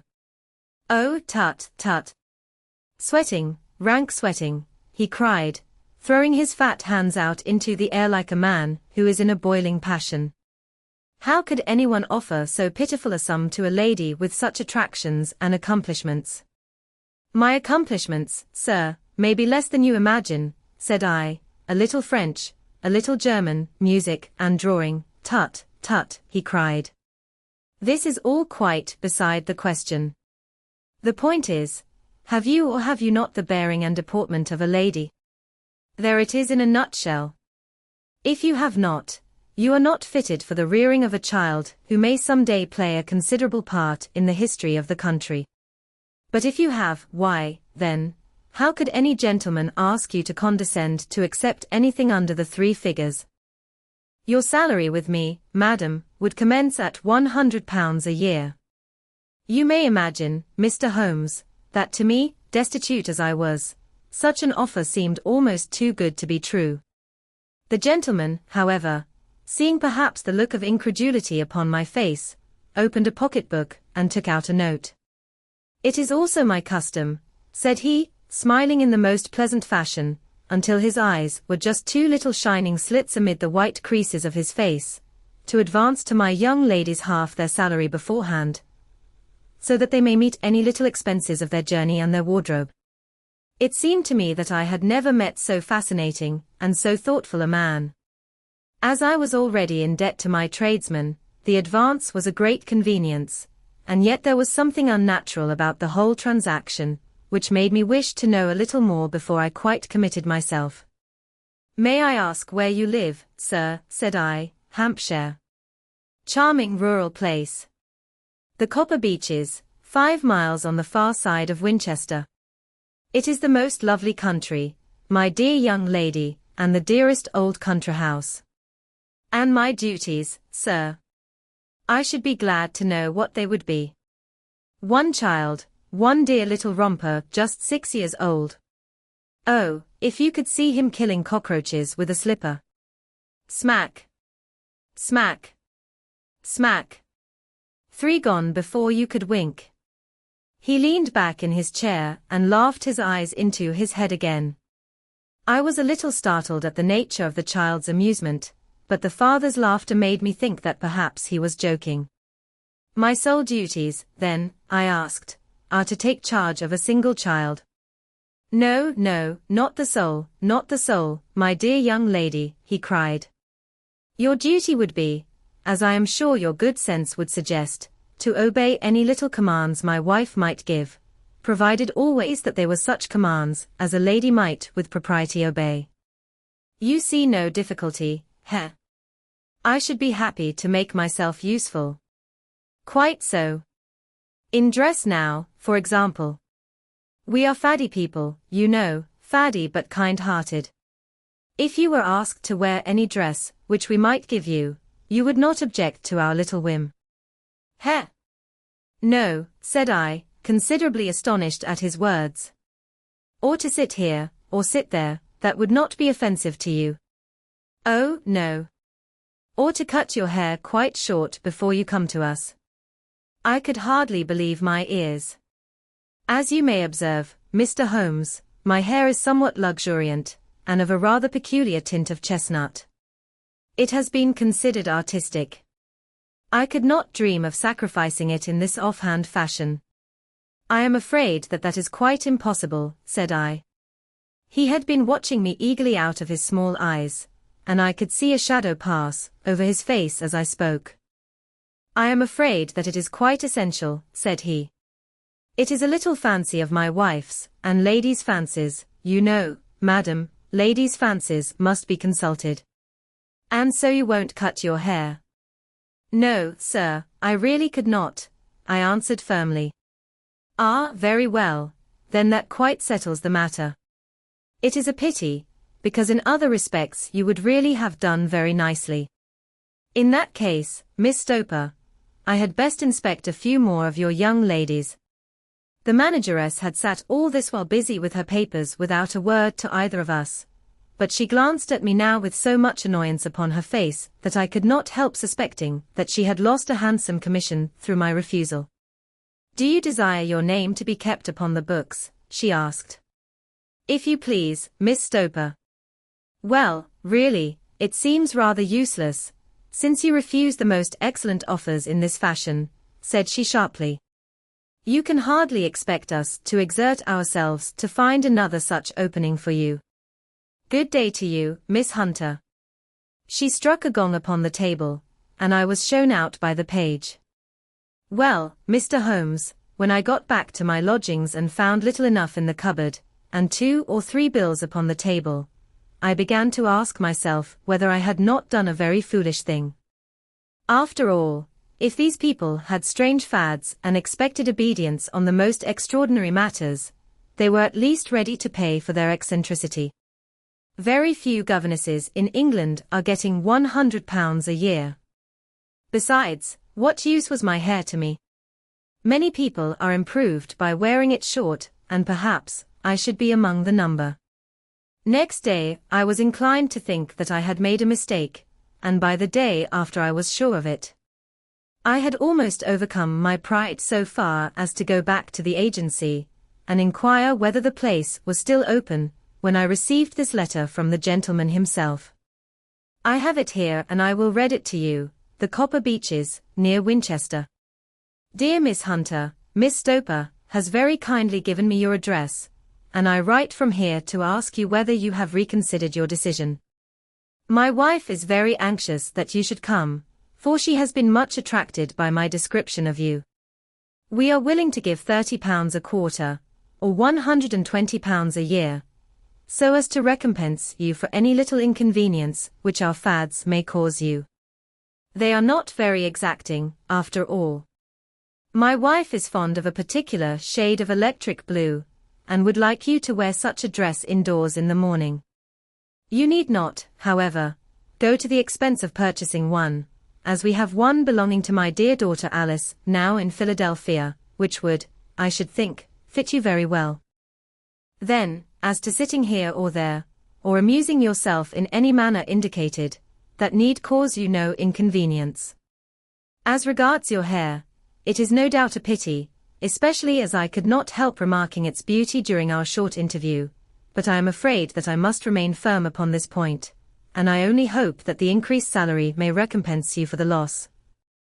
Your duties, as far as the child is concerned, are very light. Now do try to come, and I shall meet you with the dog-cart at Winchester. Let me know your train. Yours faithfully, Geoffrey Rucastle. That is the letter which I have just received, Mr. Holmes, and my mind is made up that I will accept it. I thought, however, that before taking the final step I should like to submit the whole matter to your consideration. Well, Miss Hunter, if your mind is made up, that settles the question, said Holmes, smiling. But you would not advise me to refuse. I confess that it is not the situation which I should like to see a sister of mine apply for. What is the meaning of it all, Mr. Holmes? I have no data. I cannot tell. Perhaps you have yourself formed some opinion. Well, there seems to me to be only one possible solution. Mr. Rucastle seemed to be a very kind, good-natured man. Is it not possible that his wife is a lunatic, that he desires to keep the matter quiet for fear she should be taken to an asylum, and that he humors her fancies in every way in order to prevent an outbreak? That is a possible solution. In fact, as matters stand, it is the most probable one. But in any case it does not seem to be a nice household for a young lady. But the money, Mr. Holmes, the money. Well, yes, of course the pay is good, too good. That is what makes me uneasy. Why should they give you £120 a year, when they could have their pick for £40? There must be some strong reason behind. I thought that if I told you the circumstances, you would understand afterwards if I wanted your help. I should feel so much stronger if I felt that you were at the back of me. Oh, you may carry that feeling away with you. I assure you that your little problem promises to be the most interesting which has come my way for some months. There is something distinctly novel about some of the features. If you should find yourself in doubt or in danger. What danger do you foresee? Holmes shook his head gravely. It would cease to be a danger if we could define it, said he. But at any time, day or night, a telegram would bring me down to your help. That is enough. She rose briskly from her chair with the anxiety all swept from her face. I shall go down to Hampshire quite easy in my mind now. I shall write to Mr. Rucastle at once, sacrifice my poor hair tonight, and start for Winchester tomorrow. With a few grateful words to Holmes, she bade us both good night, and bustled off upon her way. At least, said I as we heard her quick, firm steps descending the stairs, she seems to be a young lady who is very well able to take care of herself.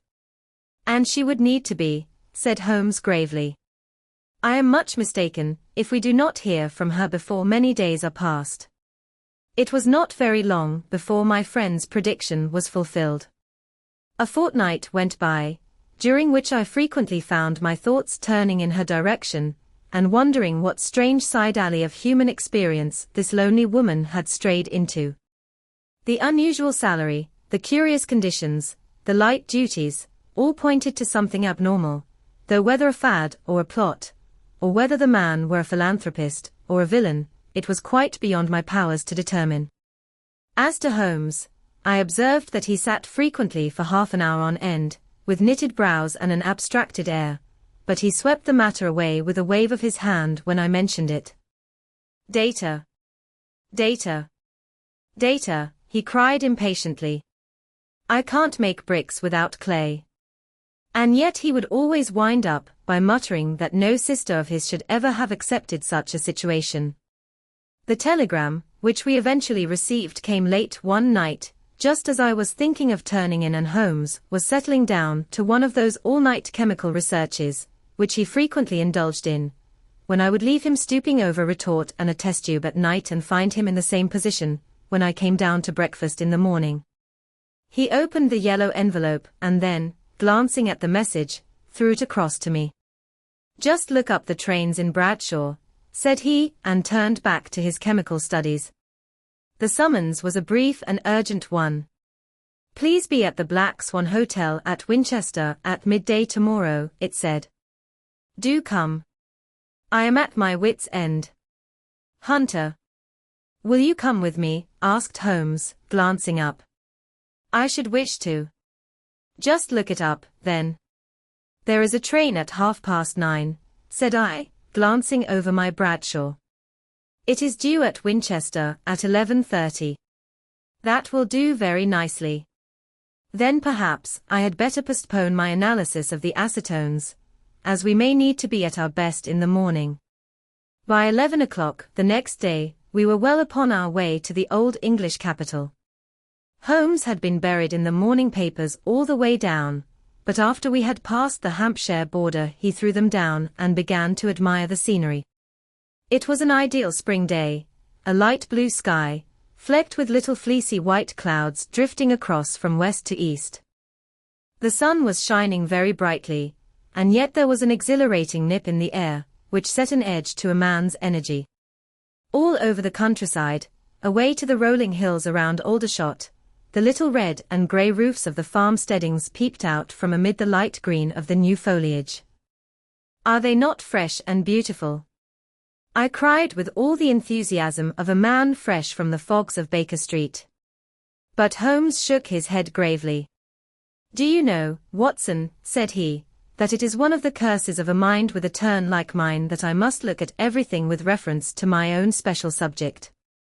You look at these scattered houses, and you are impressed by their beauty. I look at them, and the only thought which comes to me is a feeling of their isolation, and of the impunity with which crime may be committed there. Good heavens! I cried. Who would associate crime with these dear old homesteads? They always fill me with a certain horror. It is my belief, Watson, founded upon my experience, that the lowest and vilest alleys in London do not present a more dreadful record of sin than does the smiling and beautiful countryside. You horrify me. But the reason is very obvious. The pressure of public opinion can do in the town what the law cannot accomplish. There is no lane so vile that the scream of a tortured child, or the thud of a drunkard's blow, does not beget sympathy and indignation among the neighbors, and then the whole machinery of justice is ever so close that a word of complaint can set it going, and there is but a step between the crime and the dock. But look at these lonely houses, each in its own fields, filled for the most part with poor ignorant folk who know little of the law. Think of the deeds of hellish cruelty, the hidden wickedness which may go on, year in, year out, in such places, and none the wiser. Had this lady who appeals to us for help gone to live in Winchester, I should never have had a fear for her.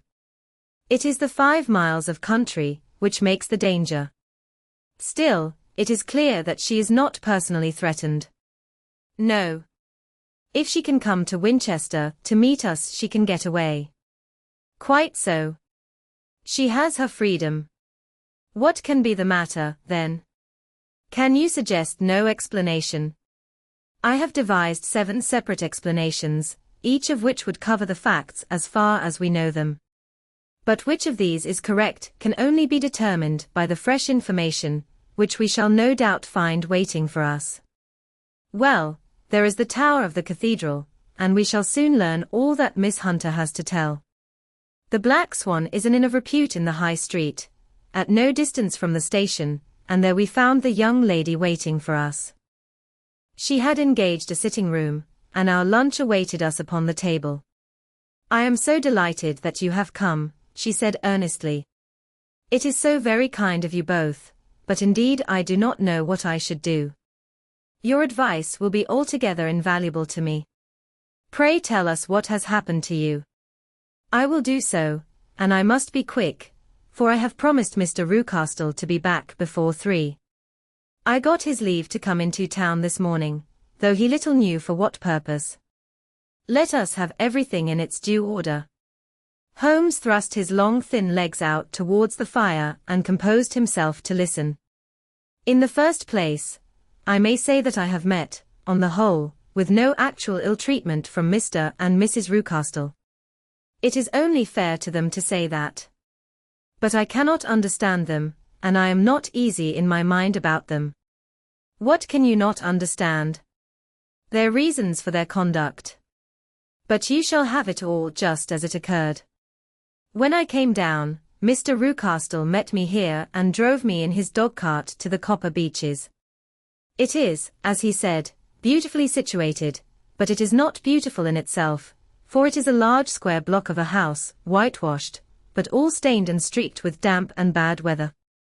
There are grounds round it, woods on 3 sides, and on the 4th a field which slopes down to the Southampton High Road, which curves past about 100 yards from the front door. This ground in front belongs to the house, but the woods all round are part of Lord Southerton's preserves. A clump of copper beeches immediately in front of the hall door has given its name to the place. I was driven over by my employer, who was as amiable as ever, and was introduced by him that evening to his wife and the child. There was no truth, Mr. Holmes, in the conjecture, which seemed to us to be probable in your rooms at Baker Street. Mrs. Rucastle is not mad. I found her to be a silent, pale-faced woman, much younger than her husband, not more than 30, I should think, while he can hardly be less than 45. From their conversation, I have gathered that they have been married about 7 years, that he was a widower, and that his only child by the first wife was the daughter who has gone to Philadelphia. Mr. Rucastle told me in private that the reason why she had left them was that she had an unreasoning aversion to her stepmother. As the daughter could not have been less than 20, I can quite imagine that her position must have been uncomfortable with her father's young wife. Mrs. Rucastle seemed to me to be colorless in mind as well as in feature. She impressed me neither favorably nor the reverse. She was an nonentity. It was easy to see that she was passionately devoted both to her husband and to her little son. Her light grey eyes wandered continually from one to the other, noting every little want and forestalling it if possible. He was kind to her also in his bluff, boisterous fashion, and on the whole they seemed to be a happy couple. And yet she had some secret sorrow, this woman. She would often be lost in deep thought, with the saddest look upon her face. More than once I have surprised her in tears. I have thought sometimes that it was the disposition of her child which weighed upon her mind, for I have never met so utterly spoiled and so ill-natured a little creature. He is small for his age, with a head which is quite disproportionately large. His whole life appears to be spent in an alternation between savage fits of passion and gloomy intervals of sulking. Giving pain to any creature weaker than himself seems to be his one idea of amusement, and he shows quite remarkable talent in planning the capture of mice, little birds, and insects. But I would rather not talk about the creature, Mr. Holmes, and indeed, he has little to do with my story. I am glad of all details, remarked my friend, whether they seem to you to be relevant or not. I shall try not to miss anything of importance. The one unpleasant thing about the house, which struck me at once, was the appearance and conduct of the servants. There are only two, a man and his wife. Toller, for that is his name, is a rough, uncouth man, with grizzled hair and whiskers, and a perpetual smell of drink. Twice since I have been with them he has been quite drunk, and yet Mr. Rucastle seemed to take no notice of it. His wife is a very tall and strong woman with a sour face, as silent as Mrs. Rucastle, and much less amiable. They are a most unpleasant couple, but fortunately I spend most of my time in the nursery and my own room, which are next to each other in one corner of the building. For 2 days after my arrival at the Copper Beeches my life was very quiet. On the third, Mrs. Rucastle came down just after breakfast and whispered something to her husband. "Oh, yes," said he, turning to me, "we are very much obliged to you, Miss Hunter, for falling in with our whims so far as to cut your hair. I assure you that it has not detracted in the tiniest iota from your appearance. We shall now see how the electric blue dress will become you. You will find it laid out upon the bed in your room, and if you would be so good as to put it on we should both be extremely obliged." The dress which I found waiting for me was of a peculiar shade of blue. It was of excellent material, a sort of beige, but it bore unmistakable signs of having been worn before. It could not have been a better fit if I had been measured for it. Both Mr. and Mrs. Rucastle expressed a delight at the look of it, which seemed quite exaggerated in its vehemence. They were waiting for me in the drawing-room, which is a very large room, stretching along the entire front of the house, with 3 long windows reaching down to the floor. A chair had been placed close to the central window, with its back turned towards it. In this I was asked to sit, and then Mr. Rucastle, walking up and down on the other side of the room, began to tell me a series of the funniest stories that I have ever listened to. You cannot imagine how comical he was, and I laughed until I was quite weary. Mrs. Rucastle, however, who has evidently no sense of humor, never so much as smiled, but sat with her hands in her lap, and a sad, anxious look upon her face. After an hour or so, Mr. Rucastle suddenly remarked that it was time to commence the duties of the day, and that I might change my dress, and go to little Edward in the nursery. 2 days later this same performance was gone through under exactly similar circumstances. Again I changed my dress, again I sat in the window, and again I laughed very heartily at the funny stories of which my employer had an immense repertoire, and which he told inimitably. Then he handed me a yellow-backed novel, and moving my chair a little sideways, that my own shadow might not fall upon the page, he begged me to read aloud to him.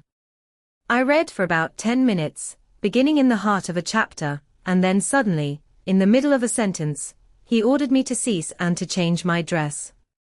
You can easily imagine, Mr. Holmes, how curious I became as to what the meaning of this extraordinary performance could possibly be. They were always very careful, I observed, to turn my face away from the window, so that I became consumed with the desire to see what was going on behind my back. At first it seemed to be impossible, but I soon devised a means. My hand mirror had been broken, so a happy thought seized me, and I concealed a piece of the glass in my handkerchief. On the next occasion, in the midst of my laughter, I put my handkerchief up to my eyes, and was able with a little management to see all that there was behind me. I confess that I was disappointed. There was nothing. At least that was my first impression. At the second glance, however, I perceived that there was a man standing in the Southampton Road, a small bearded man in a grey suit, who seemed to be looking in my direction. The road is an important highway, and there are usually people there. This man, however, was leaning against the railings which bordered our field and was looking earnestly up. I lowered my handkerchief and glanced at Mrs. Rucastle to find her eyes fixed upon me with a most searching gaze. She said nothing, but I am convinced that she had divined that I had a mirror in my hand and had seen what was behind me. She rose at once. "Jeffro," said she, "there is an impertinent fellow upon the road there who stares up at Miss Hunter." "No friend of yours, Miss Hunter?" he asked. "No, I know no one in these parts." "Dear me. How very impertinent. Kindly turn round and motion to him to go away. Surely it would be better to take no notice." "No, no, we should have him loitering here always. Kindly turn round and wave him away like that." I did as I was told, and at the same instant Mrs. Rucastle drew down the blind. That was a week ago, and from that time I have not sat again in the window, nor have I worn the blue dress, nor seen the man in the road. "Pray continue," said Holmes. "Your narrative promises to be a most interesting one. You will find it rather disconnected, I fear, and there may prove to be little relation between the different incidents of which I speak. On the very first day that I was at the Copper Beeches, Mr. Rucastle took me to a small outhouse, which stands near the kitchen door.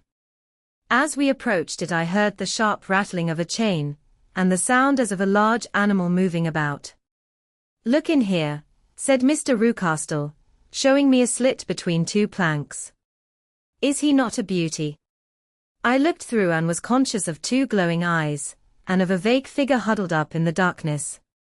"Don't be frightened," said my employer, laughing at the start which I had given. "It's only Carlo, my mastiff. I call him mine, but really old Tola, my groom, is the only man who can do anything with him. We feed him once a day, and not too much then, so that he is always as keen as mustard. Tola lets him loose every night, and God help the trespasser whom he lays his fangs upon. For goodness sake don't you ever on any pretext set your foot over the threshold at night, for it's as much as your life is worth." The warning was no idle one, for 2 nights later I happened to look out of my bedroom window about 2 o'clock in the morning. It was a beautiful moonlight night, and the lawn in front of the house was silvered over and almost as bright as day. I was standing, wrapped in the peaceful beauty of the scene, when I was aware that something was moving under the shadow of the Copper Beeches. As it emerged into the moonshine I saw what it was. It was a giant dog, as large as a calf, tawny tinted, with hanging jowl, black muzzle, and huge projecting bones. It walked slowly across the lawn and vanished into the shadow upon the other side. That dreadful sentinel sent a chill to my heart, which I do not think that any burglar could have done. And now I have a very strange experience to tell you. I had, as you know, cut off my hair in London, and I had placed it in a great coil at the bottom of my trunk. One evening, after the child was in bed, I began to amuse myself by examining the furniture of my room, and by rearranging my own little things. There was an old chest of drawers in the room, the 2 upper ones empty and open, the lower one locked. I had filled the first 2 with my linen, and as I had still much to pack away, I was naturally annoyed at not having the use of the 3rd drawer. It struck me that it might have been fastened by a mere oversight, so I took out my bunch of keys and tried to open it. The very first key fitted to perfection, and I drew the drawer open. There was only one thing in it, but I am sure that you would never guess what it was. It was my coil of hair. I took it up and examined it. It was of the same peculiar tint, and the same thickness. But then the impossibility of the thing obtruded itself upon me. How could my hair have been locked in the drawer? With trembling hands I undid my trunk, turned out the contents, and drew from the bottom my own hair. I laid the 2 tresses together, and I assure you that they were identical. Was it not extraordinary? Puzzle as I would, I could make nothing at all of what it meant. I returned the strange hair to the drawer, and I said nothing of the matter to the Rucastles, as I felt that I had put myself in the wrong by opening a drawer which they had locked. I am naturally observant, as you may have remarked, Mr. Holmes, and I soon had a pretty good plan of the whole house in my head. There was one wing, however, which appeared not to be inhabited at all. A door which faced that which led into the quarters of the Tollers opened into this suite, but it was invariably locked. One day, however, as I ascended the stair, I met Mr. Rucastle coming out through this door, his keys in his hand, and a look on his face which made him a very different person to the round, jovial man to whom I was accustomed. His cheeks were red, his brow was all crinkled with anger, and the veins stood out at his temples with passion. He locked the door and hurried past me without a word or a look. This aroused my curiosity, so when I went out for a walk in the grounds with my charge, I strolled round to the side from which I could see the windows of this part of the house. There were 4 of them in a row, 3 of which were simply dirty, while the 4th was shuttered up. They were evidently all deserted. As I strolled up and down, glancing at them occasionally, Mr. Rucastle came out to me, looking as merry and jovial as ever. "Ah," said he, "you must not think me rude if I passed you without a word, my dear young lady." I was preoccupied with business matters. I assured him that I was not offended. "By the way," said I, "you seem to have quite a suite of spare rooms up there, and one of them has the shutters up." He looked surprised and, as it seemed to me, a little startled at my remark. "Photography is one of my hobbies," said he. "I have made my dark room up there. But, dear me, what an observant young lady we have come upon. Who would have believed it? Who would have ever believed it?" He spoke in a jesting tone, but there was no jest in his eyes as he looked at me. I read suspicion there and annoyance, but no jest. "Well, Mr. Holmes, from the moment that I understood that there was something about that suite of rooms which I was not to know, I was all on fire to go over them. It was not mere curiosity, though I have my share of that. It was more a feeling of duty, a feeling that some good might come from my penetrating to this place. They talk of woman's instinct. Perhaps it was woman's instinct which gave me that feeling. At any rate, it was there, and I was keenly on the lookout for any chance to pass the forbidden door. It was only yesterday that the chance came. I may tell you that, besides Mr. Rucastle, both Toller and his wife find something to do in these deserted rooms, and I once saw him carrying a large black linen bag with him through the door. Recently he has been drinking hard, and yesterday evening he was very drunk, and when I came upstairs there was the key in the door. I have no doubt at all that he had left it there. Mr. and Mrs. Rucastle were both downstairs, and the child was with them, so that I had an admirable opportunity. I turned the key gently in the lock, opened the door, and slipped through. There was a little passage in front of me, unpapered and uncarpeted, which turned at a right angle at the farther end. Round this corner were 3 doors in a line, the first and third of which were open. They each led into an empty room, dusty and cheerless, with 2 windows in the one and one in the other, so thick with dirt that the evening light glimmered dimly through them. The center door was closed, and across the outside of it had been fastened one of the broad bars of an iron bed, padlocked at one end to a ring in the wall, and fastened at the other with stout cord. The door itself was locked as well, and the key was not there. This barricaded door corresponded clearly with the shuttered window outside, and yet I could see by the glimmer from beneath it that the room was not in darkness. Evidently there was a skylight, which let in light from above. As I stood in the passage gazing at the sinister door, and wondering what secret it might veil, I suddenly heard the sound of steps within the room, and saw a shadow pass backward and forward against the little slit of dim light, which shone out from under the door. A mad, unreasoning terror rose up in me at the sight, Mr. Holmes. My overstrung nerves failed me suddenly, and I turned and ran as though some dreadful hand were behind me clutching at the skirt of my dress. I rushed down the passage, through the door, and straight into the arms of Mr. Rucastle, who was waiting outside. So, said he, smiling, it was you, then. I thought that it must be when I saw the door open. Oh, I am so frightened. I panted. My dear young lady. My dear young lady. You cannot think how caressing and soothing his manner was, and what has frightened you, my dear young lady. But his voice was just a little too coaxing. He overdid it. I was keenly on my guard against him. I was foolish enough to go into the empty wing, I answered. But it is so lonely and eerie in this dim light, that I was frightened and ran out again. Oh, it is so dreadfully still in there. Only that, said he, looking at me keenly.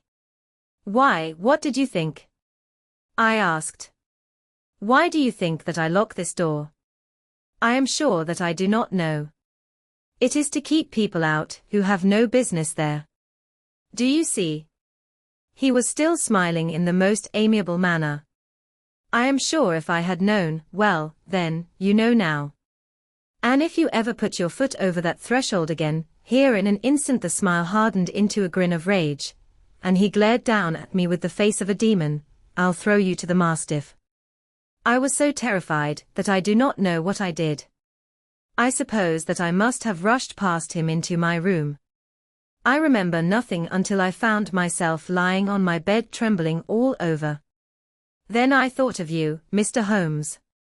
I could not live there longer without some advice. I was frightened of the house, of the man, of the woman, of the servants, even of the child. They were all horrible to me. If I could only bring you down, all would be well. Of course I might have fled from the house, but my curiosity was almost as strong as my fears. My mind was soon made up. I would send you a wire. I put on my hat and cloak, went down to the office, which is about half a mile from the house, and then returned, feeling very much easier. A horrible doubt came into my mind as I approached the door lest the dog might be loose, but I remembered that Toller had drunk himself into a state of insensibility that evening, and I knew that he was the only one in the household who had any influence with the savage creature, or who would venture to set him free. I slipped in safety and lay awake half the night in my joy at the thought of seeing you. I had no difficulty in getting leave to come into Winchester this morning, but I must be back before 3 o'clock, for Mr. and Mrs. Rucastle are going on a visit, and will be away all the evening, so that I must look after the child. Now I have told you all my adventures, Mr. Holmes, and I should be very glad if you could tell me what it all means, and above all, what I should do. Holmes and I had listened spellbound to this extraordinary story.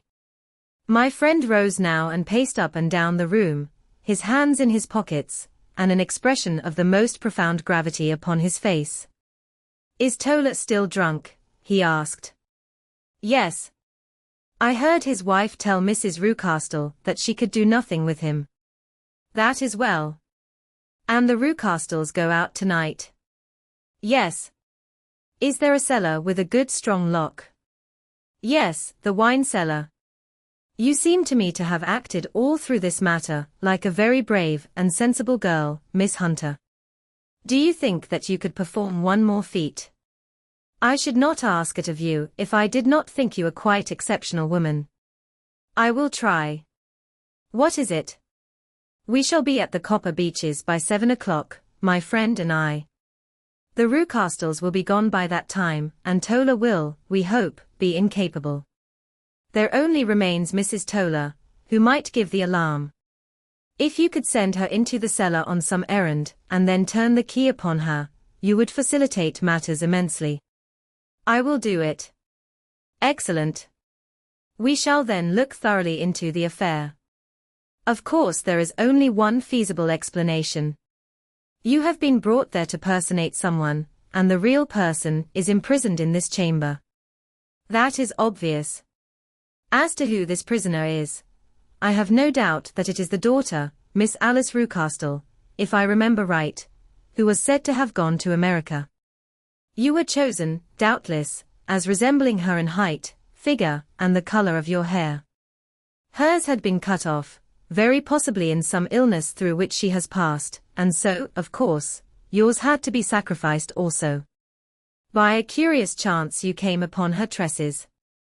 The man in the road was undoubtedly some friend of hers, possibly her fiancé, and no doubt, as you wore the girl's dress and were so like her, he was convinced from your laughter, whenever he saw you, and afterwards from your gesture, that Miss Rucastle was perfectly happy, and that she no longer desired his attentions. The dog is let loose at night to prevent him from endeavoring to communicate with her. So much is fairly clear. The most serious point in the case is the disposition of the child. What on earth has that to do with it? I ejaculated. My dear Watson, you as a medical man are continually gaining light as to the tendencies of a child by the study of the parents. Don't you see that the converse is equally valid?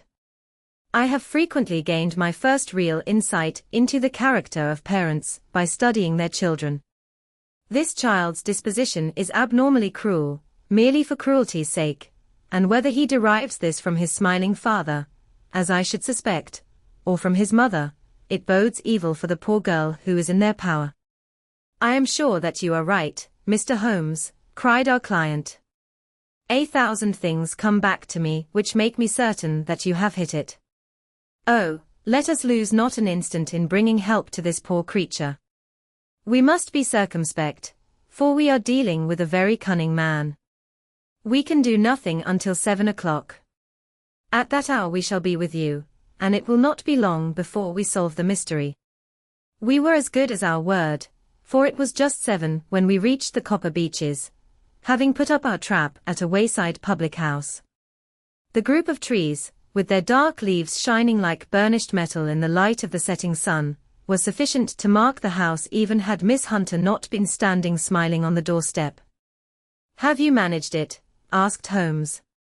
A loud thudding noise came from somewhere downstairs. That is Mrs. Toller in the cellar, said she. Her husband lies snoring on the kitchen rug. Here are his keys, which are the duplicates of Mr. Rucastle's. You have done well indeed, cried Holmes with enthusiasm. Now lead the way, and we shall soon see the end of this black business. We passed up the stair, unlocked the door, followed on down a passage, and found ourselves in front of the barricade which Miss Hunter had described. Holmes cut the cord and removed the transverse bar. Then he tried the various keys in the lock, but without success. No sound came from within, and at the silence Holmes' face clouded over.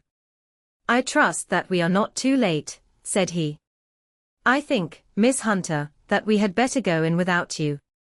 Now, Watson, put your shoulder to it, and we shall see whether we cannot make our way in. It was an old rickety door, and gave at once before our united strength. Together we rushed into the room. It was empty. There was no furniture save a little pallet bed, a small table, and a basketful of linen. The skylight above was open, and the prisoner gone. There has been some villainy here, said Holmes. This beauty has guessed Miss Hunter's intentions and has carried his victim off. But how? Through the skylight. We shall soon see how he managed it. He swung himself up onto the roof. Ah yes, he cried, here's the end of a long light ladder against the eaves.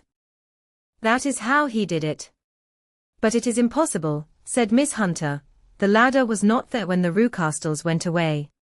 He has come back and done it. I tell you that he is a clever and dangerous man. I should not be very much surprised if this were he whose step I hear now upon the stair. I think, Watson, that it would be as well for you to have your pistol ready. The words were hardly out of his mouth before a man appeared at the door of the room, a very fat and burly man, with a heavy stick in his hand. Miss Hunter screamed and shrunk against the wall at the sight of him, but Sherlock Holmes sprang forward and confronted him. You villain, said he, where's your daughter? The fat man cast his eyes round, and then up at the open skylight. It is for me to ask you that, he shrieked, you thieves. Spies and thieves. I have caught you, have I? You are in my power. I'll serve you. He turned and clattered down the stairs as hard as he could go. "He's gone for the dog," cried Miss Hunter. "I have my revolver," said I. "Better close the front door," cried Holmes, and we all rushed down the stairs together. We had hardly reached the hall when we heard the baying of a hound, and then a scream of agony, with a horrible worrying sound which it was dreadful to listen to. An elderly man, with a red face and shaking limbs, came staggering out at a side door. "My God," he cried. "Someone has loosed the dog. It's not been fed for 2 days. Quick, quick, or it'll be too late." Holmes and I rushed out and round the angle of the house, with Tola hurrying behind us. There was the huge famished brute, its black muzzle buried in Rucastle's throat, while he writhed and screamed upon the ground. Running up, I blew its brains out, and it fell over with its keen white teeth still meeting in the great creases of his neck. With much labor we separated them and carried him, living but horribly mangled, into the house. We laid him upon the drawing-room sofa, and having dispatched the sobered Tola to bear the news to his wife, I did what I could to relieve his pain. We were all assembled round him when the door opened and a tall, gaunt woman entered the room. "Mrs. Tola," cried Miss Hunter. "Yes, miss. Mr. Rucastle let me out when he came back before he went up to you." "Ah, miss, it is a pity you didn't let me know what you were planning, for I would have told you that your pains were wasted." "Ha," said Holmes, looking keenly at her. "It is clear that Mrs. Tola knows more about this matter than anyone else." "Yes, sir, I do, and I am ready enough to tell what I know." "Then, pray, sit down, and let us hear it, for there are several points on which I must confess that I am still in the dark." "I will soon make it clear to you," said she, "and I'd have done so before now if I could got out from the cellar. If there's police court business over this, you'll remember that I was the one that stood your friend, and that I was Miss Alice's friend too. She was never happy at home, Miss Alice wasn't, from the time that her father married again. She was slighted like and had no say in anything, but it never really became bad for her until after she met Mr. Fowler at a friend's house. As well as I could learn, Miss Alice had rights of her own by will, but she was so quiet and patient, that she never said a word about them, but just left everything in Mr. Rucastle's hands. He knew he was safe with her, but when there was a chance of a husband coming forward, who would ask for all that the law would give him, then her father thought it time to put a stop on it. He wanted her to sign a paper, so that whether she married or not, he could use her money. When she wouldn't do it, he kept on worrying her until she got brain fever, and for 6 weeks was at death's door. Then she got better at last, all worn to a shadow, and with her beautiful hair cut off, but that didn't make no change in her young man, and he stuck to her as true as man could be. "Ah," said Holmes, "I think that what you have been good enough to tell us makes the matter fairly clear, and that I can deduce all that remains. Mr. Rucastle then, I presume, took to this system of imprisonment?" "Yes, sir. And brought Miss Hunter down from London in order to get rid of the disagreeable persistence of Mr. Fowler?" "That was it, sir. But Mr. Fowler, being a persevering man, as a good seaman should be, blockaded the house, and having met you succeeded by certain arguments, metallic or otherwise, in convincing you that your interests were the same as his. Mr. Fowler was a very kind-spoken, free-handed gentleman," said Mrs. Tola serenely. "And in this way he managed that your good man should have no want of drink, and that a ladder should be ready at the moment when your master had gone out." "You have it, sir, just as it happened." "I am sure we owe you an apology, Mrs. Tola," said Holmes, "for you have certainly cleared up everything which puzzled us. And here comes the country surgeon and Mrs. Rucastle, so I think, Watson, that we had best escort Miss Hunter back to Winchester, as it seems to me that our locus standi now is rather a questionable one." And thus was solved the mystery of the sinister house, with the copper Beeches in front of the door. Mr. Rucastle survived, but was always a broken man, kept alive solely through the care of his devoted wife. They still live with their old servants, who probably know so much of Rucastle's past life, that he finds it difficult to part from them. Mr. Fowler and Miss Rucastle were married, by special license, in Southampton the day after their flight, and he is now the holder of a government appointment in the island of Mauritius. As to Miss Violet Hunter, my friend Holmes, rather to my disappointment, manifested no further interest in her when once she had ceased to be the center of one of his problems, and she is now the head of a private school at Walsall, where I believe that she has met with considerable success.